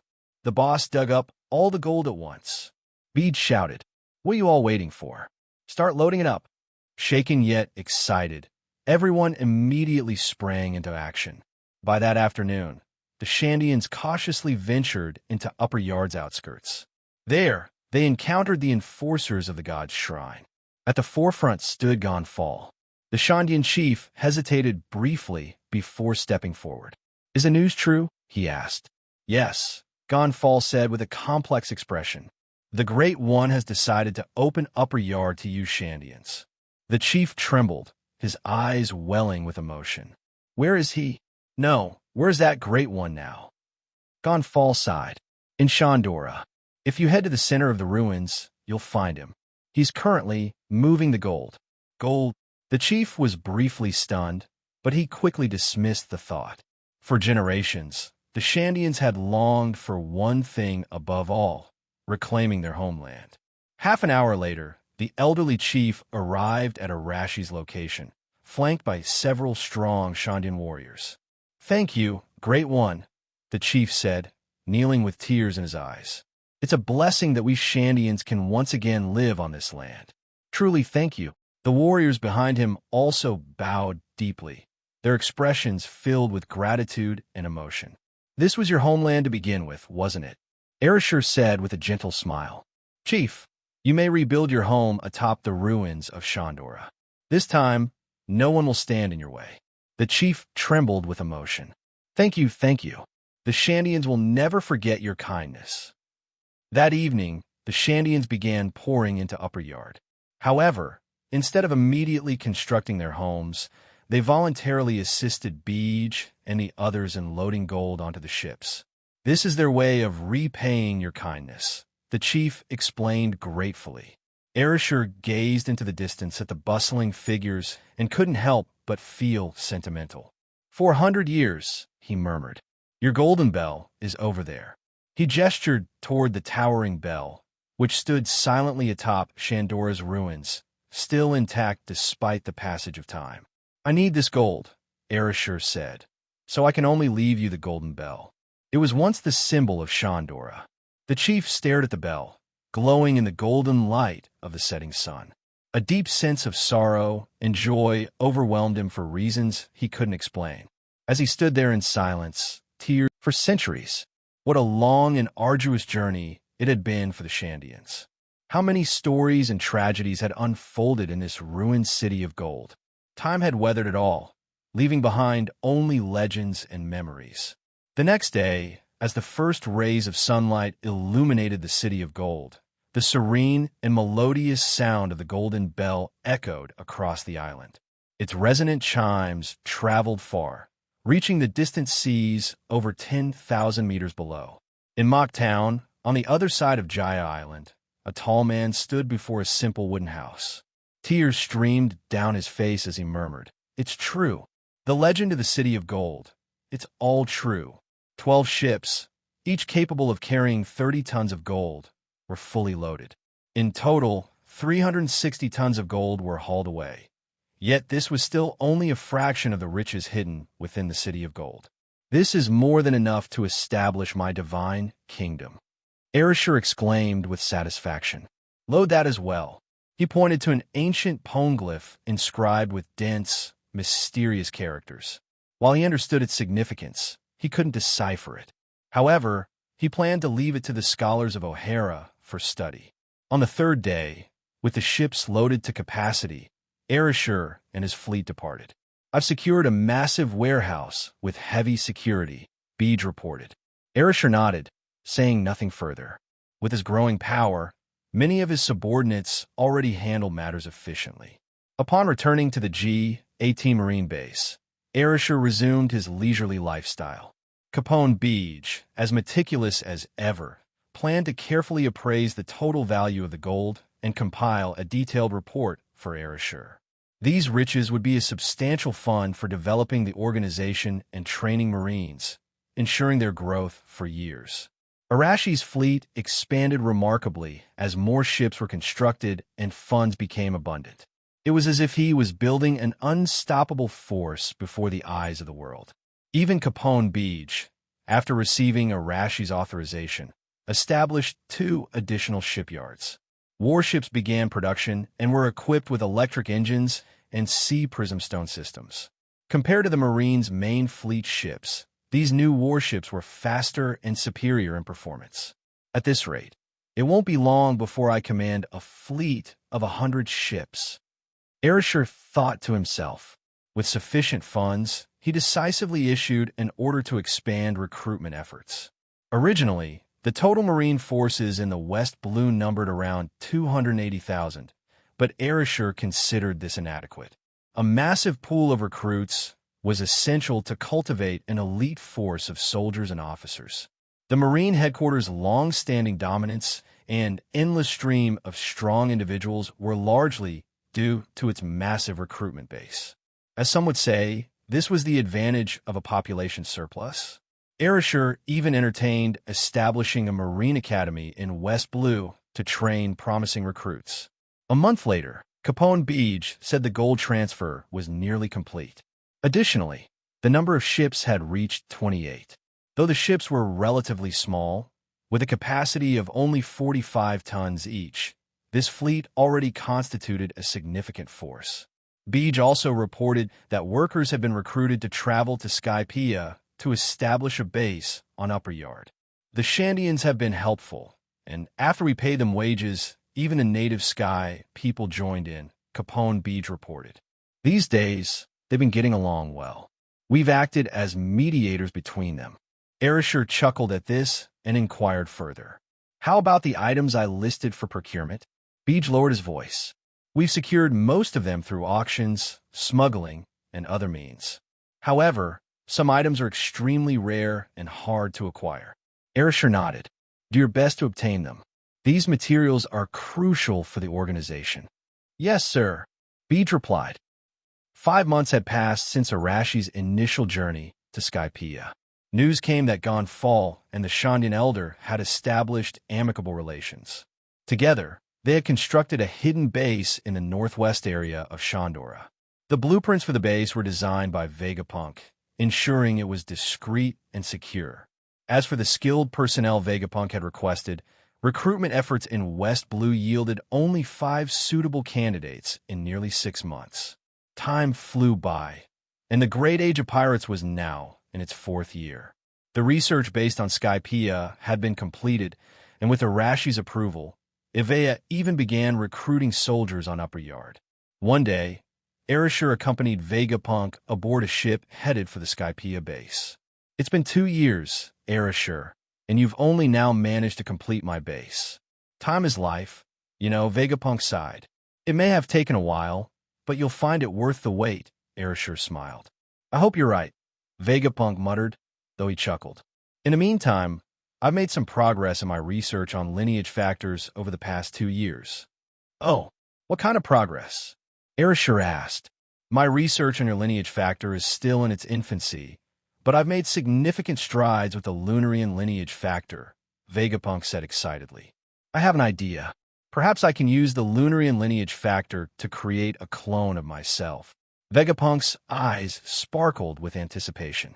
Hearing this, Arashi felt a jolt of unease. He was well aware that in the original storyline, Vegapunk created 6 clones of himself, each based on the 7 warlords of the sea, and their combined strength was formidable. That's an incredible idea, Arashi exclaimed, concealing his thoughts.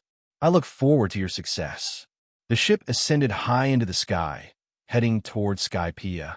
Not long after the fleet departed, a massive floating island emerged thousands of meters above the West Blue. At its highest point stood a figure with flowing golden hair, wild like a lion's mane, and fierce eyes that glared into the distance. Arashi, the man growled. The golden lion has arrived. The wind howled as golden hair fluttered in the breeze. Cold, piercing eyes radiated fury, resembling an enraged lion. Where legs once were, now gleamed 2 legendary blades reflecting the sunlight. Standing atop a tall pagoda, looking down upon the world, was none other than Golden Lion Shiki, one of the 3 legendary pirates. Beneath him lay a massive island, with 4 or 5 smaller islands of varying sizes floating nearby. Unlike his previous raid on Marineford, where he attacked with an army of flying ships, Shiki's weapons, this time, were the islands themselves. This time, I won't lose to you, Arashi. Shiki growled, his furious gaze unwavering. It was easy to imagine the catastrophic destruction if these islands, under his control, were to descend from the heavens. However, before unleashing his wrath, he needed to locate the G-18 fortress where Arashi was stationed, a task that would take time. On a fleet of airships, Vegapunk spoke with excitement. I've also studied your rumble fruit abilities, Arashi. It might be possible to incorporate your lightning discharge powers into a lineage factor. He was brimming with ideas, each one a plausible scientific endeavor. If I combine that with your martial arts and swordsmanship, the clone created from this lineage factor would possess immense strength from the moment of its creation. Hearing this, Arashi's mind raced. Without a doubt, this was the precursor to the Seraphim Vegapunk that would later develop in the original timeline. Clones based on the 7 warlords of the sea, created using lineage factors. Do you want one? Vegapunk suddenly asked. I could create a prototype for you as an experiment. Arashi frowned and voiced his concern. Would such a clone have independent consciousness? Are you joking? Vegapunk shot back. I'm not a god. True consciousness and a soul would require divine means. At most, I could transfer some of your thoughts and mental traits to give them limited awareness. Arashi pressed further. And how about control? Could they rebel? You can relax on that front, Vegapunk assured him confidently. They will strictly obey your commands. In fact, with the inclusion of your rumble fruit abilities, such as electromagnetic forces, you could control them remotely. Hearing this, Arashi's tense expression eased. If the clones were capable of independent rebellion, it would be an unimaginable disaster. With that kind of control, Arashi said with a smile, I'm starting to take an interest in this project. Arashi considered his rumble fruit's ability to create lightning puppets. If the clones could be treated as an extension of that, they would indeed be a valuable new force.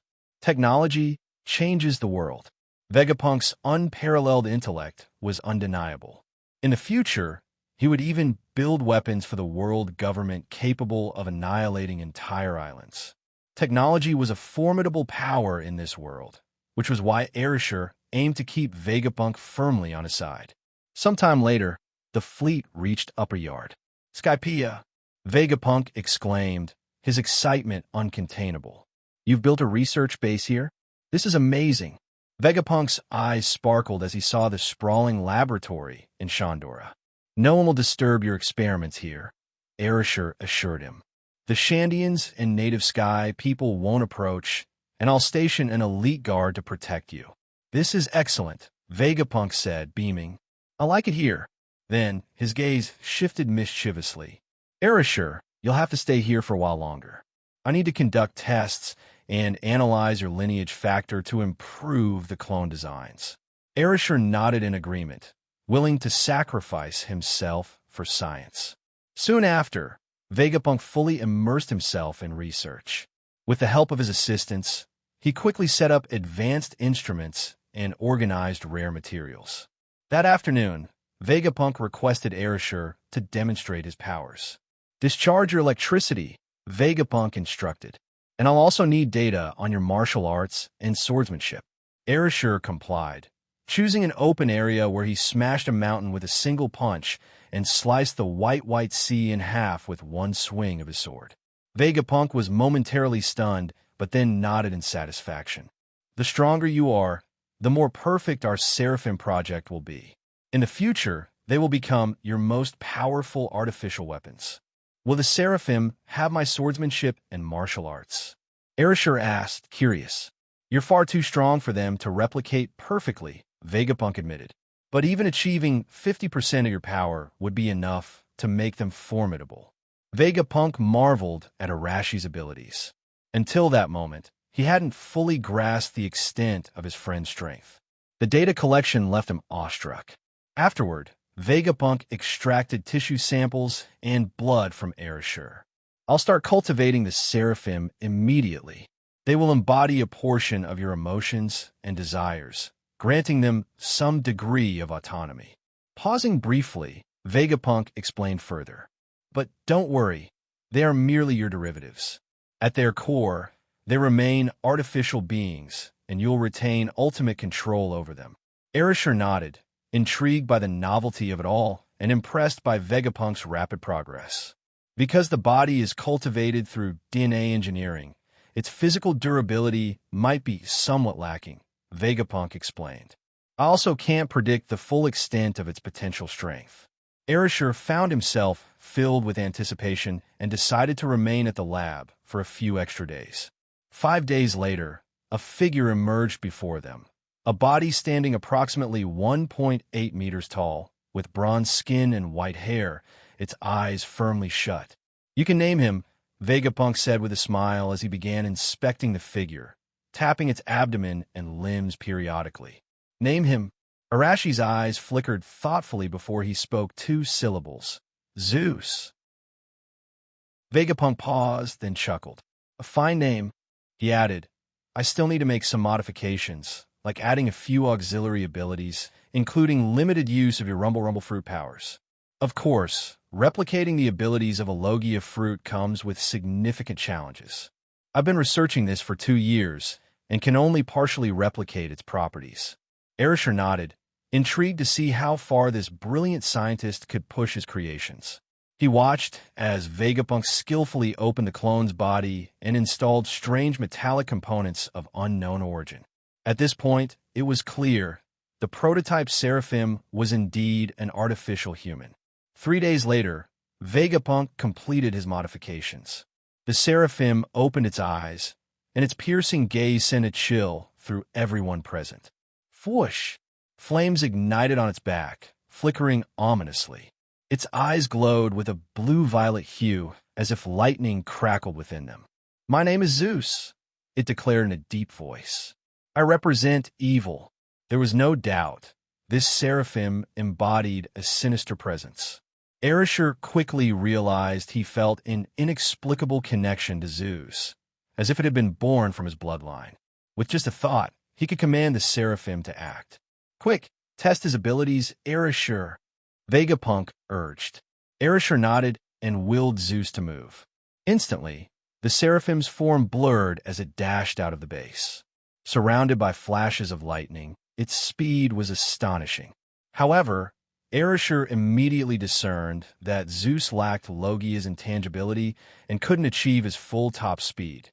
Zeus conjured a blade of lightning with a simple hand gesture. With a swift motion, it struck out with a punch that generated a powerful gust of wind, followed by a slash that tore through the white sea, leaving a distinct chasm. "Martial arts and swordsmanship at about 60% of my strength," Arashi observed. Additionally, it has Lunarian traits, allowing it to use flames to boost its speed. As for the Rumble fruit abilities, those are still limited. Zeus continued to unleash techniques as Vegapunk eagerly recorded the data. Moments later, Zeus flashed with lightning and reappeared directly before Arashi. Without hesitation, Arashi struck out. Boom! The clash sent Zeus flying backward. "Its physical durability only reaches about 20% of mine," Arashi noted. "It also can't use haki." Taking a step forward, Arashi moved in a blur, closing the gap to Zeus. With a casual punch, Zeus tilted its head slightly, dodging with precision. Its back flames flared, and its speed increased as it nimbly evaded Arashi's attacks. "Impressive," Arashi admitted. "Thanks to scientific advancements, it can calculate and predict an opponent's timing with near-perfect accuracy, combined with electromagnetic field manipulation. This precision rivals observation haki. In that regard," he added, "it's even better than me." As Arashi increased his attack speed, Zeus continued to evade flawlessly. Vegapunk stood to the side, furiously jotting notes, his eyes sparkling with excitement. "This is only the prototype Seraphim," Vegapunk exclaimed. "And yet, it's already so powerful. The combination of lineage factors and artificial humanity is indeed a success. If we could gather more DNA sample from powerful individuals, we could integrate a variety of abilities." When the sparring ended, Vegapunk rushed forward. "Arashi, I need more DNA samples from powerful individuals." Arashir was momentarily taken aback and sighed. And where exactly am I supposed to find those for you? I don't care. That's your problem, Vegapunk declared. Also, I've already programmed Zeus. You hold the highest authority, while I hold secondary control. Arashir nodded, unconcerned about the arrangement. Then, as a thought struck him, he turned to Zeus. The 1.8-meter-tall seraphim stood still, its striking appearance, white hair flowing to its shoulders, bearing a slight resemblance to Arashir himself. Zeus regarded him with an enigmatic expression. Zeus, Arashir commanded, I need you to go to Wano country. Find a man named Kazuki Oden. Pausing for emphasis, he added, dead or alive, bring him back. Arashir, Zeus is just the prototype of the seraphim. It still requires improvement and refinement, Vegapunk said with dissatisfaction. The term prototype inherently implied flaws, and the technology wasn't yet fully mature. Sending it out on a mission now could easily lead to issues. Combat is the fastest way to identify problems and flaws, Arashir smiled. The prototype Zeus also needs an evaluation, doesn't it? Arashir had originally planned to personally travel to Wano country, but with Zeus at his disposal, there was no longer a need. After all, with his current status, appearing unexpectedly in another region would attract attention. As for Wano's current situation, Arashir wasn't particularly interested. Roger once said this era wasn't the best time for grand actions. Vegapunk muttered a few complaints, but eventually relented. Moreover, Zeus will bring back an exceptionally powerful specimen this time, Arashir added. Kazuki Oden is a world-renowned swordsman. He issued a command to Zeus, who nodded in acknowledgement. Lightning burst forth from Zeus's body, and in the blink of an eye, he had vanished into the distance. I'll need more materials, Vegapunk said. I've already compiled a list. These will be used to create additional seraphim clones. No problem. I'll fully support all your research projects, Arashir declared confidently. His enthusiastic response softened Vegapunk's expression. From the ancient texts recovered from O'Hara, I've gleaned substantial information about an ancient civilization. The great kingdom of the past was a highly advanced technological society. It even made me question the origins of devil fruits, Vegapunk explained. Arashir raised an eyebrow, intrigued, and waited for him to elaborate. Lately, I've been wondering if devil fruits could also be artificial creations of technology, Vegapunk continued. I want to explore the possibility of creating artificial devil fruits. Please go ahead and experiment boldly, Arashir said with a smile. By the way, I also have a question for you, Doctor. Ask away, Vegapunk replied with a nod. When a devil fruit user dies, is there a special method to transfer the ability to another fruit? Or, to put it differently, is it possible to directly transfer the power of a devil fruit? Arashir asked. Being the genius he was, Vegapunk instantly understood Arashi's intentions. Are you considering consuming a second devil fruit to become a dual fruit user? Arashir nodded. At his current level of strength, there were limited ways to grow further. Either he could awaken advanced observation haki or consume another powerful fruit. Even then, the latter would only marginally enhance his offensive capabilities. That's an interesting avenue for research, Vegapunk mused. I'm genuinely intrigued. I've studied devil fruits extensively before, including the technology to imbue inanimate objects with their abilities. Through special methods, it's possible to confine the devil behind a devil fruit, or, as I call it, he glanced at Arashir, the devil factor. Limiting the devil factor's activity range has significant potential to capture the fruit's ability. Arashi's eyes lit up. You can achieve that, of course. And this is one of the reasons I've started questioning the origin of devil fruits, Vegapunk said with a sigh. Please ensure this method is shared with me, Arashir grinned. It may come in handy in the future. West Blue G, 18 Marine Base. Most of the time, this base was calm and orderly. Soldiers engaged in routine physical and combat training, while Marine ships came and went from the harbor on missions. The weather was beautiful. Sunlight bathed the base, and a gentle breeze carried the cries of seagulls across the sky. Atop the main building, Buggy, Smoker, and Ashura sat on the roof's edge with their legs dangling over the side, letting the sea breeze wash over them as they enjoyed a rare moment of relaxation. "This is so peaceful," Smoker said with a sigh. "Downtime like this helps me recover from mental exhaustion," Buggy said. "I want to keep training," Ashura said quietly. Both Smoker and Buggy immediately glared at him. "Please stop being such a grind." Ashura shrugged, looking helpless. The three were about the same age and got along well in their daily lives. Their exceptional combat abilities had earned them the title of the Three Monsters of G-18 Fortress. Among them, Ashura, a Lunarian youth, was relentless in his efforts and had progressed the fastest in strength. "What's that?" Buggy suddenly pointed at a black dot in the sky with a puzzled expression. The other two looked up and froze in astonishment. A black speck had appeared on the distant horizon, growing larger by the second. Hey, Buggy stammered. "Don't tell me that's a meteorite." The object's speed and size continued to increase rapidly. "No, it's not a meteorite," Smoker said, his pupils narrowing in shock. "It's an island." As the alarm blared across the G-18 base, the massive object hurtling down from the sky became clear. It was a falling island. "How can there be an island in the sky?" Smoker muttered, his gaze sharpening. "And why is it dropping directly onto our fortress?" The three leapt down from the rooftop and watched as chaos unfolded below. Marines poured out in droves, and shrill whistles echoed through the base, summoning all personnel. The fortress was in uproar as the falling island cast a massive shadow over everything. The wind howled as an immense pressure descended, forcing the three's bodies to bend under the weight. "That island, is it going to crash down?" Buggy exclaimed in disbelief. The sky trembled with invisible waves of energy, shattering glass with a deafening crack. Even the tops of buildings began to frack. Bullet gazed skyward, his sharp eyes piercing through the chaotic scene.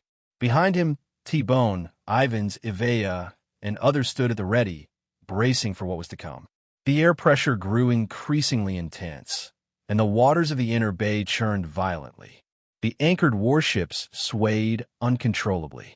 "What's going on?" "An island is falling from the sky." "You've got to be kidding." The Marines craned their necks upward, their pupils contracting in shock as a massive island loomed ever larger, blocking the sky. It cast an enormous shadow, and its descent seemed inevitable. "Golden Lion, Shiki," Bullet muttered, spitting out the name with sharp precision. At that moment, the colossal island was just a few hundred meters from colliding with G-18 Fortress. The violent pressure caused buildings within the fortress to explode and collapse one after another. The Marines scrambled in panic, rushing aboard their warships in preparation to evacuate. "Hurry! Evacuate the entire fortress!" Urgent shouts echoed throughout the base. With a thunderous boom, the island suddenly stopped midair, sending out a shockwave that destroyed everything on the fortress grounds.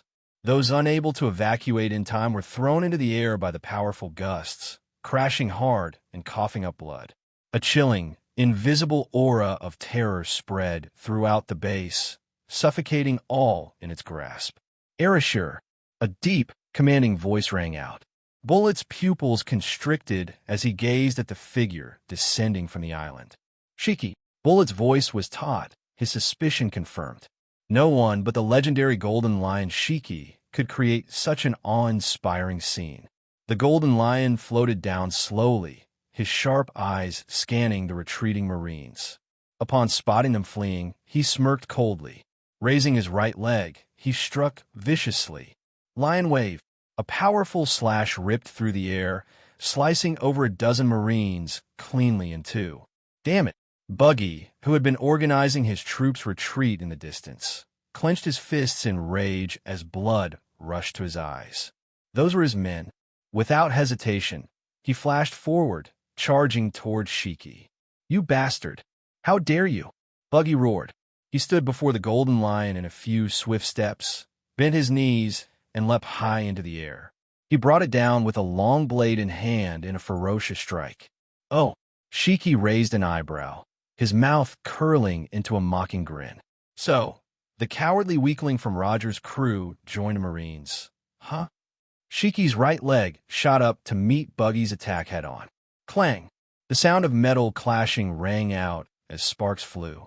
I'm no coward anymore. Buggy bellowed, twisting his blade into a sharp arc aimed at Shiki's neck. I'm one of the 3 monsters of G-18 Fortress now, you bastard. Years of grueling training had transformed Buggy into a formidable force. He was no longer the man he had been aboard Roger's ship.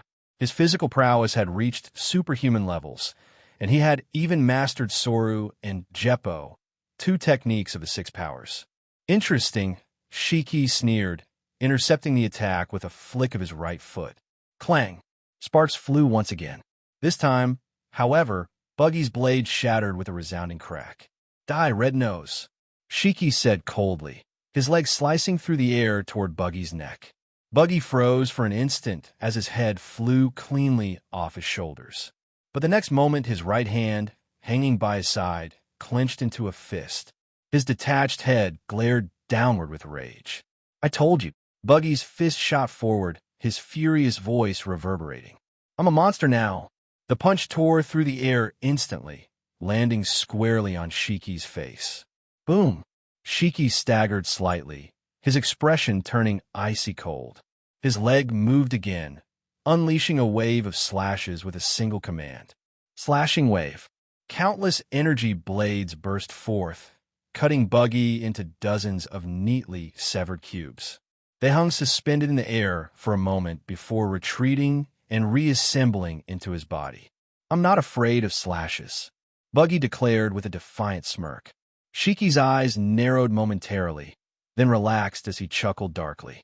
You're quite amusing. His body floated upward, both feet hovering above the ground.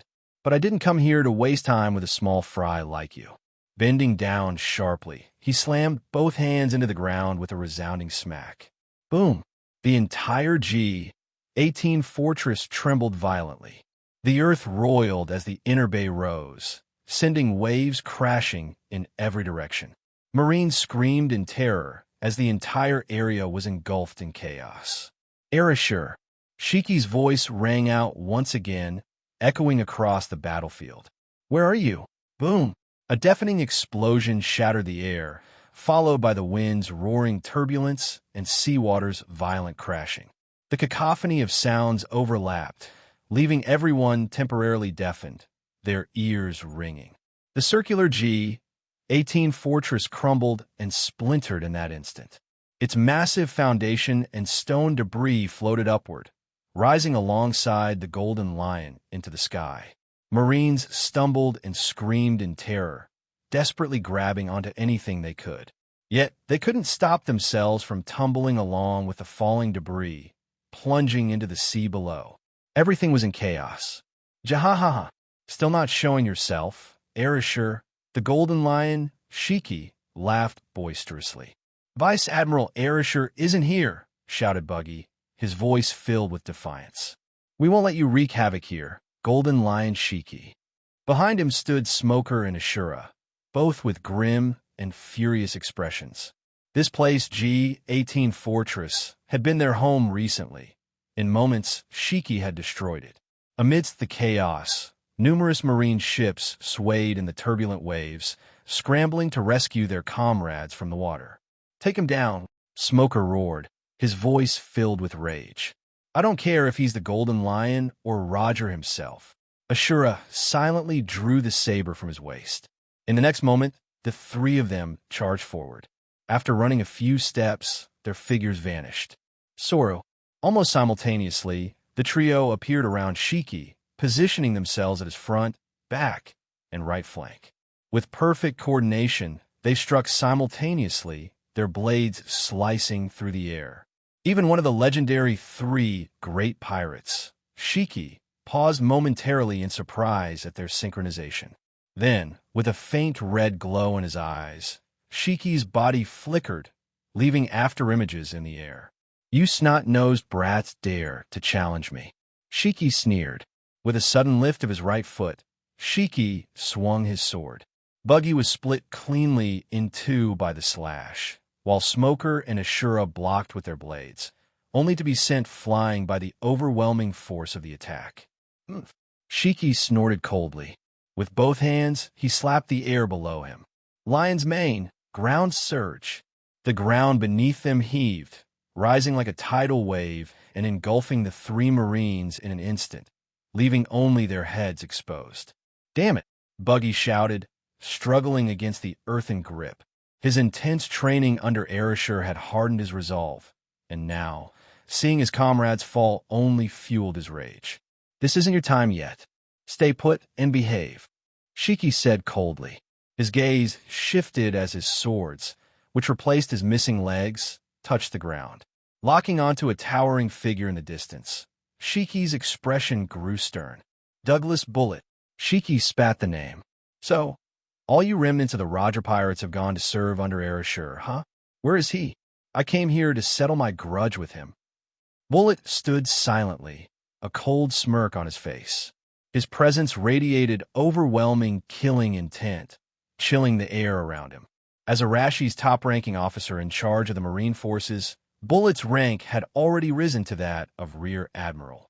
Over time, as the instructor of G-18 Fortress, Bullet had grown attached to those he trained. Seeing the destruction of his base filled him with boundless fury. "I don't need him to deal with you," Bullet said icily. In an instant, he vanished, appearing right in front of Shiki. His eyes narrowed sharply. Buzz! A wave of Conqueror's haki erupted from Bullet, sending Shiki's golden hair flying upward. Bullet's right leg lifted high before slamming down. Rankyaku, a massive, crescent-shaped slash tore through the air toward Shiki. With a slight twist of his body, Shiki narrowly avoided the attack, a mocking smirk on his face. Lion's thousand-slice valley, Shiki countered, his twin swords unleashing a flurry of rapid slashes. Bullet raised his arms and braced himself. Tekai, armament haki. The blades collided with Bullet's reinforced body, sparks flying as if striking steel.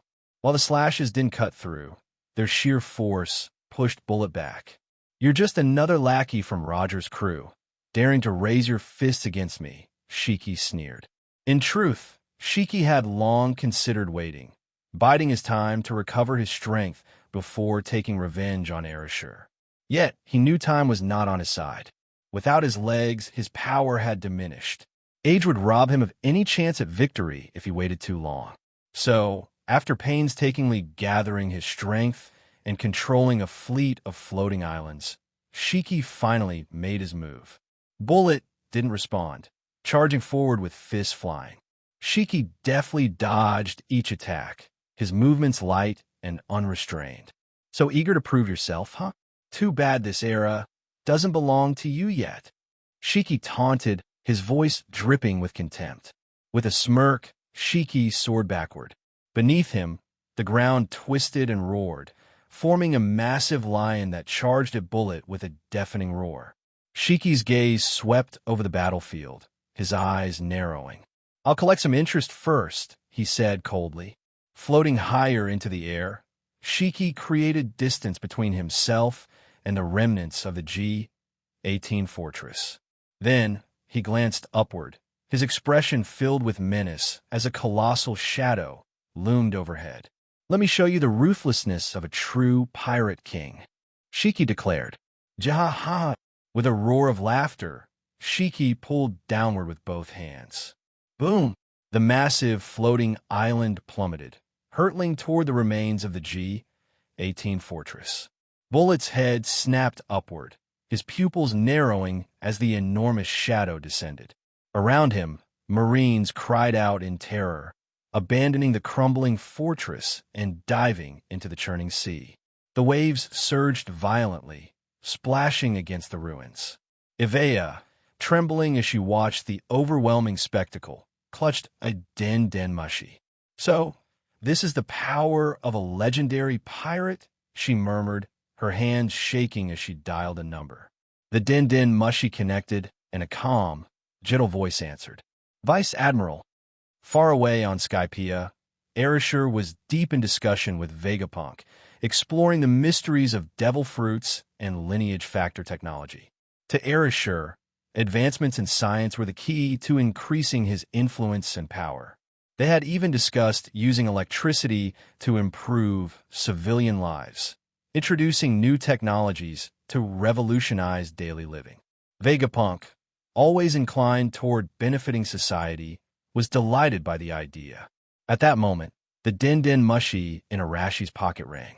"Vice Admiral," came the frantic voice. "The Golden Lion is here. The destruction of the G-18 fortress. Our losses are devastating." In an instant, Vegapunk noticed the drastic change in the man's expression before him.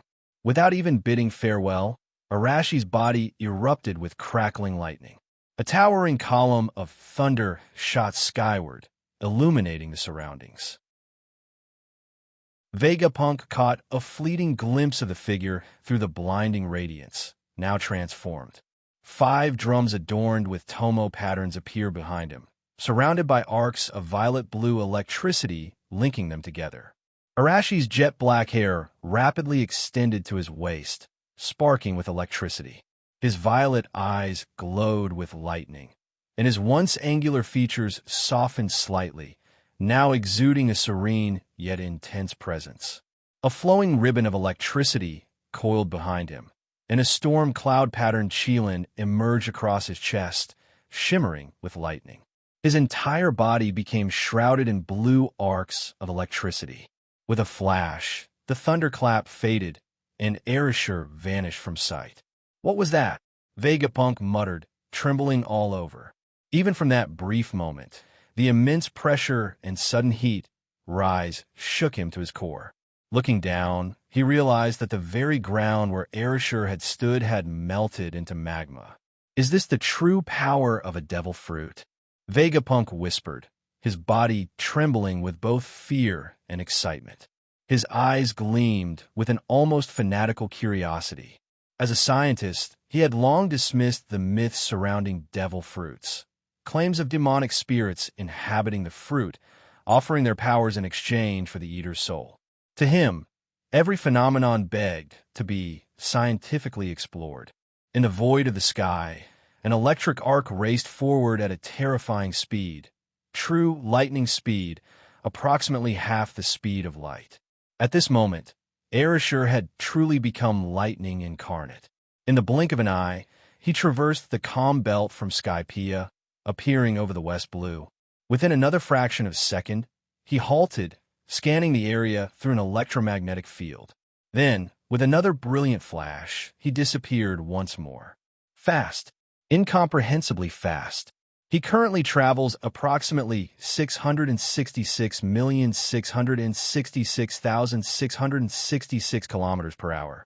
When Arashi unleashed the full potential of his rumble fruit, his terrifying speed was more than half of the speed of light. T/N, speed of light 1.08 billion kilometers per hour. That's what Google said. In mere moments, he appeared directly in front of Golden Lion Shiki. Boom! The heavens roared as countless lightning bolts descended, crashing into the earth around them. "Shiki!" Arashi's icy voice thundered. The sky seemed to respond to his rage as if his emotions were rewriting the natural order. Arashi, Golden Lion Shiki's pupils contracted in disbelief. Unlike their last encounter at Marineford, the Arashi before him was utterly transformed. His waist-length hair crackled with electricity, flowing wildly in the stormy winds. His violet eyes radiated an oppressive aura, and 4 thunder drums emblazoned with tomo patterns hovered behind him, while arcs of electricity coiled around his limbs. Shiki's heart skipped a beat. For the first time in years, he felt an unfamiliar pang of unease, a gut reaction to a force he couldn't quite comprehend. Boom! The entire sky echoed with thunder, synchronized with the pounding hearts of all who bore witness. "You've pushed the powers of Alogia to a whole new frontier," Shiki muttered gravely. Arashi didn't bother responding. Instead, he raised his right hand toward the sky. Crack! Over 30 meters long, a massive lightning spear materialized in his grasp, its edges pulsating with black and red electricity. "Did you come here to die, Shiki?" Arashi's chilling voice sliced through the storm. Clutching the lightning spear, Arashi flicked his wrist. The weapon traced an elegant arc, humming with lethal energy. Behind him, the sky ignited in a violet-blue glow as countless arcs of electricity surged, forming a breathtaking spectacle. Even the tumultuous sea below fell into an eerie stillness. On the marine ships nearby, the soldiers watched in awe, their faces a mix of exhilaration and reverence as they gazed at the figure in the sky. "Arashi," whispered Avea, her voice trembling with emotion. Tears streamed down her face, overwhelmed by the divine sight above. Bucky struggled free from the rubble, craning his neck upward. His shouts echoed with fervent excitement. Even Smoker and Ashura, despite their injuries, felt their spirits soar. "Lance of Longinus," Arashi intoned. His voice was low but carried immeasurable weight. The lightning spear in his hand quivered, illuminating the sky. Instantly, it shot forward, leaving behind a brilliant light trail. Its speed was indescribable, far beyond anything the eye could follow. Shiki's eyes widened as crimson flashed in his pupils, his observation haki pushed to its limit. Yet even with his heightened senses, he was a fraction too slow. Arc! The lightning spear pierced his abdomen, hurling him backward across the sky. For miles, he tumbled before slamming into the ground. Blood spurted from his mouth as he gritted his teeth, his right hand clutching the spear embedded in his body. With a furious roar, he yanked it out and hurled it aside. Boom! The spear struck the ocean, unleashing a deafening explosion that vaporized the surface water for miles, creating a massive fog of steam. Shiki gasped, his heart racing. If not for his armament haki, the lightning would have reduced him to ash upon contact. This bastard's strength has grown even further, he thought, his shock mingled with a deep-seated rage. Gritting his teeth, Shiki's eyes burned with defiance. This fight will end in either your death or mine. With a roar, he surged into the air. His hands moved in a commanding gesture, pulling downward. Rumble! Massive islands and several smaller ones began to tremble and descend from the skies. Each hurtled toward Arashi, an unrelenting barrage of landmass turned into deadly weapons. Arashi tilted his head upward, violet eyes blazing. His figure appeared insignificant compared to the colossal islands above, a speck against titanic forces. Yet he stood his ground, undaunted. 2 billion volts. Arashi's voice rumbled. Ragin! Thunder boomed as Arashi's body erupted in radiant blue light. Lightning surged into his form, transforming him into a colossal entity of pure energy. The Tomo-marked drums behind him spun rapidly, emitting booming drum beats reverberating across the sky. Boom! Boom! Boom! Within moments, his body expanded to a height of 100 meters, then quickly grew further until he towered at over a kilometer. His entire being shimmered with the destructive yet awe-inspiring power of electricity. His black hair shot upward like a raging storm, and his energy-infused body glowed rawly. Arashi's presence distorted the air itself. The temperature across miles of ocean surged, though his perfect control over the lightning ensured the energy didn't completely unleash its destructive potential. Lifting his immense hands, Arashi met Shiki's descending islands head-on. Boom! A shockwave erupted as Arashi caught the first massive island, halting its descent. The resulting gusts of wind roared across the battlefield, pushing the ocean into towering waves. He stopped it. Below, the Marines erupted into cheers. In their eyes, Arashi had become a godlike figure, their hope and salvation. Boom, boom, boom. Within a radius of nearly 100,000 meters, the sky was shrouded with endless lightning. Beneath this thunderous spectacle, the sea lay unervingly still. Towering over a kilometer high, the massive figure of Arashi in his Raijin form seemed like a divine manifestation. His entire body radiated with blue electric arcs, while the 5 drums engraved with Tomo symbols on his back discharged countless lightning bolts. Flowing ribbons of electric cloud surrounded his thick arms, legs, and neck. Holding up the colossal island, Arashi's voice thundered through the heavens. Shiki, the mighty and resonant sound, accompanied by the rumble of lightning, sent shockwaves across the sky and sea. At that moment, Golden Lion Shiki's mind was overwhelmed by shock and disbelief. The development of Arashi's Logia fruit abilities had reached an unparalleled level. The towering figure of pure energy standing before him resembled the incarnation of a true god. Even more astonishingly, the area within a radius of tens of thousands of meters around Arashi was enveloped in a mist caused by seawater's evaporation from the surrounding lightning's immense heat. Arashi, Shiki gritted his teeth, his expression twisted with rage as he made a summoning gesture with both hands. Whoosh!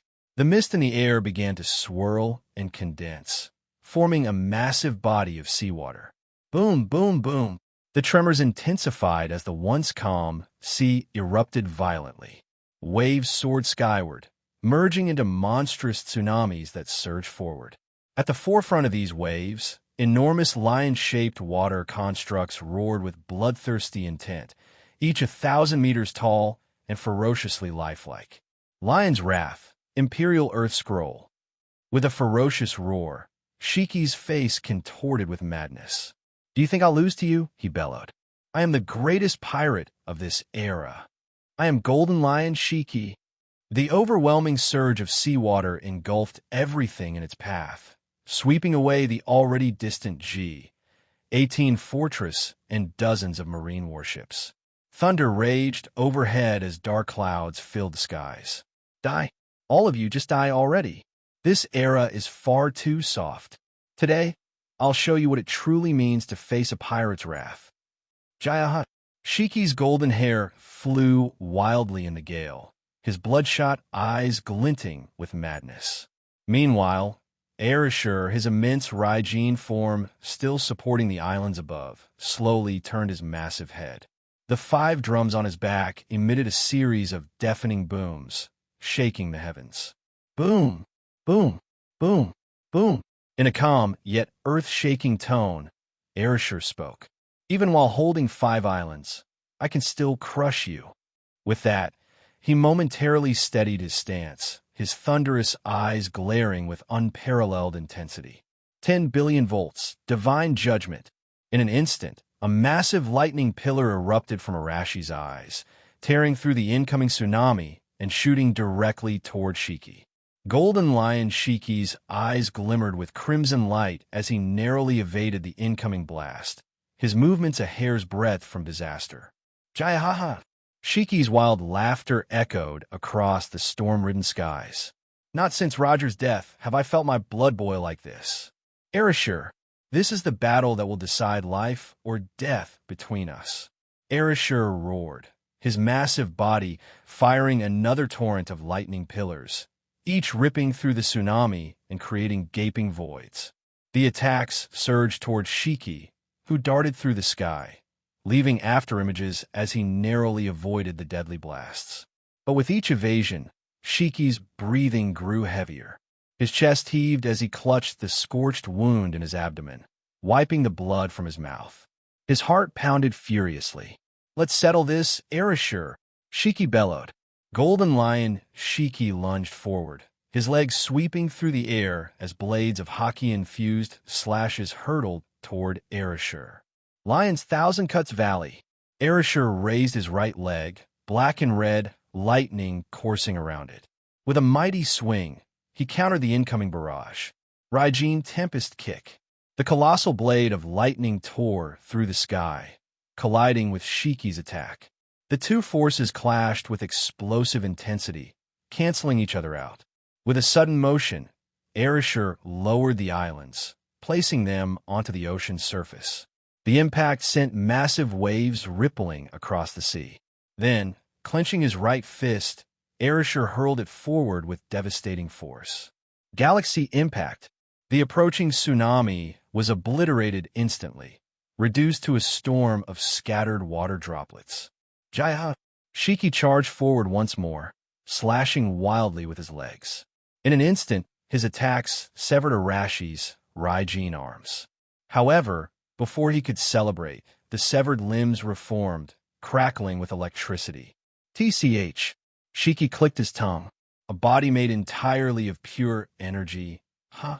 The next moment, countless lightning bolts formed a vast electric grid, surging towards Shiki with terrifying speed. Crackle, pop, snap. The space around them distorted under the sheer power of the lightning.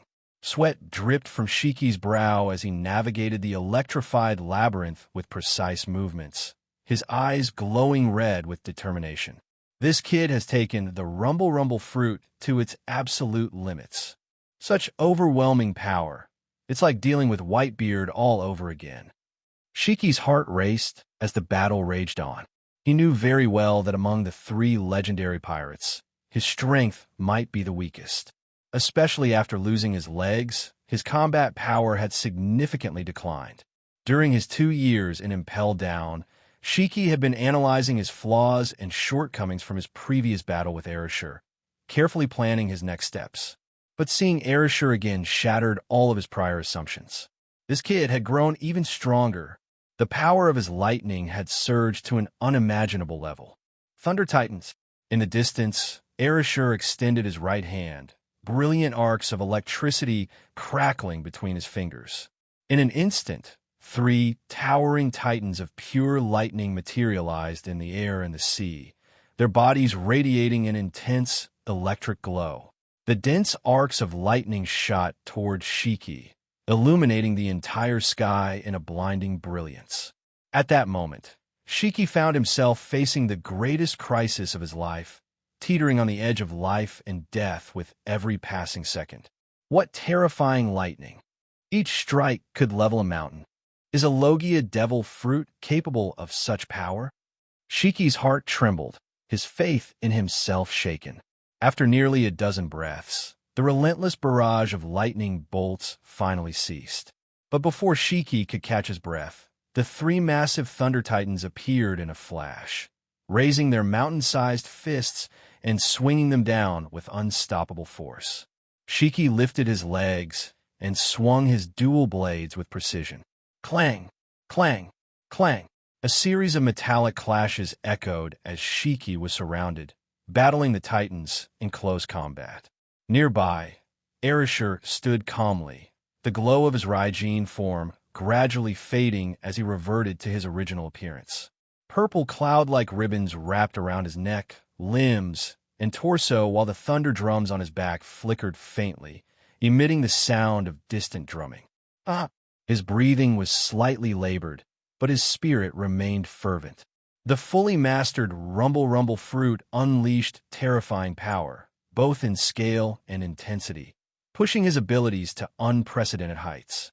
His new state also enhanced his physical resilience, speed, reflexes, and recovery. While it couldn't compare to the awakened abilities of a Zoan user, the maximum potential of his fruit was undoubtedly on a different level altogether. However, this state came with an immense cost to stamina and energy. Arashi estimated he could only maintain it for about 5 minutes at most. Even the brief time spent holding up the islands and attacking Shiki had already drained a considerable amount of his strength. "I originally planned to track you down later," he said, his tone calm but resolute. "But since you've delivered yourself to me..." Arashi's figure disappeared in a flash of lightning, reappearing directly in front of Shiki. "This time," he declared, his voice cold, "I will end you for good." Purple lightning flashed in Arashi's eyes as he reached for the sword at his waist. "That blade!" Shiki's eyes widened in recognition. "That's Roger's sword." Arashi gazed at him with unwavering determination. "The world has entered a new era," he said. "Golden Lion Shiki, it's time for you to step down." Arashi unsheathed the sword with a powerful grip, black and red, lightning surging along its blade. Behind him, the sky was consumed by endless lightning bolts, forming a backdrop of overwhelming might. "This era has no ship that can carry you anymore," Arashi declared, his voice deep and commanding. For a moment, Shiki was stunned. Then, he roared in defiance, his fury erupting like a storm. "Do you know who I am?" Shiki swung his wooden prosthetic leg, imbued with the full force of his power. "I am Golden Lion Shiki." The next moment, their blades clashed amidst the storm of lightning. Boom! A shock wave rippled out, spreading across a radius of 100,000 meters and calming the raging seas. What nonsense about no ship carrying me? About Iris? About stepping down? Shiki's bloodshot eyes blazed with fury as he roared at the top of his lungs. His legs slashed the air relentlessly, his entire body exuding a monstrous aura. For the first time in years, the full might of the legendary flying pirate admiral was on display, silencing the heavens and earth. "Brat, you dare speak such arrogance?" Shiki's rage boiled over. Arashi, gripping Ace, the famed sword, stood tall with lightning coursing around him.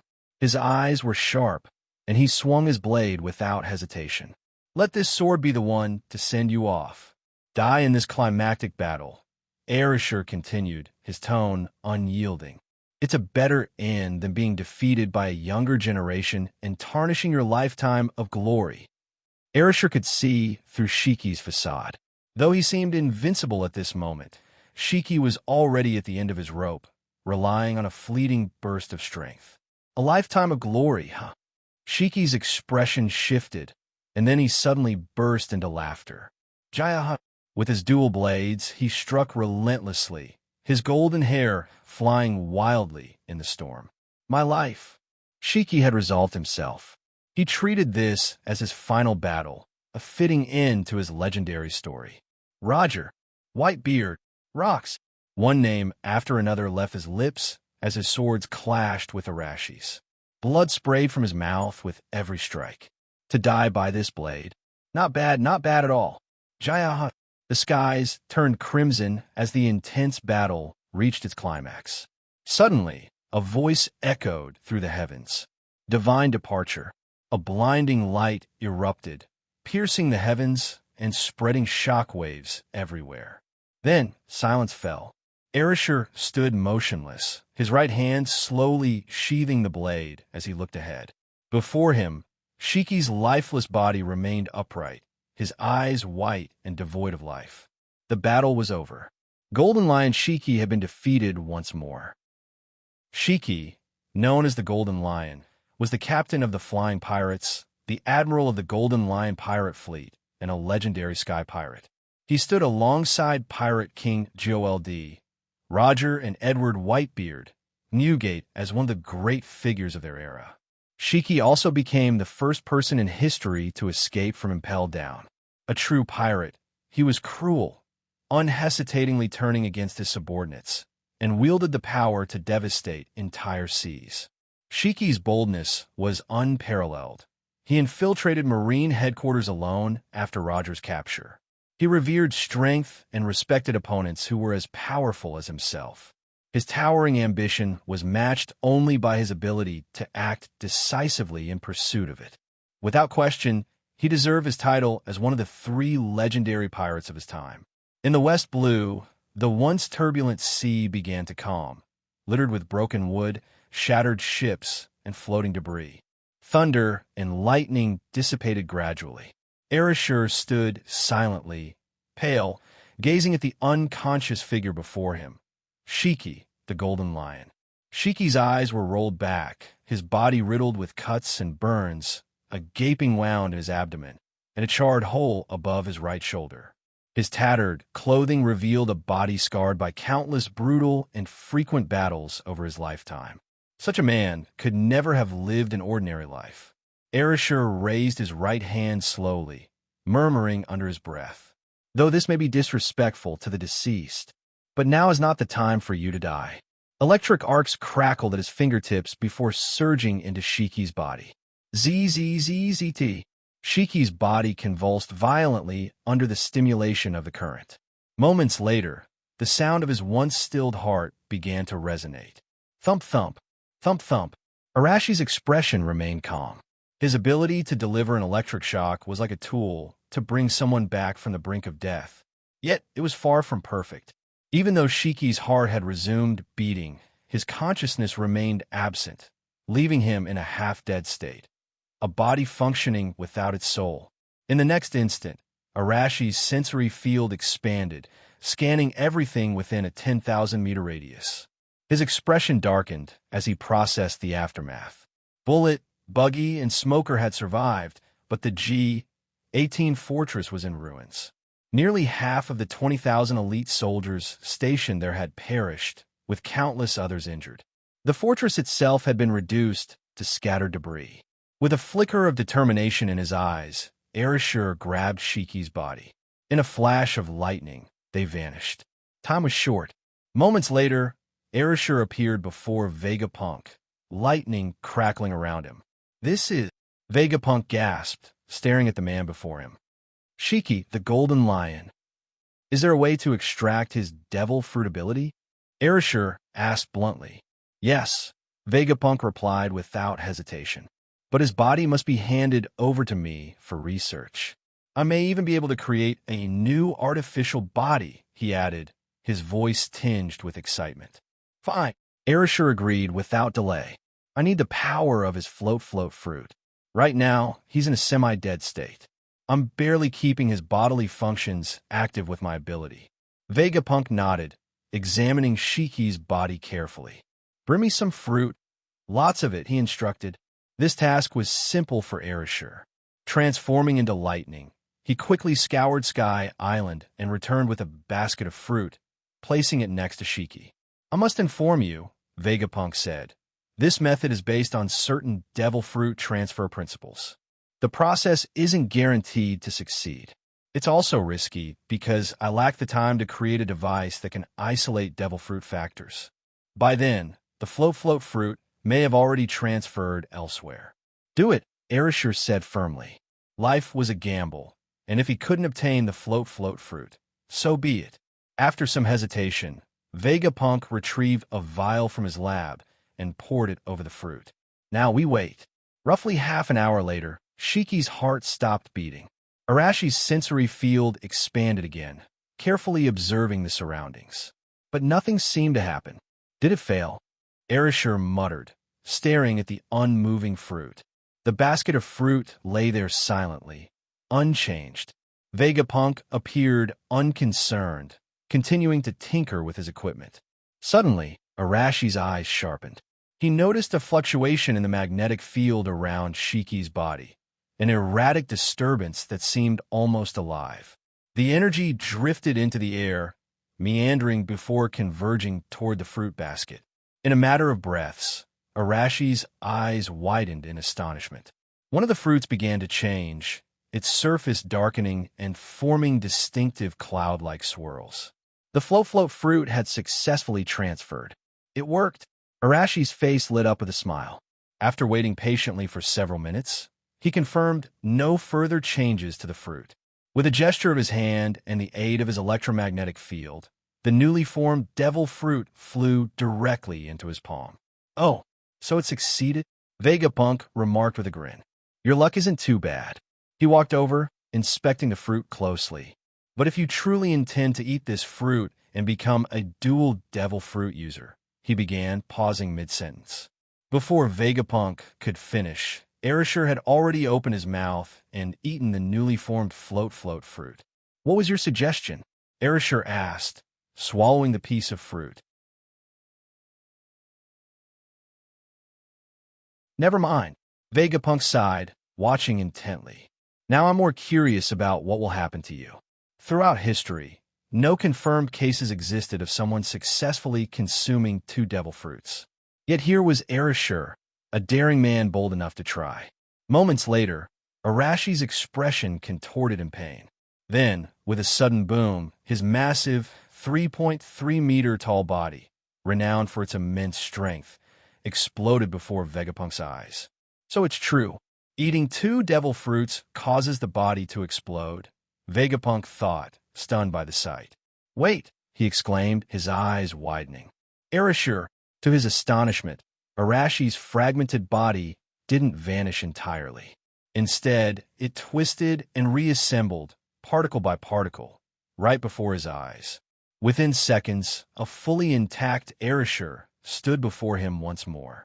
So it seems ordinary people really can't eat two devil fruits, Arashi murmured, brushing off the ordeal. Vegapunk, however, was frozen in shock. You truly possess immortality, he stammered. Of course, Arashi said with a confident smile. Since consuming the rumble fruit, he had survived death before, prompting him to explore the possibility of wielding multiple devil fruit abilities. However, he knew having multiple powers wouldn't dramatically enhance his already maximized strength. For someone like him, it simply provided an additional means of attack, a unique ability. True strength still depended on the individual, a philosophy echoed by Kaido's proclamation that Haki surpasses all. Ironically, Kaido had said this just before awakening his mythical Zoan powers. Arashi had sought the float fruit for one main reason. He wanted to create a floating island, a hidden stronghold that would greatly enhance security. In a flash, he teleported above Upper Yard. Landing on the ground, he decided to test his new power.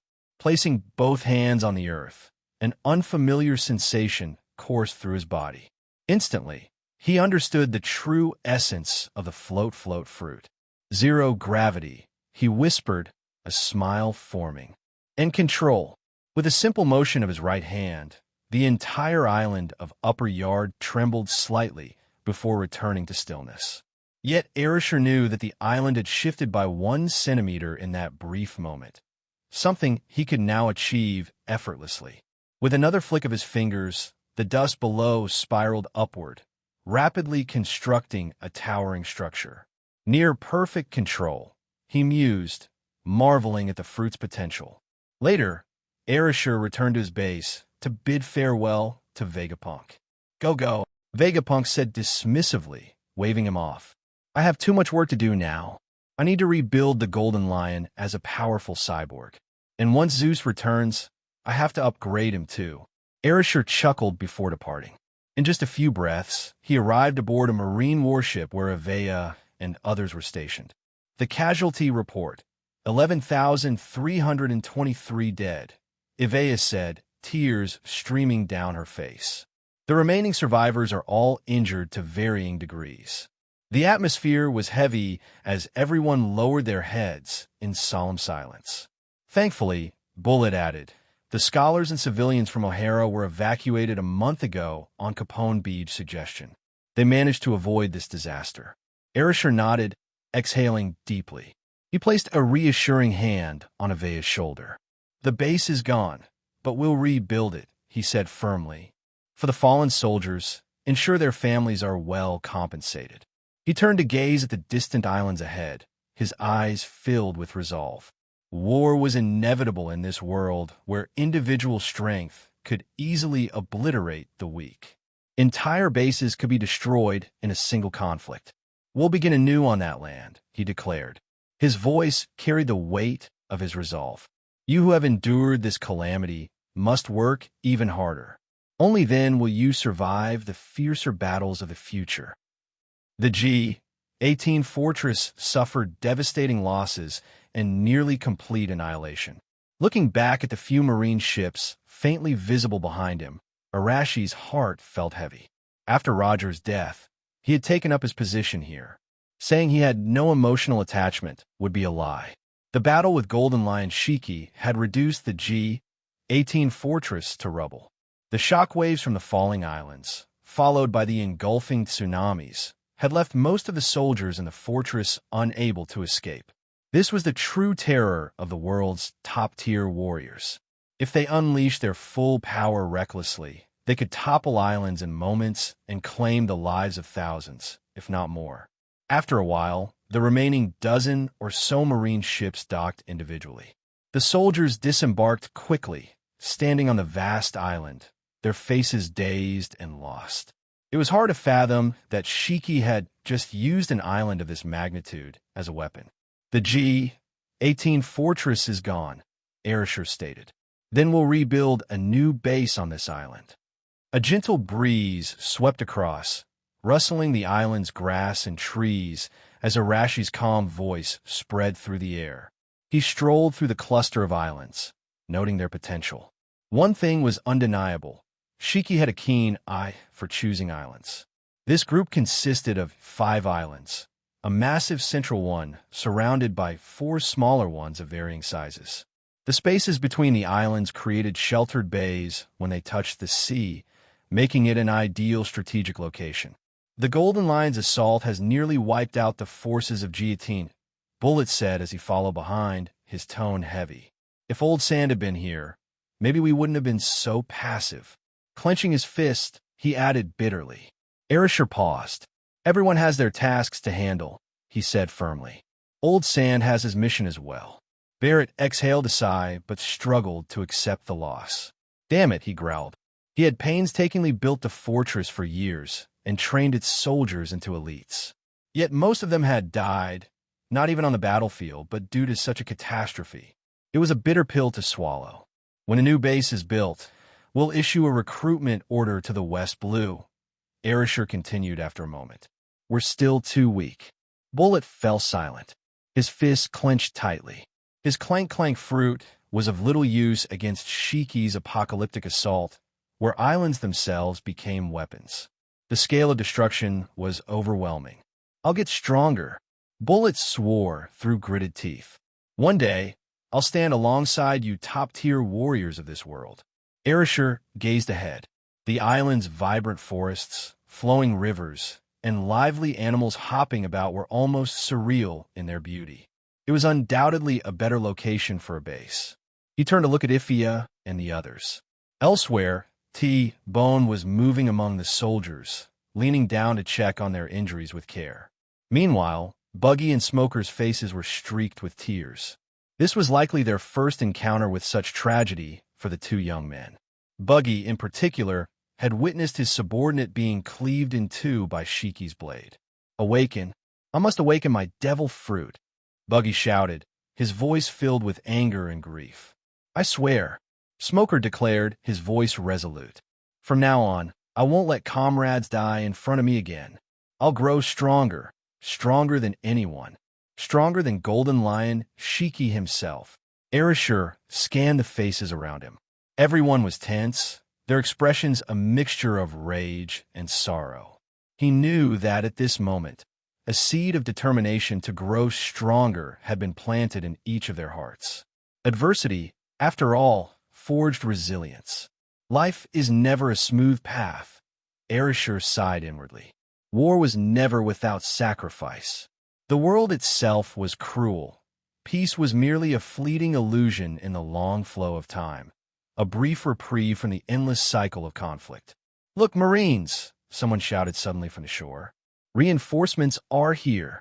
Arashi turned to see a fleet approaching. At the forefront, a man in marine attire bore the insignia of a rear admiral on his shoulders, Chinjo. It's the Marine branch from the Kingdom of Kano, the soldiers murmured. The battle between Vice Admiral Arashi and Shiki must have drawn them here. Chinjo's ship docked, and he approached Arashi swiftly. What happened? Where is the G-18 fortress? His face was etched with shock and worry. Sailing here, he had seen wreckage scattered across the sea.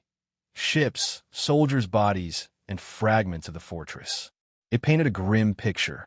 Golden Lion Shiki attacked and destroyed the fortress, Arashi replied solemnly. Seeing the astonishment on Chinjo's face, he sighed. We will rebuild a new base on this island. For now, your men should focus on recovering the bodies of our fallen comrades. Chinjo inhaled deeply and nodded firmly. Understood. And Shiki, Arashi's eyes glinted as he slowly raised his right hand. In the next instant, with a slight curl of his fingers, a massive conical mountain hundreds of meters tall lifted effortlessly into the air, hovering in the void. This, Chinjo's eyes widened in disbelief, his breath catching. His gaze fixed on Arashi as a shocking realization began to form in his mind. I defeated him, Arashi said plainly, and obtained the power of his devil fruit. With that, he loosened his grip, letting the mountain settle back onto the ground, sending ripples through the earth. I thought you were already the user of the Rumble Rumble fruit? Chinjo asked hesitantly, his voice trembling. Arashir smiled faintly, blue lightning crackling around him. You guessed right. I now wield the power of 2 devil fruits. Chinjo staggered, utterly shocked. Such a feat was unheard of. Few could master even 1 devil fruit and rise to the rank of the world's elite. Yet here stood a man who controlled 2. Arashir gave him a sidelong glance, reading his thoughts effortlessly. The reconstruction of this base will also require the support of the kingdom of Kano's marine branch. Chinjo steadied himself, nodding firmly. It will be done. Soon after, news of West Blue's monumental event spread, drawing officers from all branches to the island. One by one, marine commanders, their faces grave, arrived to witness the aftermath. For many, seeing Vice Admiral Arashir unharmed was a tremendous relief. West Blue's entire marine structure revolved around him. If anything had happened to him, the pressure they faced in the future would have been unbearable. The urgent marine meeting was held deep within the island's dense forest, where hundreds of officers, all of captain rank or higher, stood in disciplined silence. Among them was Chinjo, positioned near the front. Surveying the scene, Chinjo couldn't help but marvel. Vice Admiral Arashi's leadership over the years has made the West Blue significantly. 2,000 officers of this caliber gathered here. That's incredible. We didn't have anywhere near this number before. Arashi's gaze swept across the assembly, a faint smile forming on his lips. What's this? Why have all of you gathered here? Don't you have responsibilities in your respective regions? Saurok, the commander of Taroa Island, stepped forward with a worried expression. We were concerned about headquarters and about you, Vice Admiral. Most of the commanding officers had similar expressions of agreement. Many were originally selected as elite recruits from the first batch at the G-18 Fortress and were later assigned to various regions. For them, the G-18 Fortress was like their hometown. Upon hearing about the attack on the fortress, they were deeply shaken and urgently gathered their subordinates to rush over. A mere golden lion can't bring me down, Arashir said firmly. Then he sighed. However, rebuilding the base this time will indeed require assistance from all the regional branches. Gather as many skilled craftsmen as possible and have them come here to build the new base, he instructed. Additionally, expand recruitment efforts across all branches. His voice resonated across the gathering. Once he finished speaking, the officer said, "Understood." Reconstruction of the base began swiftly, starting the very same day. By the following afternoon, Capone Beej arrived. I've already ordered the shipyard to work overtime to build more warships, Beej reported. Of the 30 ships completed so far, I've had 10 sent over immediately. They're currently docked at the shore. Additionally, I've arranged for 20 flying ships to be mobilized.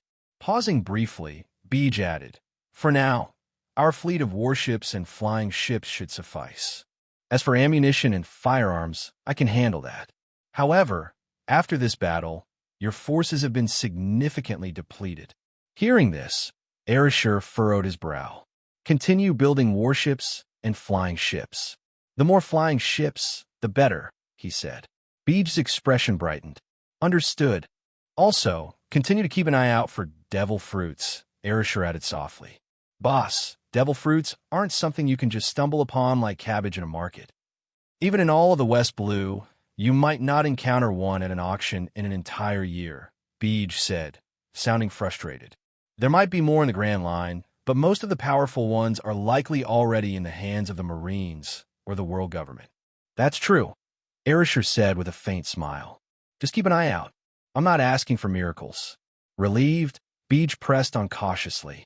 Boss, given the danger of some of the missions I carry out, would it be possible to assign me a small fleet of 5 flying ships? Arashir turned to look at him, causing Beej to tense up, regretting his boldness. Arashir chuckled. I'll give you 10 ships. However, you need to train the escort crew yourself. You can send your men to the base to be trained under Ashura's guidance. If any show exceptional talent, they can even learn the Rokushiki techniques. Beej was momentarily stunned, then overwhelmed with excitement. He quickly bowed deeply. Thank you, boss. His greatest dream in recent days was controlling his fleet of flying ships. Soon after, Beej departed, visibly pleased. Following this, a massive construction team arrived on the island. After discussions and planning led by experts, the blueprint for the new base was finalized. The 4 smaller islands will be developed as auxiliary defense bases, the lead architect explained. The central island will house the main base, along with residential areas, recreational zones, training grounds, and streets. The greenery on the island will remain intact. As for the wild beasts, they can serve as trial targets for the recruits. Additionally, if Vice Admiral Arashi plans to turn this into a floating island, we can designate a site for an aerial port. After much deliberation, construction began swiftly. 5 days have passed since the battle with the Golden Lion. On this day, Arashi was seated in his newly built office when the Den Mushi rang. Ivea answered, "Hello, this is the West Blue headquarters." But within seconds, her expression changed drastically. She quickly turned to her superior. "What is it?" Arashi asked calmly. "Another major incident?" "It's from headquarters," Ivea replied. Arashi's expression froze momentarily before he reached out to take the Den Mushi. Arashi. The voice on the other end was familiar, but carried a weight of authority that made Arashi pause momentarily. "Admiral Sengoku." Arashi quickly responded, smiling. "I heard that the Golden Lion launched a surprise attack on your G-18 fortress?" Sengoku asked gravely. "That's correct," Arashi replied, his eyes flickering as he tried to gauge the purpose behind this call from headquarters. "How bad is it?" Sengoku pressed. "The G-18 fortress is no more," Arashi sighed. "We're currently establishing a new base. Do you need assistance from headquarters?" Sengoku offered with a hint of concern. "No, thank you. We're managing for now," Arashi replied with a polite smile. "Arashi, there's no need for such formality between us," Sengoku said, sighing. "Even with the O'Hara incident behind us, you and I are both Marines, aren't we?" Arashi was silent for a moment before he smiled faintly. "You're right. Even if our definitions of justice differ, we are still Marines." Sengoku's expression tightened slightly as he detected the underlying meaning in Arashi's words. "There's something I need to tell you," Sengoku said, tapping his finger on his desk as he spoke. His tone grew heavier. "We recently received intel from someone in the Grand Line." "What about?" Arashi asked. "It's about someone under your command," Sengoku said, his voice serious. "It seems this individual was seen aboard a pirate ship as its captain." Arashi's eyes narrowed slightly. "Ooh, crocodile," Sengoku answered. "Oh." A grin spread across Arashi's face. "Has that guy turned traitor? Are you asking me, Arashi?" Sengoku's tone deepened, his eyes narrowing. "He was once one of your people." Sengoku suspected that Crocodile's return to the seas as a pirate was likely due to Arashi's influence behind the scenes. "I'm not sure myself," Arashi replied with a sigh. Perhaps he found certain things within the Marines that didn't align with his sense of justice and decided to pursue a new path. "Crocodile was one of your men," Sengoku said firmly. "I hope you'll keep an eye on his movements. If he turns to evil, someone of his abilities could become a disaster for the world." "I will," Arashi nodded. The conversation fell silent for a moment. "And Golden Lion Shiki?" Sengoku asked softly after a pause. The sudden incident at the West Blues G-18 fortress had already reached Marine headquarters. The escape of Golden Lion Shiki from Impel Down had been a matter of constant concern. "He's dead," Arashi said flatly. "Dead?" Sengoku blinked, then let out a long sigh, shaking his head. The fall of a rival from the same era stirred complex emotions within him.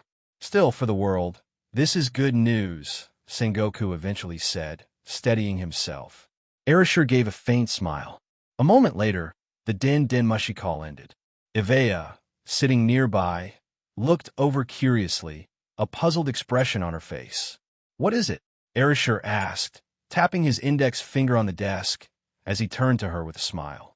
Headquarters hasn't contacted us since the O'Hara incident, Ivea said, hesitating slightly. And now, suddenly? Indeed, Arashi said, his finger pausing mid-tap, his smile deepening. A call like this, from Sengoku himself, even if it seemed trivial on the surface, carries deeper implications. The conversation was unusual, Arashi continued, his eyes gleaming with intrigue. They mentioned crocodile and golden lion Shiki, but what's more significant is that it marks the resumption of communication with the West Blue Division. In other words, Headquarters is deliberately seeking to rebuild its relationship with the West Blue. Though one phone call wouldn't resolve everything, it was undoubtedly a promising start. Headquarters still wants to rely on the strength of the West Blue, Arashi mused softly. And I need time to grow, using the massive cover of the Marines to conceal my plans. A dragon hides in the depths, awaiting the day it soars to the heavens, he murmured. Marine Ford, Marine Headquarters. Sengoku exhaled deeply as he walked to the window, feeling the breeze on his face. His previously tense expression gradually softened. Repairing relations with the West Blue won't be easy, he said to himself. After the world government's decision, even a monumental battle between Arashi and Headquarters couldn't change the fact that Arashi technically remained within the Marine system. From Sengoku's perspective, losing the West Blue Division's strength was not an option. But beyond that, he thought Fleet Admiral Kong was about to step down. The transition of leadership, Sengoku muttered, his expression complicated. Within the Marines, few rivaled Sengoku for the Fleet Admiral position. Those qualified either had no interest in the role or were content with their current responsibilities. Looking out over the horizon, Sengoku felt the weight of his impending promotion. What principles should he uphold? How could he maintain justice and peace on the seas? These questions loomed large in his mind. Arashi's strength, he knew, would play an indispensable role in the future. Time heals all wounds, Sengoku thought confidently. 10 years, 20 years. Arashi, one day, you'll return to Headquarters. West Blue. The construction of the new base was in full swing. Buildings rose rapidly, streets and parks taking shape. Send a team of engineers to O'Hara, Arashi ordered from his office. Also, relocate the scholars from O'Hara to the new base. Ivea jotted down the instructions, relaying them to the relevant teams. Rebuilding O'Hara was a massive undertaking, requiring significant time and resources. Arashi found himself busier than ever, unable to leave as his constant authorization and oversight were needed for the ongoing work. 3 months later, the reconstruction of O'Hara was complete. The charred land had been revitalized, with fresh saplings planted across the island. Given time, the lush greenery of the past would return. The island now boasted newly built homes, a grand library, and a magnificent academy. These are constructed under Arashi's specific instructions. In the future, promising Marine officers would be sent to the academy to further their knowledge, while the scholars of O'Hara would serve as its teachers. At the heart of the island, a lake had been expanded, and several artificial rivers were constructed to irrigate the island's vegetation. As spring, summer, autumn, and winter passed, O'Hara would once again become a beacon of knowledge and beauty, a symbol of resilience and renewal. Thank you so much, Arashi. I never imagined in this lifetime that I could live on this land again. Dr. Clover wept openly, tears streaming down his aged face like a child. The other residents of O'Hara looked equally grateful, their faces alight with appreciation. Only the scholars have returned, Capone Beach said quietly from the side. Most of the civilians have grown accustomed to the places we arrange for them and are unwilling to move back. Arashi nodded in understanding. I will elevate this island into the sky to avoid detection by the world government and ensure your safety. Dr. Clover and the others readily agreed. Moments later, in the astonished gaze of Capone Beach, Dr. Clover, Olivia, and the others, the ground beneath their feet began to rumble. The earth shook violently, forcing everyone to sit down to avoid falling. It might shake a bit, but there's no danger, Arashi assured with a smile. Then he bent down sharply, pressing his hands against the ground. The entire island of O'Hara trembled violently before lifting from the ocean, floating rapidly into the sky. "Rise!" Arashi commanded, his voice echoing. The island ascended faster and faster. Fierce winds swept across the land as the view broadened, sunlight growing brighter.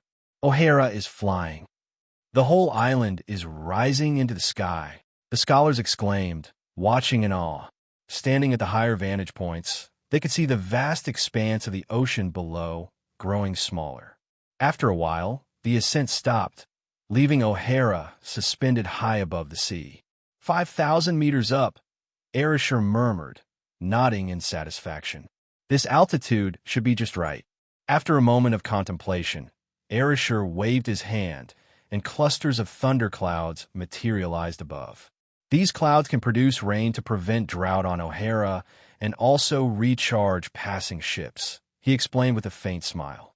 The newly rebuilt O'Hara was now powered entirely by electricity. Its energy source came from thunderclouds Arashi had created, which he called energy clouds. These specialized clouds gathered free-floating electrical particles from the air. This floating island won't fall, even if I'm gone, Arashi thought to himself. I've imbued it with a permanent levitating property. Having recently consumed the float fruit, Arashi had already developed it to an astonishing level. He believed he had surpassed even Golden Lion Shiki in his mastery of the fruit. To perfectly control everything I touch. The potential of this fruit is indeed remarkable, Arashi reflected. Creating floating islands and using non-living objects as weapons against his enemies was just the beginning of what he could achieve. After elevating O'Hara into the sky, Arashi departed. Back at the new base, time passed quickly. The island once used by Golden Lion Shiki for an attack had been entirely transformed. Arashi elevated it, suspending it 500 meters above the ocean. Around the floating island, massive steel ports were constructed to accommodate ships and warships. Recruits from across the seas began arriving in droves for training. When the recruits witnessed the grandeur of the floating island and the imposing steel ports, they were awestruck. This is the marvel of the West Blue, an island floating in the sky. Are we going to train on this base? Even the seasoned officers who returned to the site were visibly stunned. Among the 4 steel ports, gigantic thunderclouds loomed. Occasionally, thunderous rumbles echoed from within. Strange, thick cables crackling with electricity extended from these clouds into the docks, connecting to various facilities. The recruits and officers didn't fully understand the purpose of these advanced structures, but they felt as if they had stepped into an entirely new world. 6 months later, far from the West Blue, in a distant land, flames roared and boiling oil bubbled violently. The cheers of an excited crowd mixed with the cries of anguish. Shadows flickered as the chaotic scene blurred in Kazuki Odin's eyes. Let my story become a tale to accompany drinks. I ask for nothing else. Odin bellowed in laughter as the flames engulfed him. Boiling oil and scalding broth? Let them come. Their taste only deepens. Amid the raging fire, his towering figure laughed heartily, defying the agony. Above him, on a high platform, a large figure sat cross-legged, looking down at Odin with a rare expression of respect. I apologize for Kurizumi Orochi's despicable schemes, he said. Kazuki Odin, you're a true man of honor. The streets echoed with the sound of desperate footsteps as 9 figures ran, tears streaming down their faces. Odin-sama, you'll be okay, right? Please, you have to survive. This was the land of Wano. A legendary warrior, a hero known across the world, was nearing the end of his life. Kaido stood up slowly, drawing a pistol from his waist. He pointed it at the figure in the cauldron, exhausted yet still laughing defiantly. Let me end here, Kazuki Odin, Kaido declared, his voice cold. Crackle. The sound of boiling oil resembled firecrackers, sharp and relentless. Many in the crowd covered their mouths, unable to bear the sight. Yet, the figure standing within the cauldron continued to sing boldly as though the searing pain didn't belong to him. Kaido's gaze darkened as he slowly raised his right hand, his finger resting on the trigger. He had to admit, this man was among the strongest enemies he had ever faced, someone who forced him to use cunning tactics to claim victory. Still, the path to becoming the strongest was filled with complexities. Someday, when Kaido stood atop the world, all the filth, deceit, and darkness he'd endured would become the light behind him. Die now. With a long sigh, Kaido pulled the trigger. Though his heart felt conflicted, he understood that only one could remain standing. After all, this man had left a scar on Kaido's chest, a mark of their fierce battle. Kazuki Oden was strong, but strength didn't mean immortality. In the end, Kaido would be the one standing above all others. Bang! The gunshot echoed like a bolt of lightning, freezing everyone in place. All eyes turned toward the cauldron. The figure inside, standing tall moments before, suddenly froze, his body jolting as if struck. But before anyone could react, their eyes widened in shock. Who is that? Somehow, another figure appeared in the boiling oil, standing calmly before Kazuki Oden. His expression was cold, his gaze sharp. Who are you? Oden asked, stunned. From this moment on, you are already dead, the man said coldly, turning his head toward Oden. Before Oden could process what was happening, the stranger grabbed his arm and leapt out of the cauldron. Thud! The two landed in an open area, startling the surrounding guards. Who was that? Kaido's pupils constricted as he saw the man. There was something eerily familiar about him, as if Kaido had seen that face somewhere before. The flames burning behind him and his distinctive white hair deepened Kaido's suspicion. Is he? Kaido turned to look at King. Even King, normally composed, seemed frozen. Is that a Lunarian?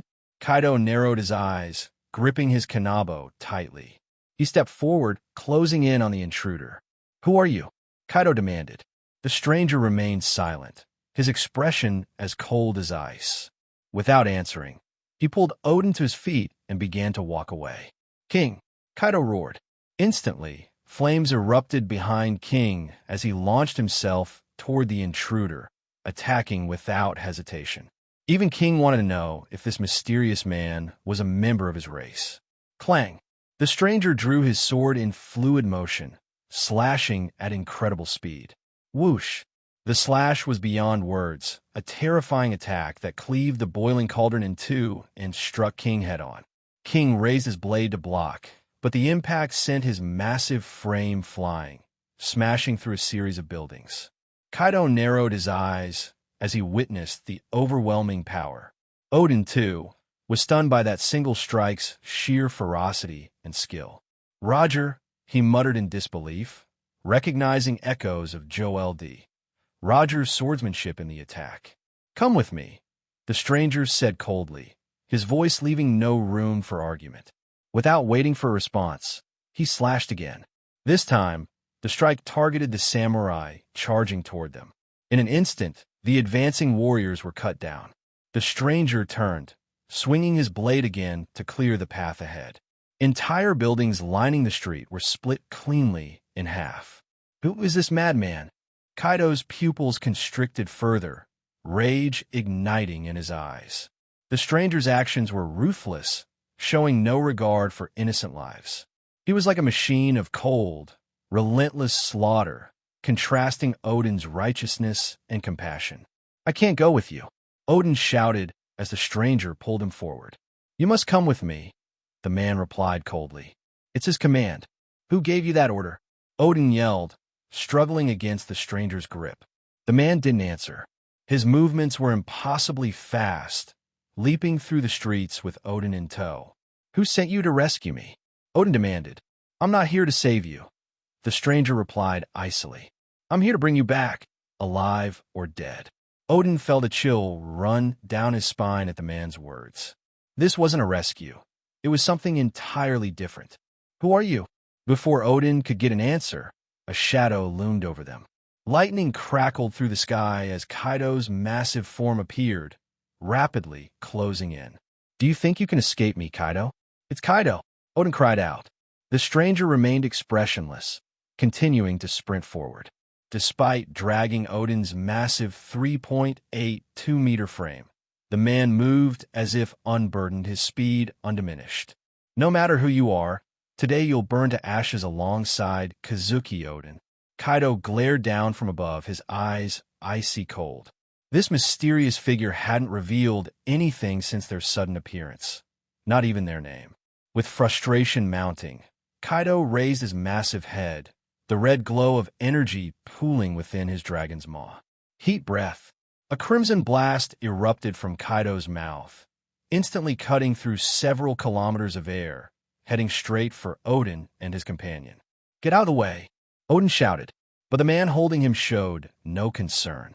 Instead, he spun around, unsheathing a long blade with his West Blue Marine Headquarters base. "Is that so?" Arashi's face lit up with a smile as he spoke softly. "That's certainly good news. I'll head over immediately." Not long ago, a message arrived from Vegapunk's experimental facility. Seraphim Zeus had returned with Kazuki Odin. This was the first name on the list Arashi had written. The importance of Kazuki Odin was undeniable. As the most formidable samurai of Wano in his time, his strength was unquestionable. When Whitebeard took him aboard, he served as the first mate of the pirates. Later, Roger borrowed him to help secure the title of Pirate King. As for Kaido and his crew in Wano, Arashi had no immediate plans. The more chaotic the world's future, the better, Arashi thought. In other words, the existence of Kaido, Big Mom, and the future Yonko serve as a counterbalance to the world government. This relative equilibrium allowed Arashi to grow his influence quietly. Whether it was expanding his forces, building his organization, nurturing talent, or advancing Vegapunk's technology, all of it required time to mature.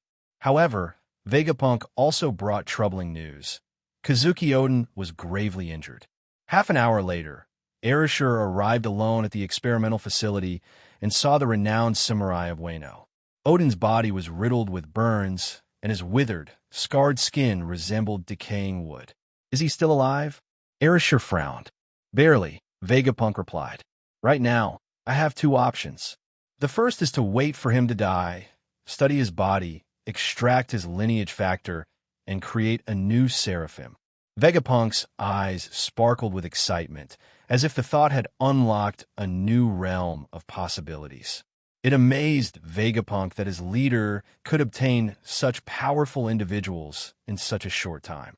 The lineage factor of the Golden Lion had already inspired breakthroughs.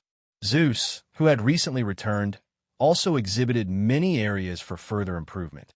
The second option, Vegapunk continued, is to immediately perform partial modifications on his body and completely transform him into a stronger artificial being. Arashi frowned slightly. After modifications, will he retain his consciousness? Consciousness? Vegapunk paused, pondering the question. After a moment, he answered hesitantly, "That I cannot guarantee. And I must ask you a question in return. Do you want a Kazuki Odin with consciousness or a purely obedient artificial being?" The question gave Arashi pause, but he quickly made up his mind. A man like Kazuki Odin would undoubtedly be more useful with his consciousness intact. Arashi replied firmly. Machines and artificial beings could not wield haki. And in the combat hierarchy of this world, haki was undeniably crucial. "Understand," Vegapunk nodded. "I'll do my best." Arashi scanned the laboratory, taking in his surroundings.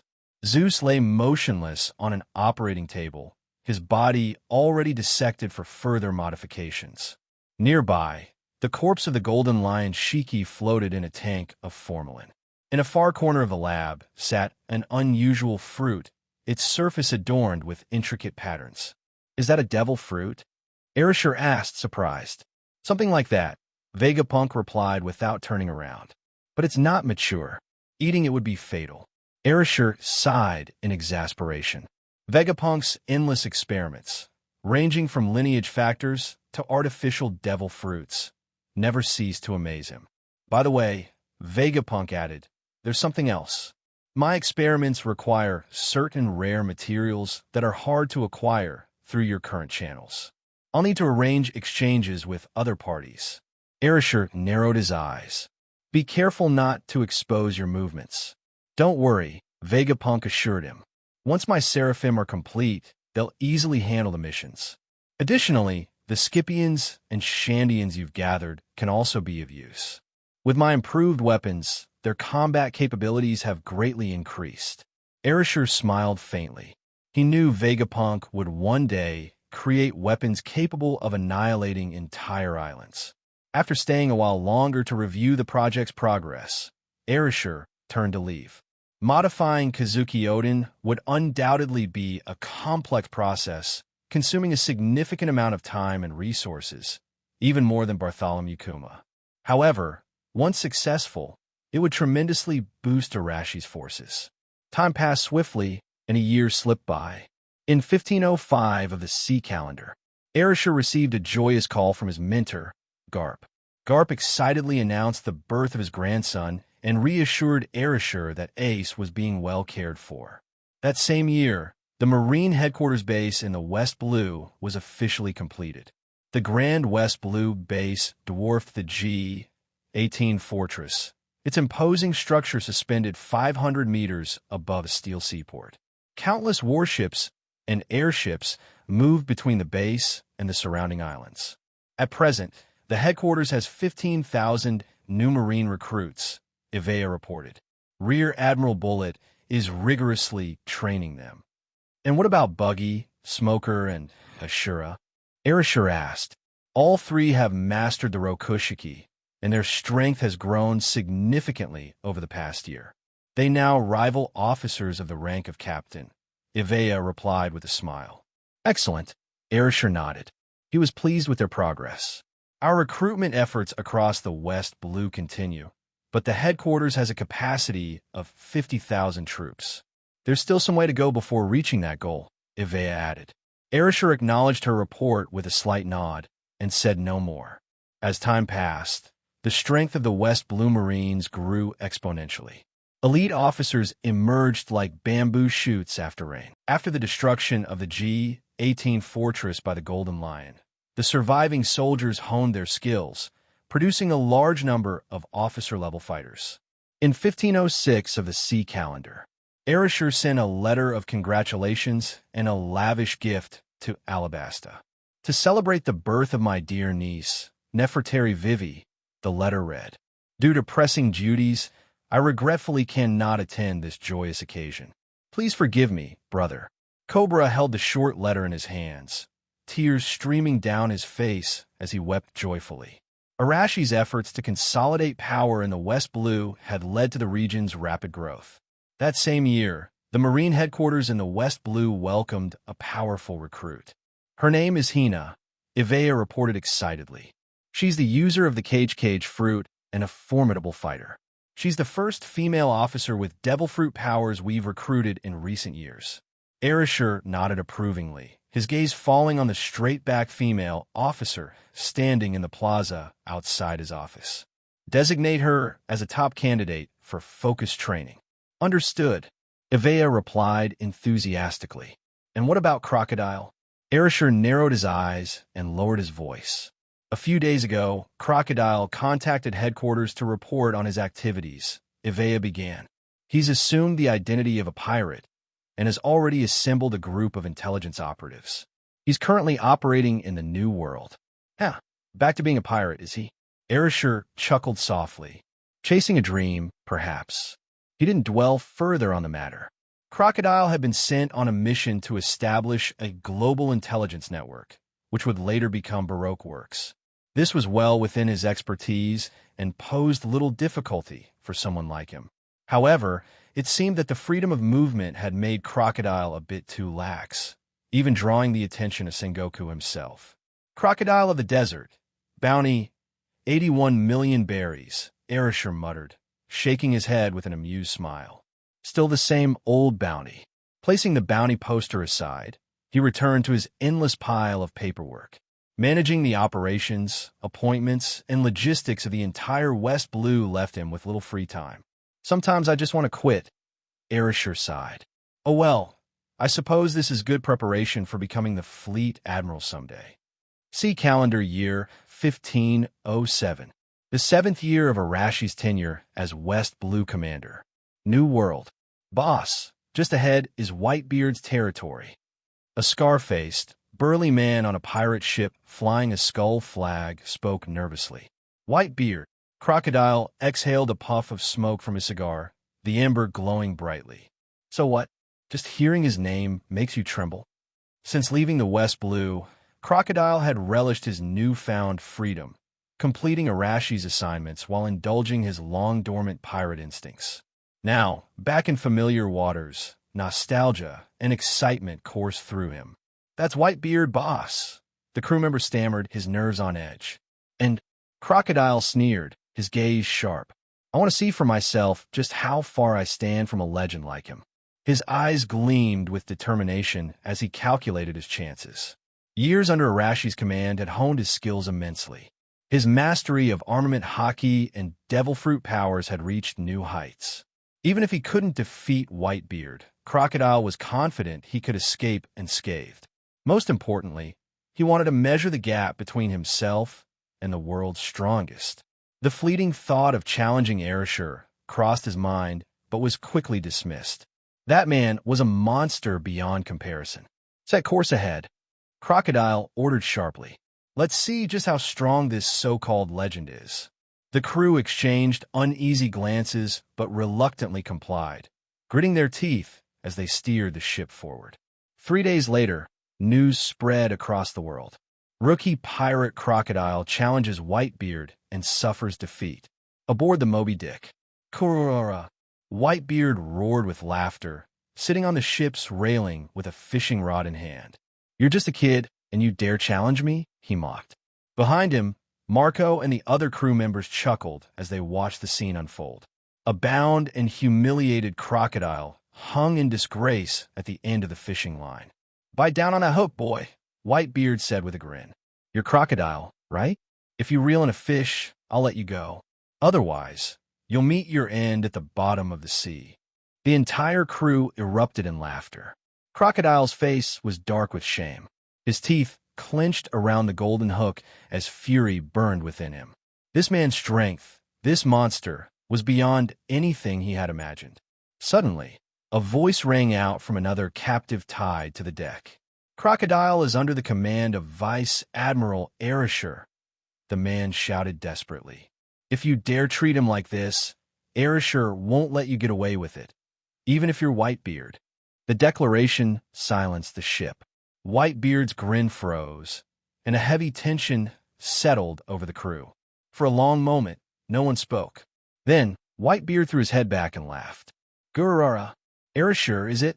Then let that brat come and get you himself, Whitebeard declared, his eyes gleaming with amusement. Turning back to Crocodile, he smirked. Until then, help me catch some fish, kid. Hello, everyone. As we wrap up this video, I want to share a quick note. I have a Patreon account. If you'd like to support me and enjoy on-demand audiobooks, you can become a Patreon member. Alternatively, you can check out my Google Drive link, which has 500-plus novel audiobooks available through my Ko-fi or Patreon shop. I appreciate your support.